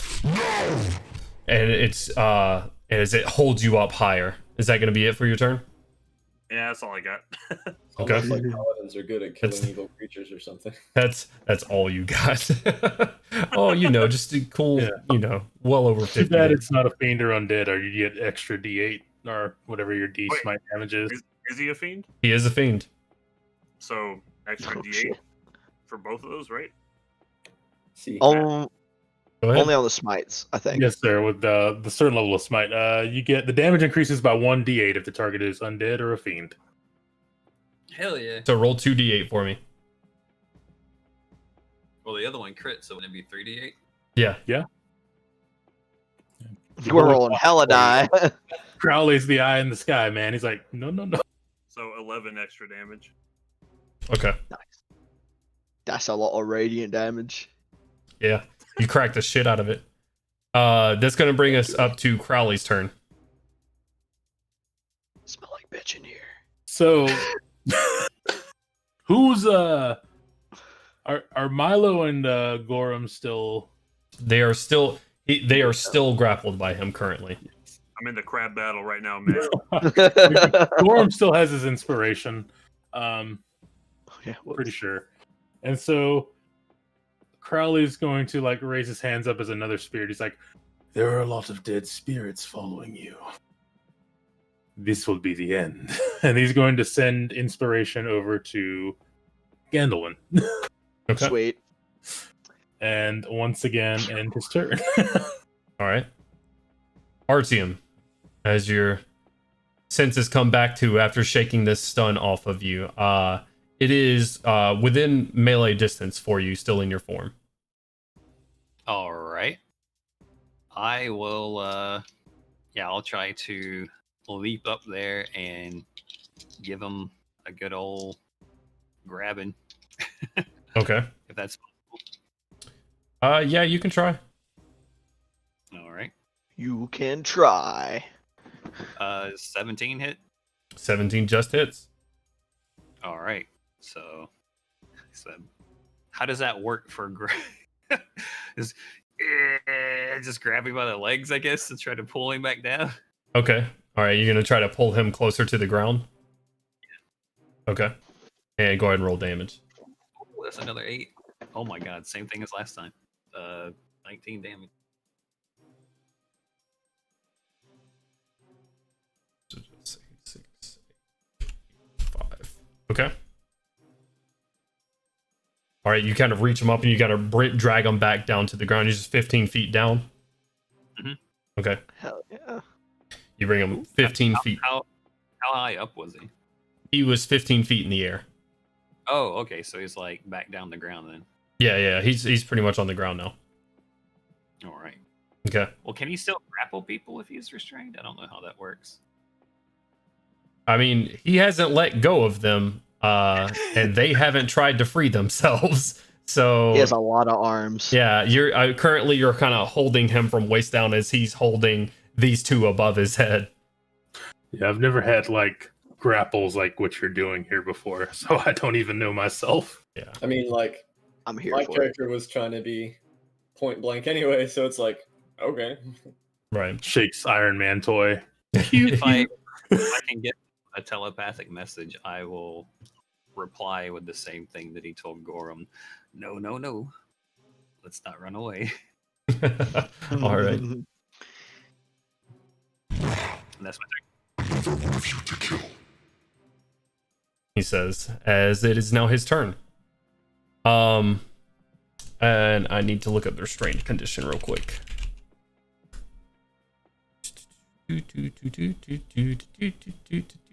That's our waiting music for when I need to look up stuff. Speed becomes 0. Can't it? Attack rolls have advantage. Attack rolls have disadvantage. Creature has disadvantage on dex saving throws. Okay, so he can still cast. I just realized, I was like, oh, he's restrained. I have advantage on him. All right. Because my drone is flanking him. It's fine. Well, currently, his back was to Artium, which is where you flew it on the opposite side of you. So it's kind of drone and Artium on the same side of him right now. Well, I mean, there's someone on the So other side. what he's gonna do is his arms, his smaller arms, start weaving another spell as you just see pure black energy form in his hands, and in a radius around him, pitch black darkness goes around. And Gorham, Milo, and anybody within I'm sorry, not 60 feet. A 15-foot radius from him, so 30 feet in total. You are just in inky black darkness right now. And he is going to maintain his grapple and give you he's gonna try to he's gonna stay restrained and keep his attack on you guys at a disadvantage. Unless grapple gives advantage, which I don't think it does. No, It you does would not. need the feat to do that. It's part of why grappling sucks in 5e. Right. It's not great. 17 and no. a 14. The 14 comes to Gorham. 14 plus 9 is... What's 14 plus 9? I can't do math right now. 23. Does 23 hit? Yeah. And then Milo, a 14, and then a 19. Well, that's the same thing. Right? Yeah, 14 plus 9, and a 23 against you as well. Gonna burn another first level spell slot for that shield, kind of create a barrier between myself and the squeezing claws. Okay. Gorham, as he crunches down on you, you take 9. You take 14 damage as he crushes down onto you. Is Gorham still up? Yeah. Okay. Oh, he has like 1 HP. How low are you, Cora? Just low can you go? Gandalf hit it right on the head. Oh shit! How much? What? Nice. Going down swinging, boys. Spit in his eyes. I don't know how many eyes he has, but spitting them. I feel your life force slipping, dwarf. Ancestor save you now. And that's going to be the end of his turn. That's going to bring us to Gandalin. It is your turn. Okay, so I can technically still try to shoot at him, right? But I would have disadvantage. Oh wait. Sorry, I don't mean to interrupt you. Yeah. Did he get pulled into range of Lucas? You said he had a held action to attack. Yeah, he did. The problem is yeah, no, it would have happened before the darkness went off, which would be advantage. Get him. Save me. Slap him right in the asshole. Lucas had his blaze of glory. That's a 1 and a 3. Oh well, third die. And then a 6 and an 8, which I still don't think with his bonuses he hits. He was like slapping his leg against the thing's And I just feel like a sword slash into like, fuck you, Lucas. Come on, man. He tries to attack, but also trying to avoid Artyom's large snake form. He pulls back on his attacks and doesn't do any actual damage. That was not a good round for Lucas. Gandalin. So if I was trying to shoot him, can I still try to shoot him? You could try. Through the darkness? You have 3 party members in this darkness. 4 Correct. party members in this darkness right now, including Lucas. Correct. And 3 of them are occupying the same space as him. Yeah. Actually, grappling doesn't do occupying the same space.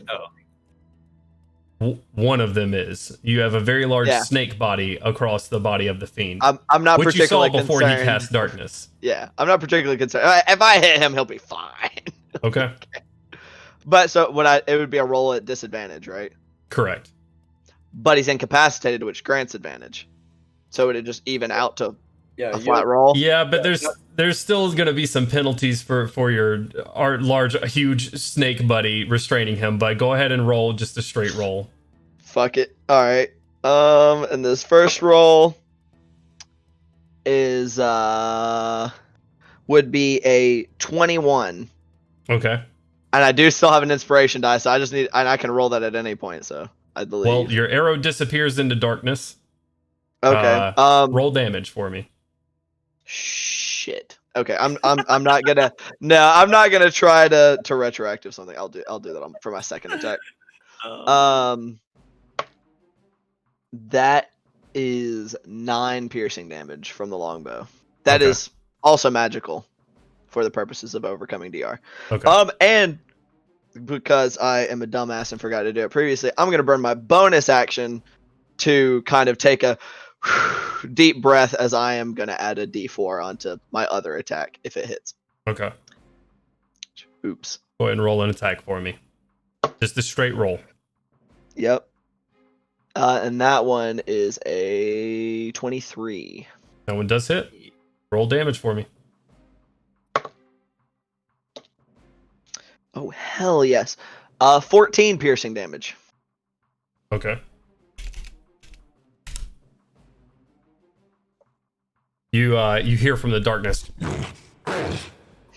as as you can't see what's happening, but you feel confident that you may have found some purchase. And he's just gonna kind of call out at it. Come out of the... Oh, good gracious. Come out of the dark and fight. You hear, not out loud, but a whisper in your head say, Go into the darkness with your parents. Bitch! Upsetty spaghetti. all right. Okay, that ends his turn. He's keeping his bow distance. That is going to bring us around to Melgrim's turn. What key is it? You've made a mistake. Melgrim's level now, son. He is pulled down. Melgrim is right outside of the distance of the darkness right now.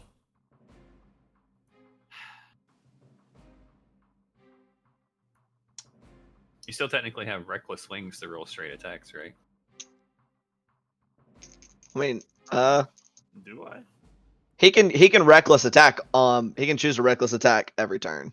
Right. It just means that things attacking him would also have advantage. Yeah, so he's got advantage on everything. Yep. But also, dude is incapacitated, so he technically doesn't Oh yeah. need to do it to get advantage. All right. Well, so is it technically just negated and it's a regular attack? Yeah. No, you just be a straight roll. All right. Well, Melgrim's gonna try. Okay. Try it. Melgrim charges into the darkness. Go ahead and roll your attacks for me. Feel little dwarf legs climb. Oh my god! Holy shit! Hell yeah! Did he crit? A 25 Oh my god. and a 27. All right. Both hit. 16 damage and 15 damage. Clunk, clunk. 16 plus 15 is 30. Plus 1, 31. Damn. Okay. As Melgrim runs into this darkness, swinging his axe around wildly, you hear some more grunts, screams, and you're not sure. you hear your brother below you and gives you some comfort, Gorham, as you're clinging on, and hearing him say, "You made a mistake!" below you gives you some sort of hope. Just as a heads up, every single time this thing takes damage, it needs to make a concentration check to maintain that darkness spell. Bit. Oh, is that so? He gets advantage on all of them too. So. Oh damn, bitch ass fiend. I need Oh, that. Yeah, you're gonna have to get that one recorded. Bitch Bitch ass fiend. what is he, a warcaster? Motherfucker. Okay. Asshole. He's from hell. Yeah, probably. Fuck him, dick. All right. That's gonna bring us around to Milo. Milo, it is your turn. You are surrounded in magical darkness, still grappled, and yeah, this is an odd situation. This is a weird threesome going on here. This thing has succeeded on all of its concentration checks. Yeah. I rolled 8 there, so 8 of them. Yeah. I'm not actually going to try and hit the arm that's holding me. Okay. I want to see if I can kick up and hit the elbow of the one holding Mr. Dorothy McPaladin. Well, what's your reach? Wait. A 5-foot reach. I mean, it's a large creature, right? So it's 10 feet away. Yeah. He's currently holding you two out away from each other, kind of on the edges of it. I don't think you could hit from your current position. In his other hand, I don't think you could hit the arm that's holding Gorham right now. Unless he's doing this, like, He's He smacking has not clacked y'all together yet.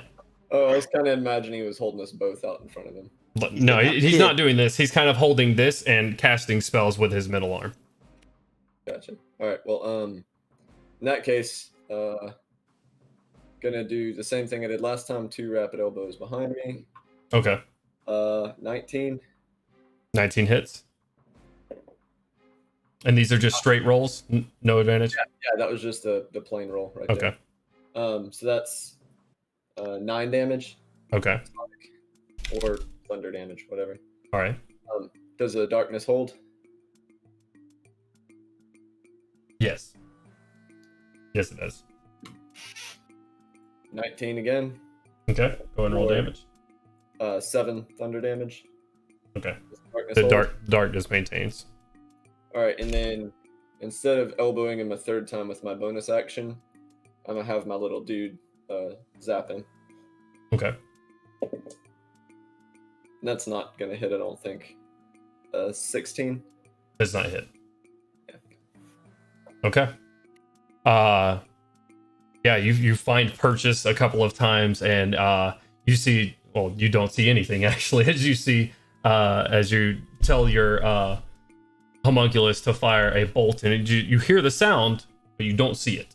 That's going to bring us around to Lucas, who is in the darkness right now.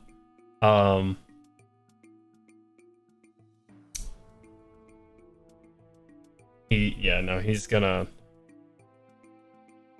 I don't know if he would stay in there. Let's see. Let's roll a wisdom save. That's an 18. He's staying in there. He's gonna make an attack against the fiend. Let's go. That is a 14 to hit and misses. Or natural 17. Yeah.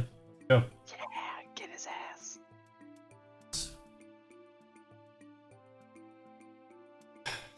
2 slashing damage and 4 fire damage and no fire damage.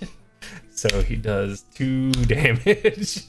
Fucking Every little bit helps. Yeah. Pile it on, lads. Give him steel, lads. give him steel, lads. Gorham, it is now your turn. Give him steel, lads. Oh Lord. I'm gonna lay on hands myself. Okay. Please. All right. I wondered his. I'm just gonna put. You can do what 5 times your character level, right? Yeah, 5 times your paladin level. I'm just gonna take myself back up to 30. Okay. 30. Bing. Can you do that as a bonus action? No. It's an action. Yeah, okay. Okay. it's tragic. That'd probably wait. Yeah, that'd probably be my turn. Okay. Crowley, it is now your turn. So the eyes behind Crowley's mask burn even brighter as he looks to the creature and says, "You cannot hide in the darkness from me." Like, just kind of echoing from the mask, and dispel magic Okay. on the darkness. All right. And- Yeah, no, and it fades. I would say once again, it just pulls into the mask, like the tendrils of the mask reach forward and pull it toward it. As the darkness fades away from the creature and kind of hits the ground in a low fog and rushes towards Crowley and up Crowley and rushes into behind the mask. As you cast Dispel Magic, and he is now there, restrained by Artyom, still holding Gorham and Milo in his hands. So Crowley's going to survey the field, and with his bonus action, he's going to cast Inspiration on Artyom. Okay. Artyom, yeah. And that'll end his turn. All right. That's gonna bring us to Artyom. All right. I will attack this dude. Give him a big old bite. Okay, go ahead and roll with advantage. That is 21. That hits.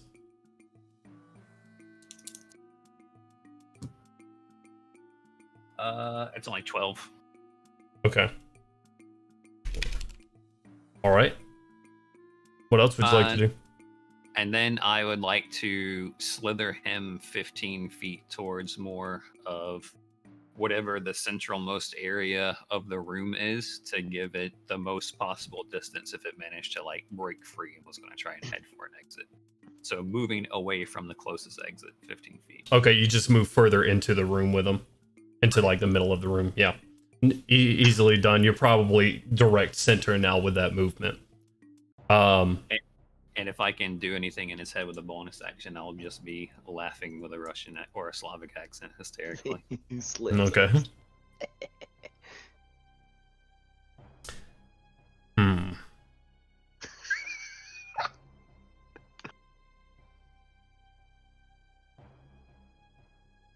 Go after Lucas. That's fucked up, man. Lucas has been an honorable guard companion. He is going to drop Gorham and Milo with Please his. don't actually do it. Do what? I said, please don't actually do it. I'm gonna feel bad. He drops Gorham and Milo out of his claws, and as he pulls himself to look you in the eyes, Artyom, he is going to release 4 attacks onto you. Oh All shit. of them will have disadvantage because of my sonic effect. Well, they have disadvantage because he's restrained anyways. If it was possible, I'd like to keep laughing even as he's hitting me. I get an Alright. AOP on him for With some con saves. attacking someone besides me. All right, go ahead and make your AOP. Some Rocky Balboa, like your snake face. Like, oh, Adrian. 26. That hits. 24. Goddamn. Bop his ass. 8 damage, 8 thunder damage, and his speed is reduced to 0 for the rest of the round. Okay. His speed is already 0, so. Double 0 now. 19, Kent. Yeah, I'm just gonna AC is roll. 12. I'm gonna roll all attacks. 15, 16. So 15 plus 9 is 24. Yeah, AC is 12, so All right. it's real easy to hit. That's a 14 and a 16. That's a third hit. That is a 6 plus 9 is a 15. So all 4 hit. The first attack does 13 points of damage. Okay. The second one does 20 points of damage. That's both claws. Okay. And then the fists do 9 damage. Okay. And then 8 damage for the last attack. As he just unloads into your form. Cool. I'm still at 10 hit. Nice. Have you used your reaction to do a D8 of damage back to him? I can do that. Let's see if Richard actually does something in death. Oh, does that mean he gets to do that 4 times on all 4 I have attacks? to use my reaction. Oh, it's your reaction. Okay. Actually, yeah, I'll go ahead and use it. Sure, 5 damage. He takes 5 damage? Yeah. Just 5 whole damage from a spirit of Richard. It's like... But obviously he's scowling the whole time like he's looking at frickin' Artyom. He's like... You did this. Does that kill him? Artyom and Crowley? How do y'all want to combo this? Yeah. Let's go. What's your spirit? Well, obviously, like, you just tell me what you want to do. If you want to just like hold on to him like really tight as the spirit lashes out. I imagine like while it's lashing out, it just gives you the stink face as it's looking by, and then just goes and just dives for this thing. Whatever equipment he had in life, though, and though still looking really cut up from the bug. He's going to dive in to the creature and almost kind of like bury himself in its chest and just cut his way out. Okay. Since I'm just going to say he's ethereal and corporeal and all that. So right. And probably as he like sort of goes through them, and the creature like I guess maybe starts to die or go limp or sort of loses its resolve, and them legs are going to Plato land. Okay. Well, it's interesting as Richard hits the fiend and goes inside and starts clawing his way out. He has 1 hit to his shoulder, and you see fire start coming out of these wounds. Another hit.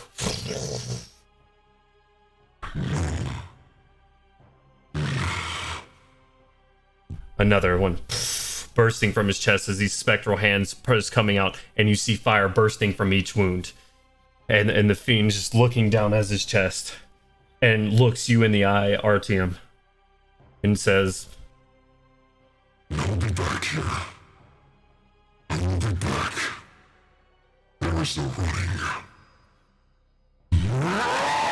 and just explodes into fire. Everyone within 15 feet. Oh shit. Dodged bullet. Stand away over here. Glad you hit you lay on hands is a good idea. Everyone within 15 feet takes 28 points of fire damage as the fiend erupts into a fireball. And where you were holding him before, Artyom, I'm going to say your snake form does not get a save on this since he's grappled. But everybody who makes the save, which is a DC 16, you can take half damage. Everyone has Gorham, and you have inspiration, so you should be okay too. So, And if you're within 10 feet of me, you get plus 3. right? Yep. Yes, Do I get sir. that plus 3 as well? Yes. Yeah, you Yes, also you do. get that +3. It's part of why paladins are Okay. so fucking dumb. I failed my save, but I was like, oh man, I just lost my homunculus. The motherfucker only has 10 HP. It nat 20'd its save, and it has evasion, which means it takes no damage on a save. Very nice. Hell yeah. Your homunculus flies away from the fight quickly. How badly did you fail your save, though? Sorry. How badly did you fail it? I only rolled a 15. What was the DC, Jones? 16. 16. I got a 17. Well, you rolled 13. You get a +3 from him, right? Only So because it's of my 26 intelligence. points of Yeah. damage. 26. Yeah, I think 26 points of damage if you failed, and 28 points of damage if you succeeded, and if you failed, 14 points of damage. 14 points of fire damage. Wait, was I getting a bonus from somewhere, Matt? Yes, the Paladin aura. Oh, Were you within 10 feet of him? Yeah. Is entirely Jones dependent. described them as being held like 10 feet, like, you know. Yeah, Yeah, oh, yeah, and they yeah, were yeah. dropped right where they were standing. He Right, didn't throw right. them or anything. Gotcha. So they would have been Okay. within 10 feet There of you each go. other. So nice. me and my So- homunculus both succeed. And Melgrim takes, half of half damage because rage. Oh, I forgot to roll for Melgrim. Sorry. Oh, I thought you said you both succeeded. My bad. Does Melgrim have inspiration or no? No. No, Melgrim think hasn't anyone been has granted inspiration. inspiration.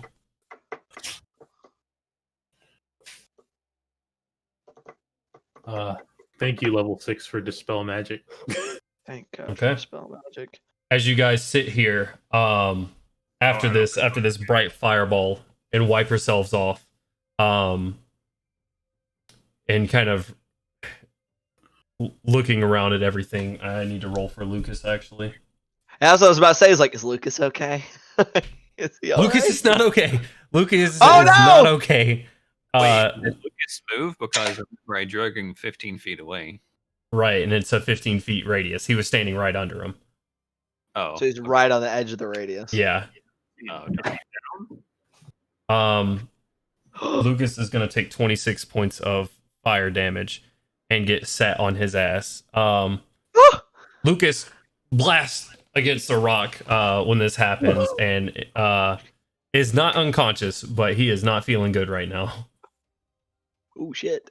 As you guys sit here and kind of collect yourself and your thoughts about what just happened, that is where we're going to end tonight's episode. Thank you, everybody, for hanging around. Thank you, Gorham and everybody else around here for hanging around. I really appreciate it, even though we went an hour past it. Thank you guys so much. We will see you guys next week for our Halloween special, October 31st, Halloween D&D game. I believe we've all agreed to dress up in some sort of fashion. I don't know what that looks like yet, but we'll be dressed as something or another, maybe. We'll see. Anyways, and we'll have a Halloween special, little spooky themes, and we'll see where the party goes from here. Thank you again so much for hanging out. Since it is so late, we're going to skip Roses and Thorns for right now. We may do that later on, but we're going to go ahead and get out of here. Thank you so much, guys, for hanging around. Much love. Bye-bye. Bye. Peace. Bye.